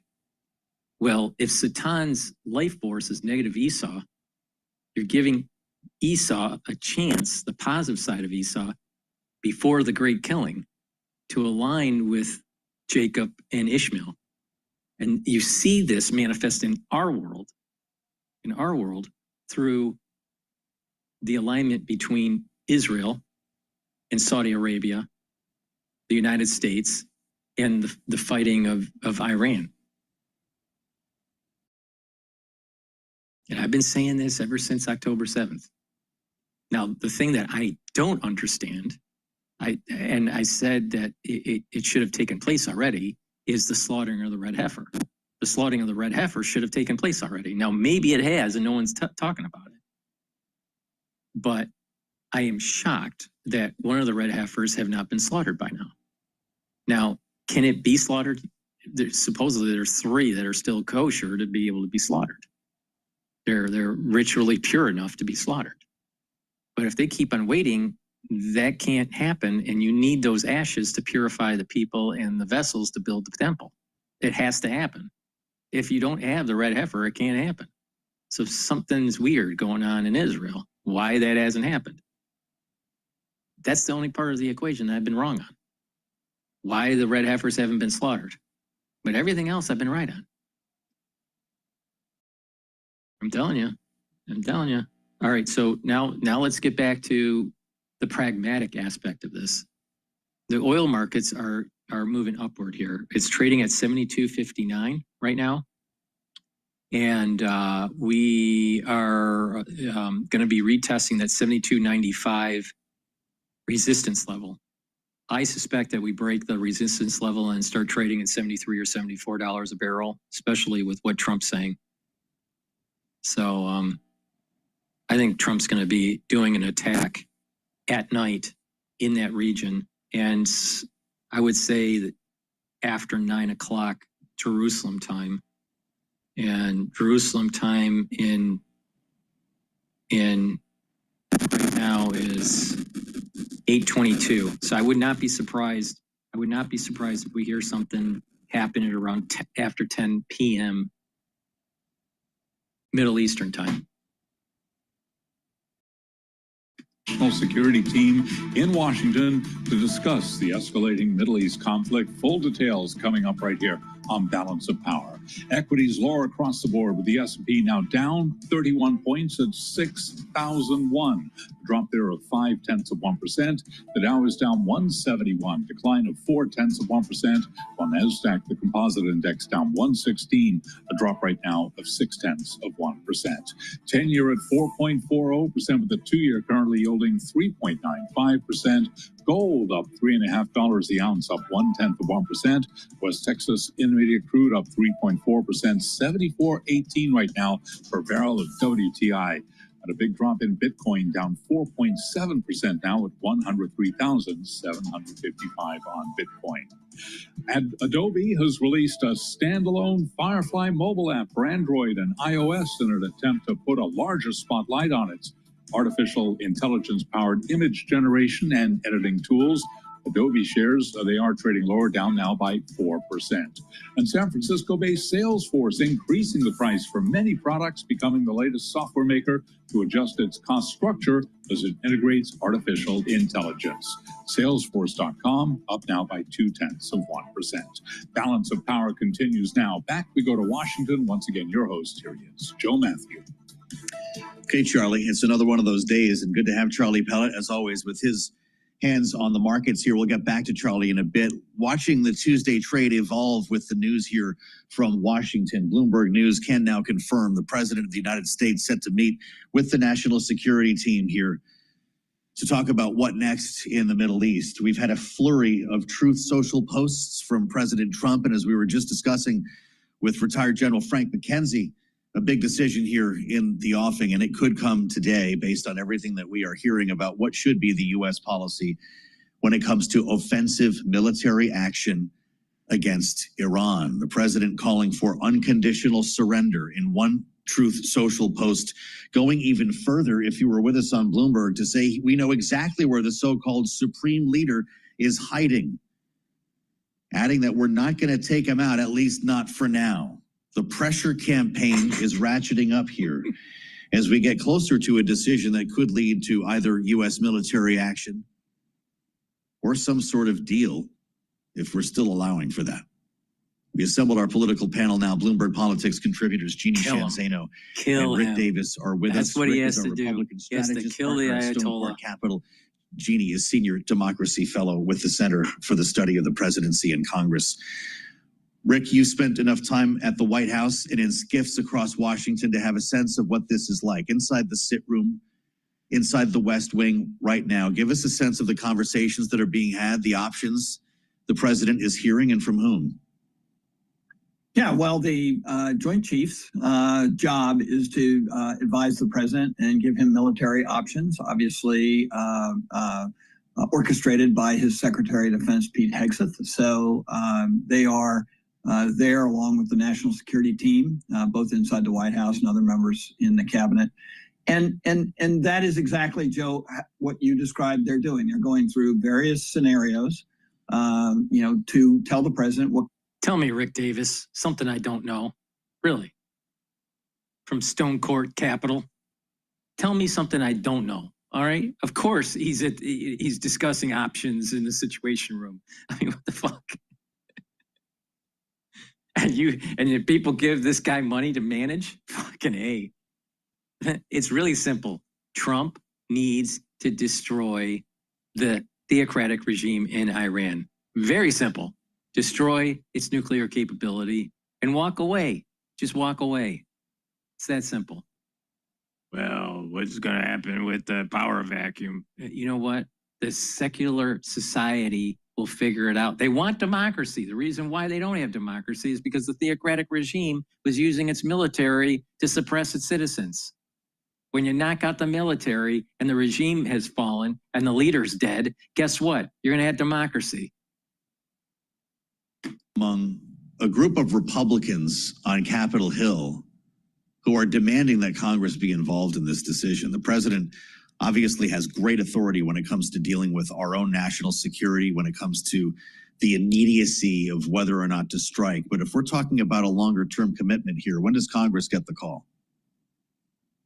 Well, so far, they have not been very active. You mentioned Tom Massey, who is joined by strange bedfellows like Ilhan Omar and Alexandria Ocasio-Cortez, who have indicated they would sign on to this resolution. And then, of course, in the Senate, you have Tim Kaine, who is promising to bring other Democrats along. It'll be curious to see if any of the more right-wing MAGA folks go along with him. So we're going to see strange bedfellows. And I think from the president's perspective, and you can see this, I think, in the truths from today, he would think best case scenario is that he compels Iran to give up, come to the negotiating table, and he doesn't have to make this very tough decision, because for him politically, this is a very fraught moment. He has told people two things that simply do not reconcile together. One, I am Israel's best ally. America will continue to support it. Number two, we are out of foreign wars. I am heading for a Nobel Peace Prize. We are going to be America first.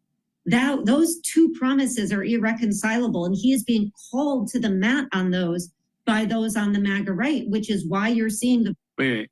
What if killing the Ayatollah and democracy flourishes within 2 years in Iran, and there's peace in the Middle East? I think that maybe he would win the Nobel Peace Prize. What if? Just what if? And I'm telling you, Trump is a blessed person. I wish I had the blessings of Trump. I mean, I'm sure you wish you had the blessings of Trump. The guy is blessed. I'm telling you, all he's got to do is don't be fearful, move forward, execute, and he'll win. Don't be fearful. His role in all of this, how long does Donald Trump have to act independently before lawmakers need to have a say? Well, I think that historically presidents have been given long lead time. Throughout the ages, presidents have been able to act in an offensive fashion. Bill Clinton intervened in the Bosnia War without permission from Congress. You go back to presidents like Nixon and others. So there's a lot of history to giving the president of the United States flexibility, especially in urgent situations such as this, right? This does not correspond with a debate in Congress that could last weeks. This is a moment in time. U.S. needs to act, and the president, I think, will be given plenty of leeway. Remember, too, there are a lot of bipartisan support for hemming in Iran. This is not just a Republican idea. A lot of hawks in the Democratic Party see this as an opportunity to finally rid the Middle East of the biggest troublemaker that we've... Yeah, no shit, Rick. All right, the equity market is below 6,000 now. So it's at 5,995. VIX is starting to spike up to 21.02. The Euro USD is still trading at 115. Oil is starting to tick up. It's at $72.54 a barrel. BITO is trading 20.80, and the Japanese yen is 145. So dollar is slightly gaining, slightly. It's 8:31 p.m. in Jerusalem. So it's a little too early to do a strike if they want to strike at night.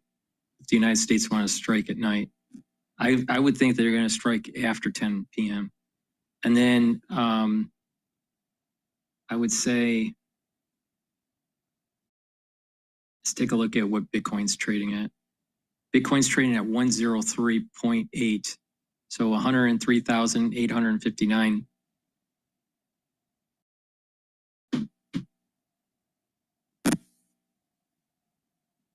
So there's markets are starting to price in some risk with what Trump's saying.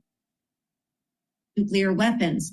The challenge for him is he blew up the deal in 2018 that would have left us in a much better position than we are right now. And now he's got to make a tough decision. Yes, he hopes that Iran completely capitulates, completely surrenders.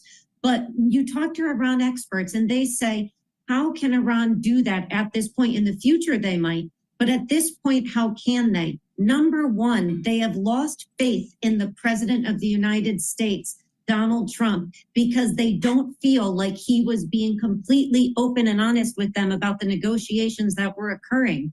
And so that's something he's going to have to overcome if he really wants a substantive negotiation with them. Iran was trying to buy time. They weren't willing to deal. They weren't willing to deal. They had 60 days and they did nothing. Nothing. Nothing. Except spin uranium in a centrifuge. And we're supposed to say that, well, we need to give them a little bit more time. No, it's done. It's done. The bullshit is over. the kicking the can down the road is already at the very end of the wall. You can't kick the can down anymore. It's done. Get the job done.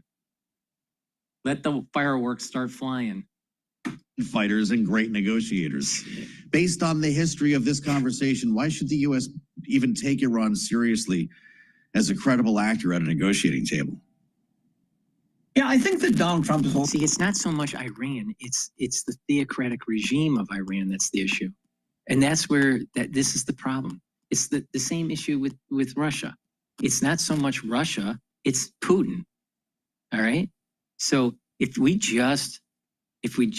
Iran and Russia are totally different issues, but there's a similarity there. But we need to destroy the theocratic regime. We need to destroy their capability of having nuclear weapons.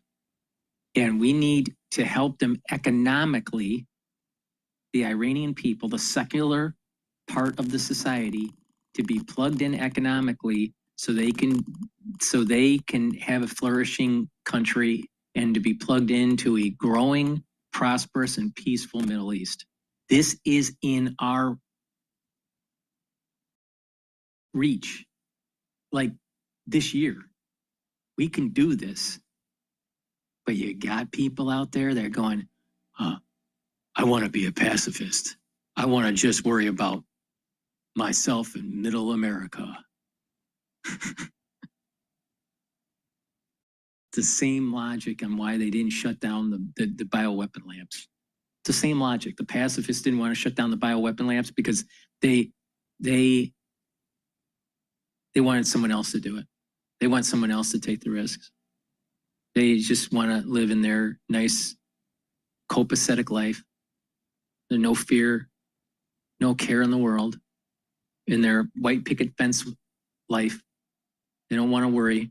They don't want to perturb anything. But the right action is to shut down the weapons labs around the world. No. It's easier to do tweets.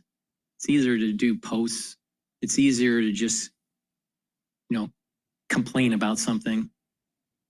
But there's a huge capitulation. There's a huge pacifism that's taking place in the United States where they know what the problem is, but they don't shut it down.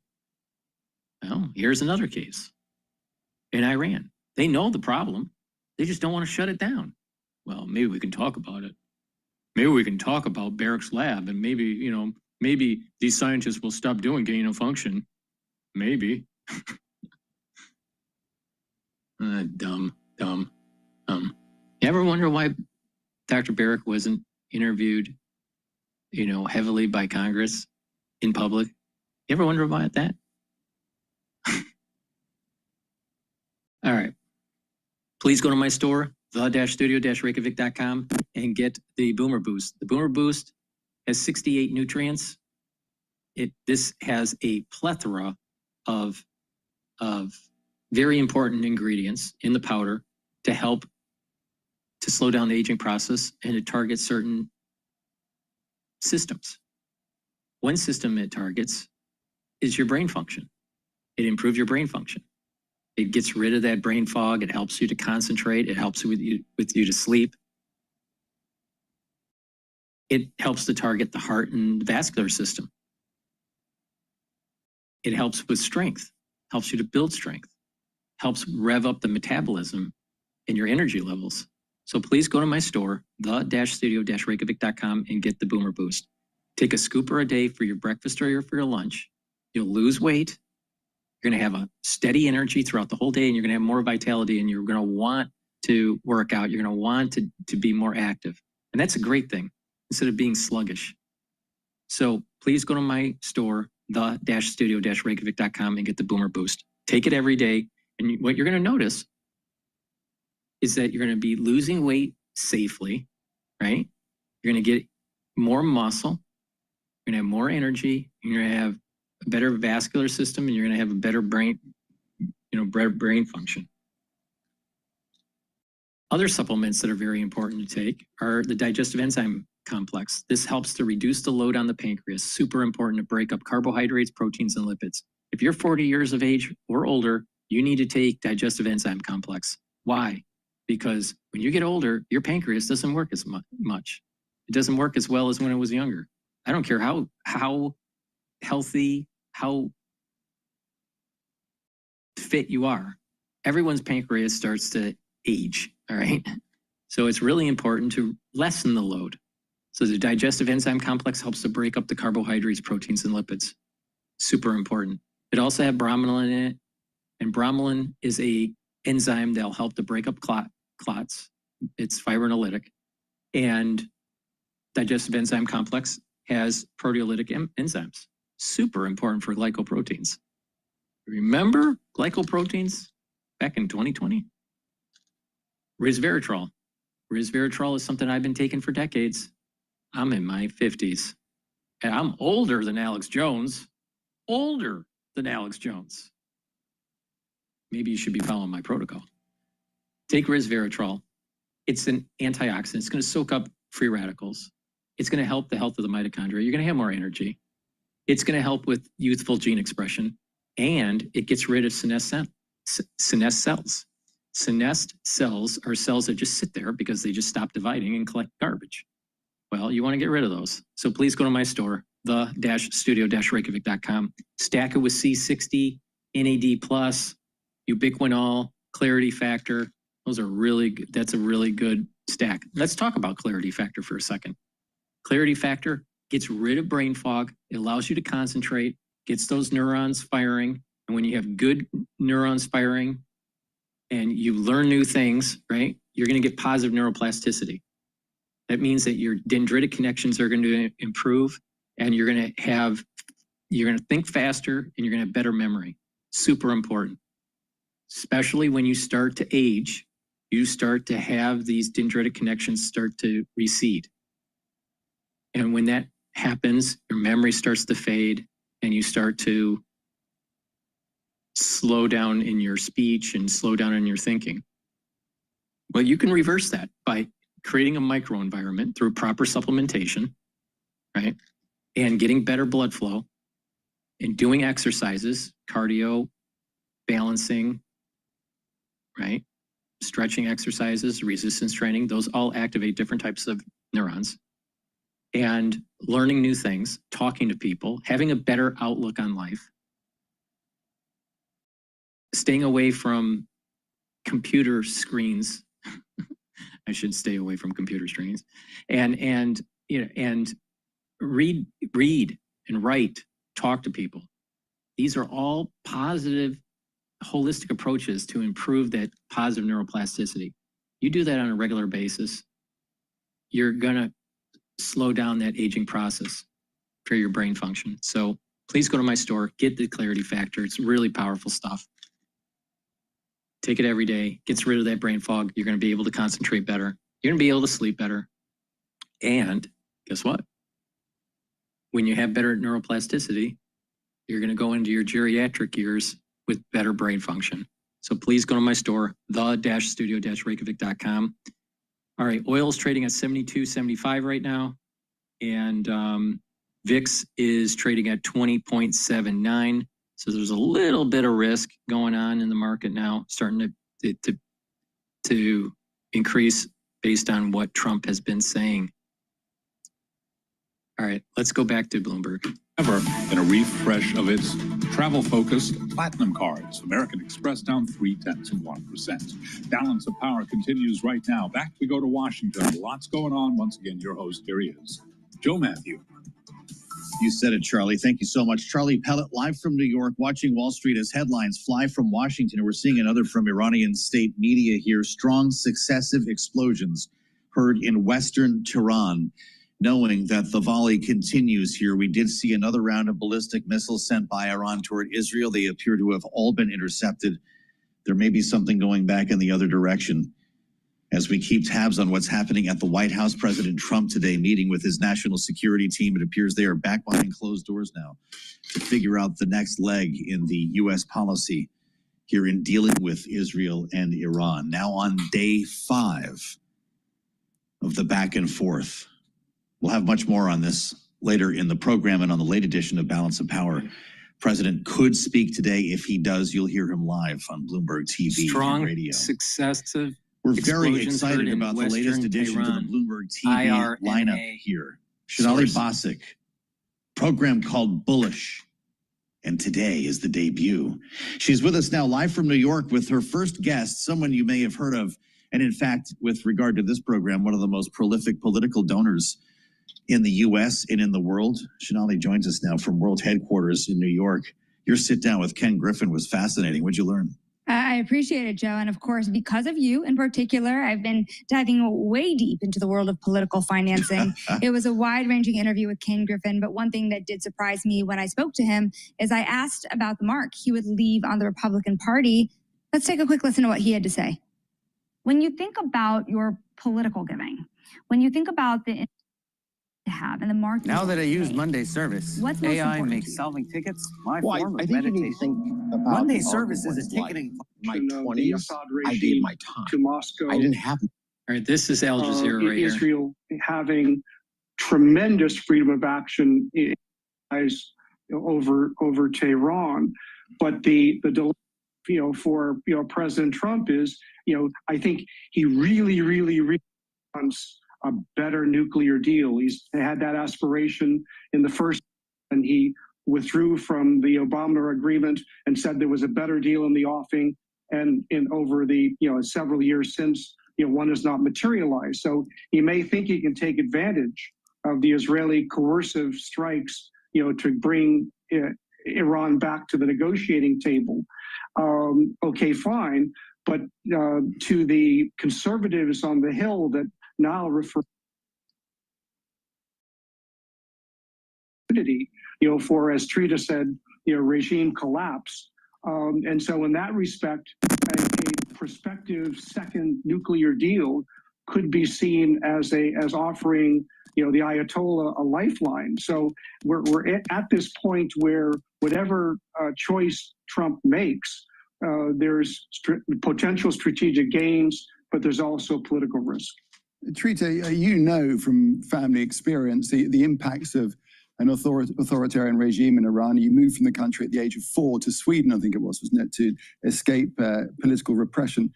What is your sense of reality on the ground in Iran today, the sentiment for change of leadership?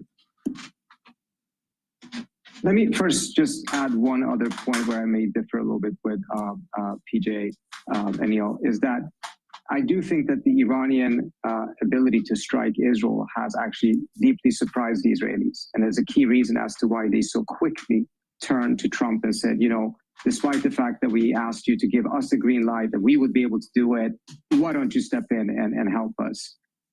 Because we have seen, and I have to say, though, there's a lot of images that are not coming out because of censorship in Israel, particularly over the last 24 hours. So I think there has been a bit of a shock on the Israeli side, the extent to which the Iranian missiles are getting through their air defense system, the extent to which it's degrading those systems.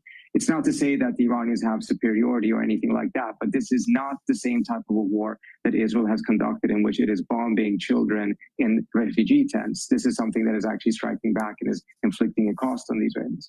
In regards to the situation inside of Iran, the regime is tremendously unpopular, and it has been particularly unpopular in the last 2-3 years because of the protests after they killed Mahsa Amini. But we are seeing a significant rallying around the flag moment right now inside the country. And I want to emphasize rallying around the flag, not rallying around the regime. It's a big difference, similar to what happened in Israel after October 7th. There was a rallying around the flag, not a rallying around Netanyahu. I would see that there's some parallels there. I'm personally a bit surprised by the extent and the strength of it, precisely because the regime has been so unpopular. And I think what explains it is the manner in which the Israelis have so indiscriminately bombed the country, bombed apartment buildings, city centers, hospitals, and also, which for some reason has not been particularly reported, the Israelis themselves mentioned that they had set off 5 car bombs in Tehran 2 days ago. If the Iranians had a team of intelligence officers in Tel Aviv that set off car bombs, we would rightfully call that terrorism. But in this case, we're hardly talking about it at all. Yeah, interesting. Niall, another important factor in all of this, of course, is the economic implications of this spiraling, and that's something that Trump would have to take into account. Oh, very much so. And I think this gets to actually the bigger picture here, Nick, which is, we're having, if I may say so, a very intelligent, nuanced discussion here. But at risk of stating the obvious, Donald Trump is not a guy who's poring over think tank reports or white papers or really looking in minute detail at the world at large.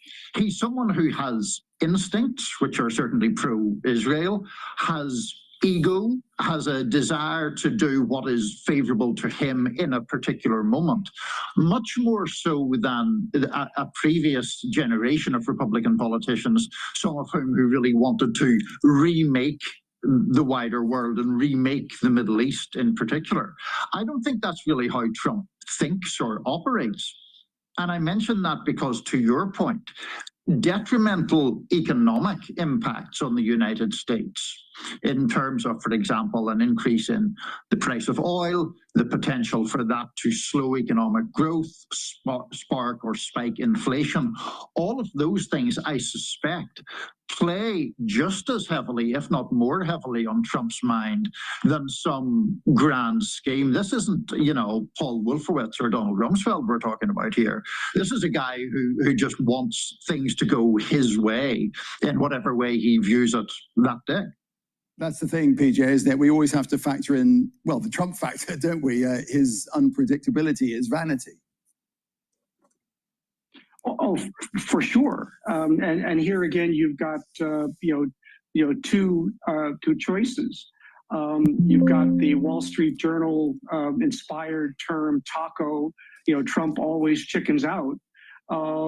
So what will he do in terms of the choice that confronts him and entering directly into the conflict, which is something I think his instincts would tell him to avoid. And then secondly, Trump the deal maker. I actually think that is more honestly Trump, and he would be willing to take the deal and take the opprobrium that might go with it. But Niall's point about the economics is pivotal here.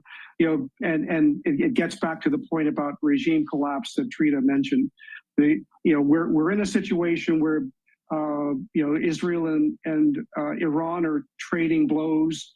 But if the Iranians feel that their regime is in fact threatened, all bets are off from their standpoint. They will unleash the Houthis.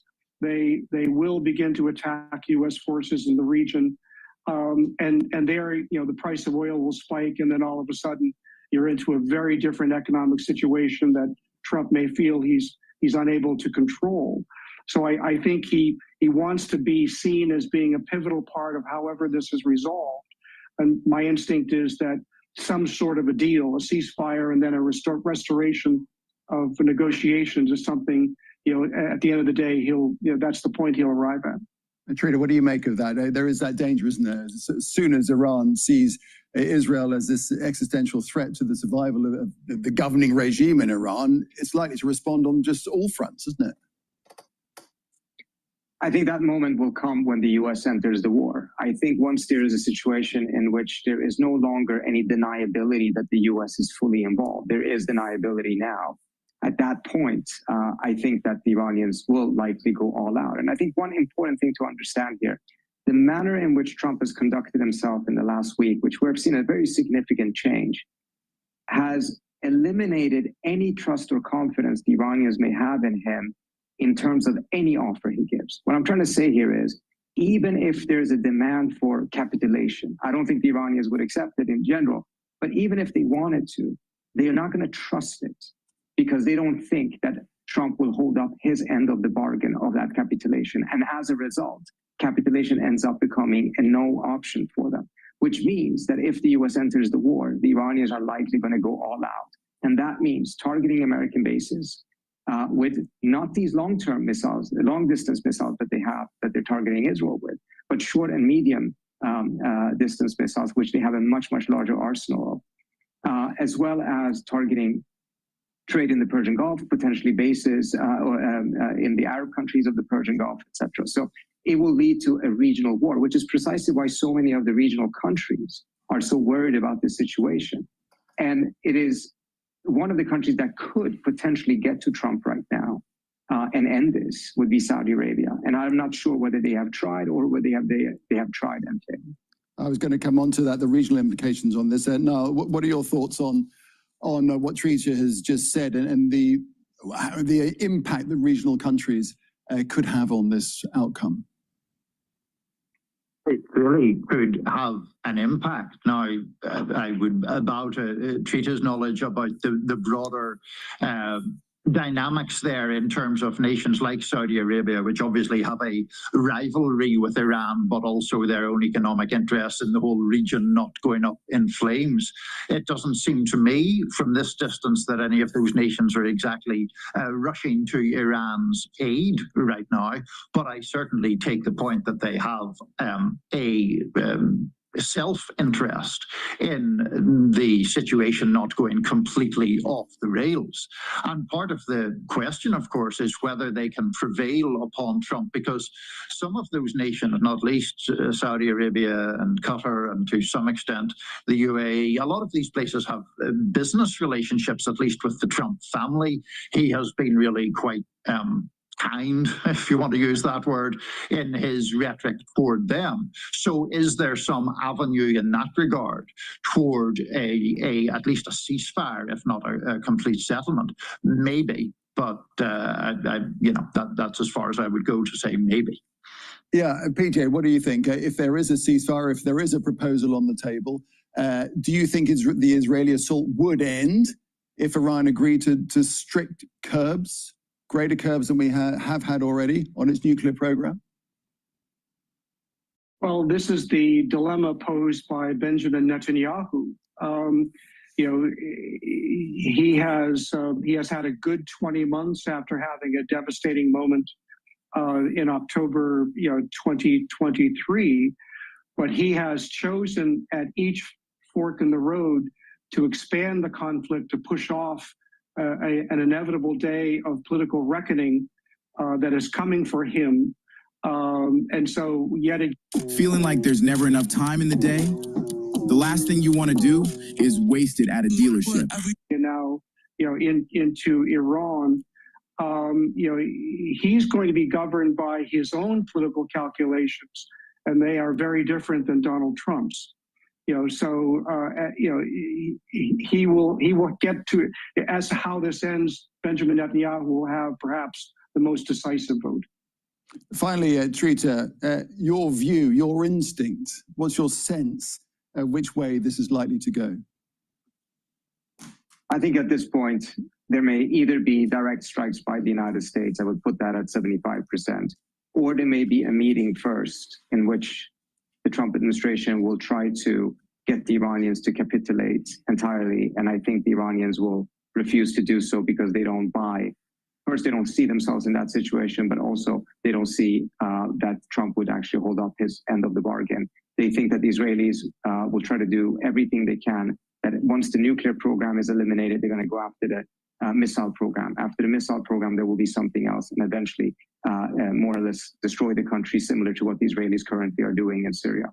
So capitulation, I just don't think is an option for them. And as a result, I think the likelihood of a military confrontation, unless Trump changes his mind in the last minute, is where we're heading right now. Same question to both of you, very briefly, if you would, 30 seconds each. Niall, first of all, what's your sense of where this is going? Going in a bad direction overall. I think that the saving grace in a way might be the topic that we've spoken about previously here, the potential for a wider conflict in the Middle East to negatively impact the United States at home. I think that's what Trump cares about. I think he cares about it because it affects his fortunes politically and otherwise. And so that would be the one escape valve that I see in this situation. Okay, and finally, PJ, what are your thoughts finally? I agree with Trita that Trump will make an offer to the Iranians that they will refuse, and then I think it's anybody's guess. But I I think it's not a foregone conclusion that Trump will enter the campaign because this goes so egregiously against how he has defined himself over the last decade. Well, it certainly feels like we're at the fork in the road, as you say, so it'd be fascinating to see which route is taken. Gents, we're going to leave it there. Thanks very much. Trita Parsi, PJ Crowley, and Niall Stonich. Appreciate it. Thanks very much. And thanks for watching. You can see the program again anytime just by visiting our website, aljazeera.com. And for further discussion, go to our Facebook page. That's facebook.com/AJ Inside Story. You can also join the conversation on X. Our handle is @AJ Inside Story. For me, please go to my store, the-studio-reykjavik.com, and get the drops and the lozenges. You can get it in cherry for the drops, blueberry, and honey and lemon. The drops, you get 100 in each bag. And right when you start having an irritation for your throat, take them right away to mitigate the problem. Super important. I also have lozenges. They're larger. You get 21 in each bag. It's in elderberry zinc. Get a few bags for your household. Have them at work or have them at home. You never know when you need it. But once you have that irritation, take them right away to mitigate the problem, no matter what season it is. So please go to my store and get the lozenges and the drops. I have C60. C60, you can get it in an extra virgin olive oil, in MCT coconut oil, and in avocado oil. You can get it in a 2 ounce, a 4 ounce, or an 8 ounce configuration. It is cheaper to buy the higher ounce configuration. Use discount 5, you get $5 off any order. If you spend $150 or more, you get a free gift till supplies last. C60 will soak up free radicals, help with the mitochondrial health, reduce stress in the cell, and that will help your cells and your tissues to perform better. You'll have more energy in the cell and at the tissue level. Your organs will perform better, your glands will perform better, your endocrine system, your immune system will perform better, even your brain function. Why? Because soaking up free radicals at the neural level is going to reduce stress on the neuron. It's going to boost up the health of the mitochondria in the neuron, so you're going to have more ATP to create neurotransmitters. So when you have more neurotransmitters that can be transmitted, and you have that electrical signal shooting through the neurons, guess what? You're going to have better communication, and better communication will lead to positive neuroplasticity. So it's really important. And soaking up free radicals at the vascular level, super important, because by soaking up free radicals at the vascular level, you're reducing oxidized LDL. And when you do that, you're reducing the chances of plaque formation. So please go to my store, get the C60, take a teaspoon a day, preferably on an empty stomach, every day. I've been taking C60 every day since 2016. So please go to my store, the-studio-reykjavik.com. Let's listen into Al Jazeera here. Into the conflict.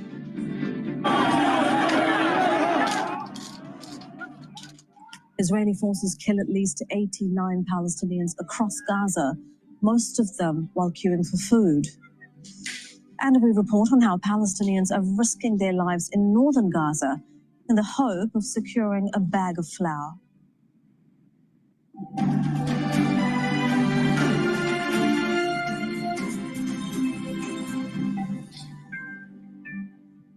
US President Donald Trump is demanding an unconditional surrender from Iran as its 5-day conflict with Israel escalates. Trump's comments come after he urged Tehran's nearly 10 million residents to flee the capital as he left the G7 summit in Canada early to return to Washington. And posting on his social media platform Truth Social, Trump issued another warning saying, "We now have complete and total control of the skies over Iran. Iran had good sky trackers and other defensive equipment, and plenty of it, but it doesn't compare to American-made, conceived, and manufactured stuff." Trump added that nobody does it better than the good old USA. Meanwhile, the US is sending more military aircraft to the Middle East. The Pentagon says it's also extending the presence of other warplanes already in the region. Defense Secretary Pete Hegseth says the deployments are defensive in nature as the war rages between Israel and Iran. Bernard Smith is standing by for us in Jordan's capital, Amman. But first, let's go to our White House correspondent, Kimberly Halkett. She is live in Washington, D.C. Kimberly, Trump saying something similar to Israel, to what Israel said about control of Iran's skies a few days ago, but really going further here. There's no question that this suggests direct involvement, but the U.S. president has not spoken to the American people saying that the U.S. Forces are involved on an offensive mission. Instead, what the administration has acknowledged is that the United States is playing a defensive role, but the offensive mission is something that is likely under consideration. Right now, the U.S. president is meeting in the Situation Room of the White House. That is a classified setting with his national security team. Initially, we thought we would hear from the president following that, but the White House press office has since changed that and said we are unlikely to hear from the president today. But we do know that he is considering that option. The U.S. president making a number of posts on Truth Social saying that we have complete and total control of the skies in Iran, suggesting the U.S. is involved. But right now we assume that that means Israel, and the U.S. is, of course, supplying Israel with the equipment necessary to conduct those missions and does so at a tune of billions annually. The U.S. president also saying that the United States knows where Iran's supreme leader is hiding, and he says we are not going to take him out. However, he says our patience is wearing thin, presumably, and again, I'm sort of speculating here that the president means that there has been ample time for Iran to make a deal to limit its nuclear program, and they are now looking for, as the president said in all caps in another post, complete and unconditional surrender. And Kimberly, given the kinds of things that Trump has been saying in the last few hours, but also the very confusing things that he was saying when he left the G7 summit early,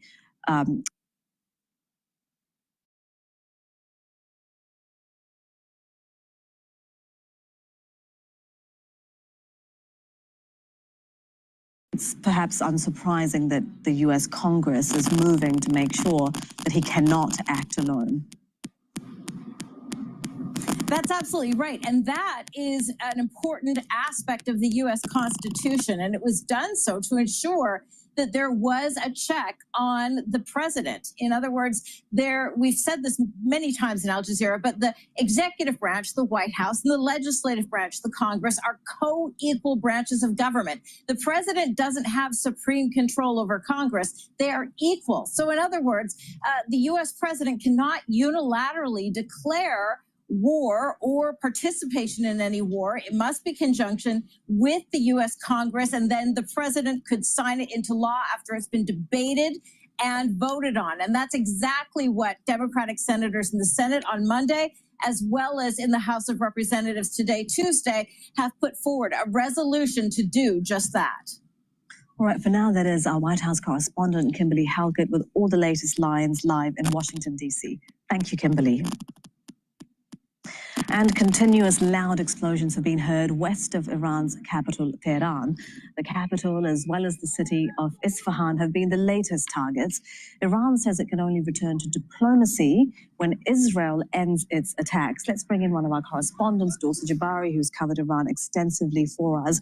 And Dorsa, those loud, continuous explosions that we are reporting come just a few hours after we heard from the Israeli military saying that they were going to target at least 10 more nuclear facilities in Tehran on Tuesday. That's right. This is a continuation of what Israel says is one of the stated aims of this conflict, and that is to neutralize Iran's nuclear program as well as Iran's ballistic missile program, which have been not easy tasks to achieve. But we have been hearing also in the last few hours that there has been another attack. The Israelis have launched a massive cyber attack on the country's digital infrastructure. According to Iranian officials, they have managed to repel most of it, but there is going to be huge ramifications of this already for the average Iranian. Now, Iran is a country of about 90 million people. About 80% of that population is online. So we're talking about 73 million people or so that rely on the internet for banking, and other things, that mainly transportation to get around places and to order basic necessities. This is now being disrupted. We understand that also the internet is operating at a very low speed. Now, this means the internet interruptions are also indications of what possibly could come in the next few hours. We've been speaking to analysts in the country that speculate that possibly Israel's trying to limit the population's access to information going into the fifth night of this conflict. Which is extremely worrying given the attacks that we are seeing on the population, civilians being injured, Israel telling Iranians to evacuate when we know very well that they don't have evacuation shelters to go to.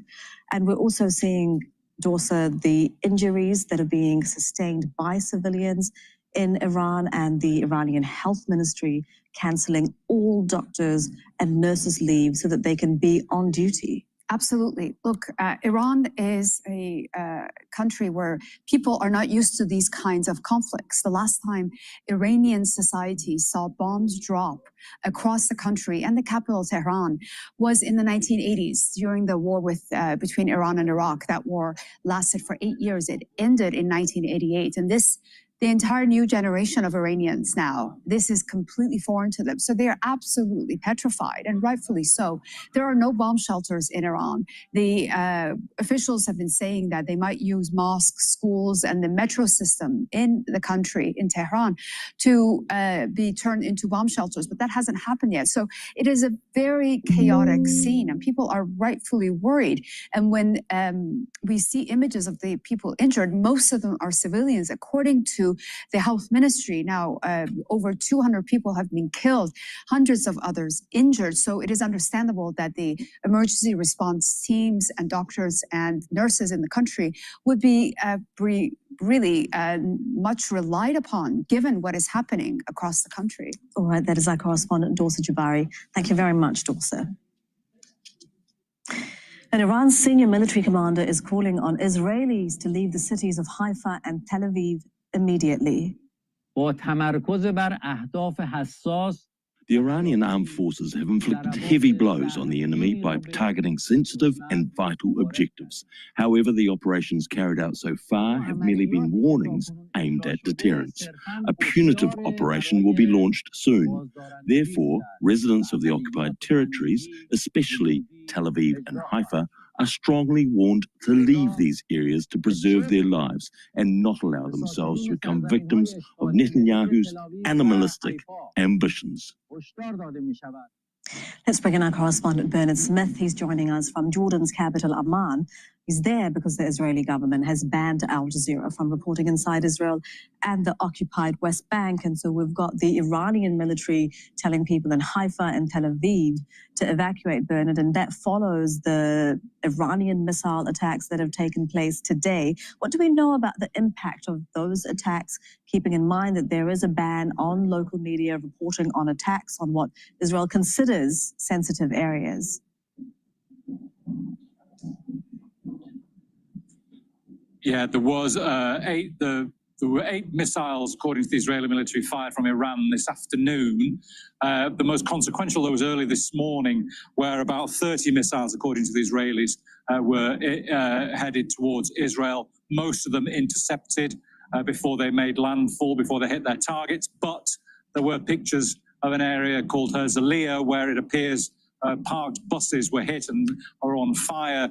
We don't know exactly what that area is, but the Iranian media is suggesting that this is some sort of secure installation or some sort of location related to the military. But because of wartime censorship in Israel, if it is an area like that, then it won't be reported, or we won't know exactly what it is.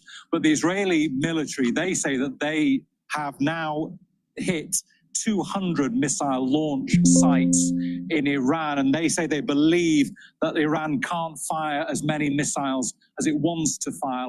And certainly if you look at the numbers that have been fired over the last few days, they are reducing. On Saturday night into Sunday, there was over 200 missiles.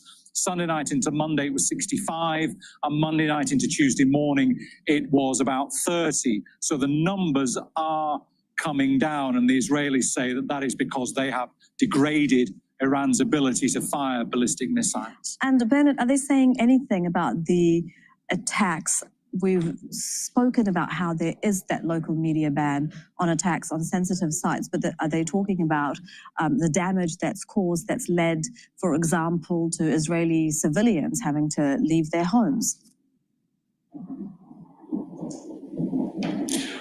Well, yeah, at least 24 Israelis have been killed, according to the numbers from the Israeli medical services, and numbers of buildings will have to be destroyed, and 18,000 Israelis have filed for compensations, because of damage to their property. So it gives you an indication that when, as we've seen, at least one of these missiles gets through, it causes considerable damage. I also need to mention that there's new lines coming from the Israeli Broadcasting Authority this evening about the suggestion that Iran wants to go back to the negotiating table. So the Israelis are saying, the US has told the Israelis that Iran wants to stop now the fighting in preparation for a return to negotiations.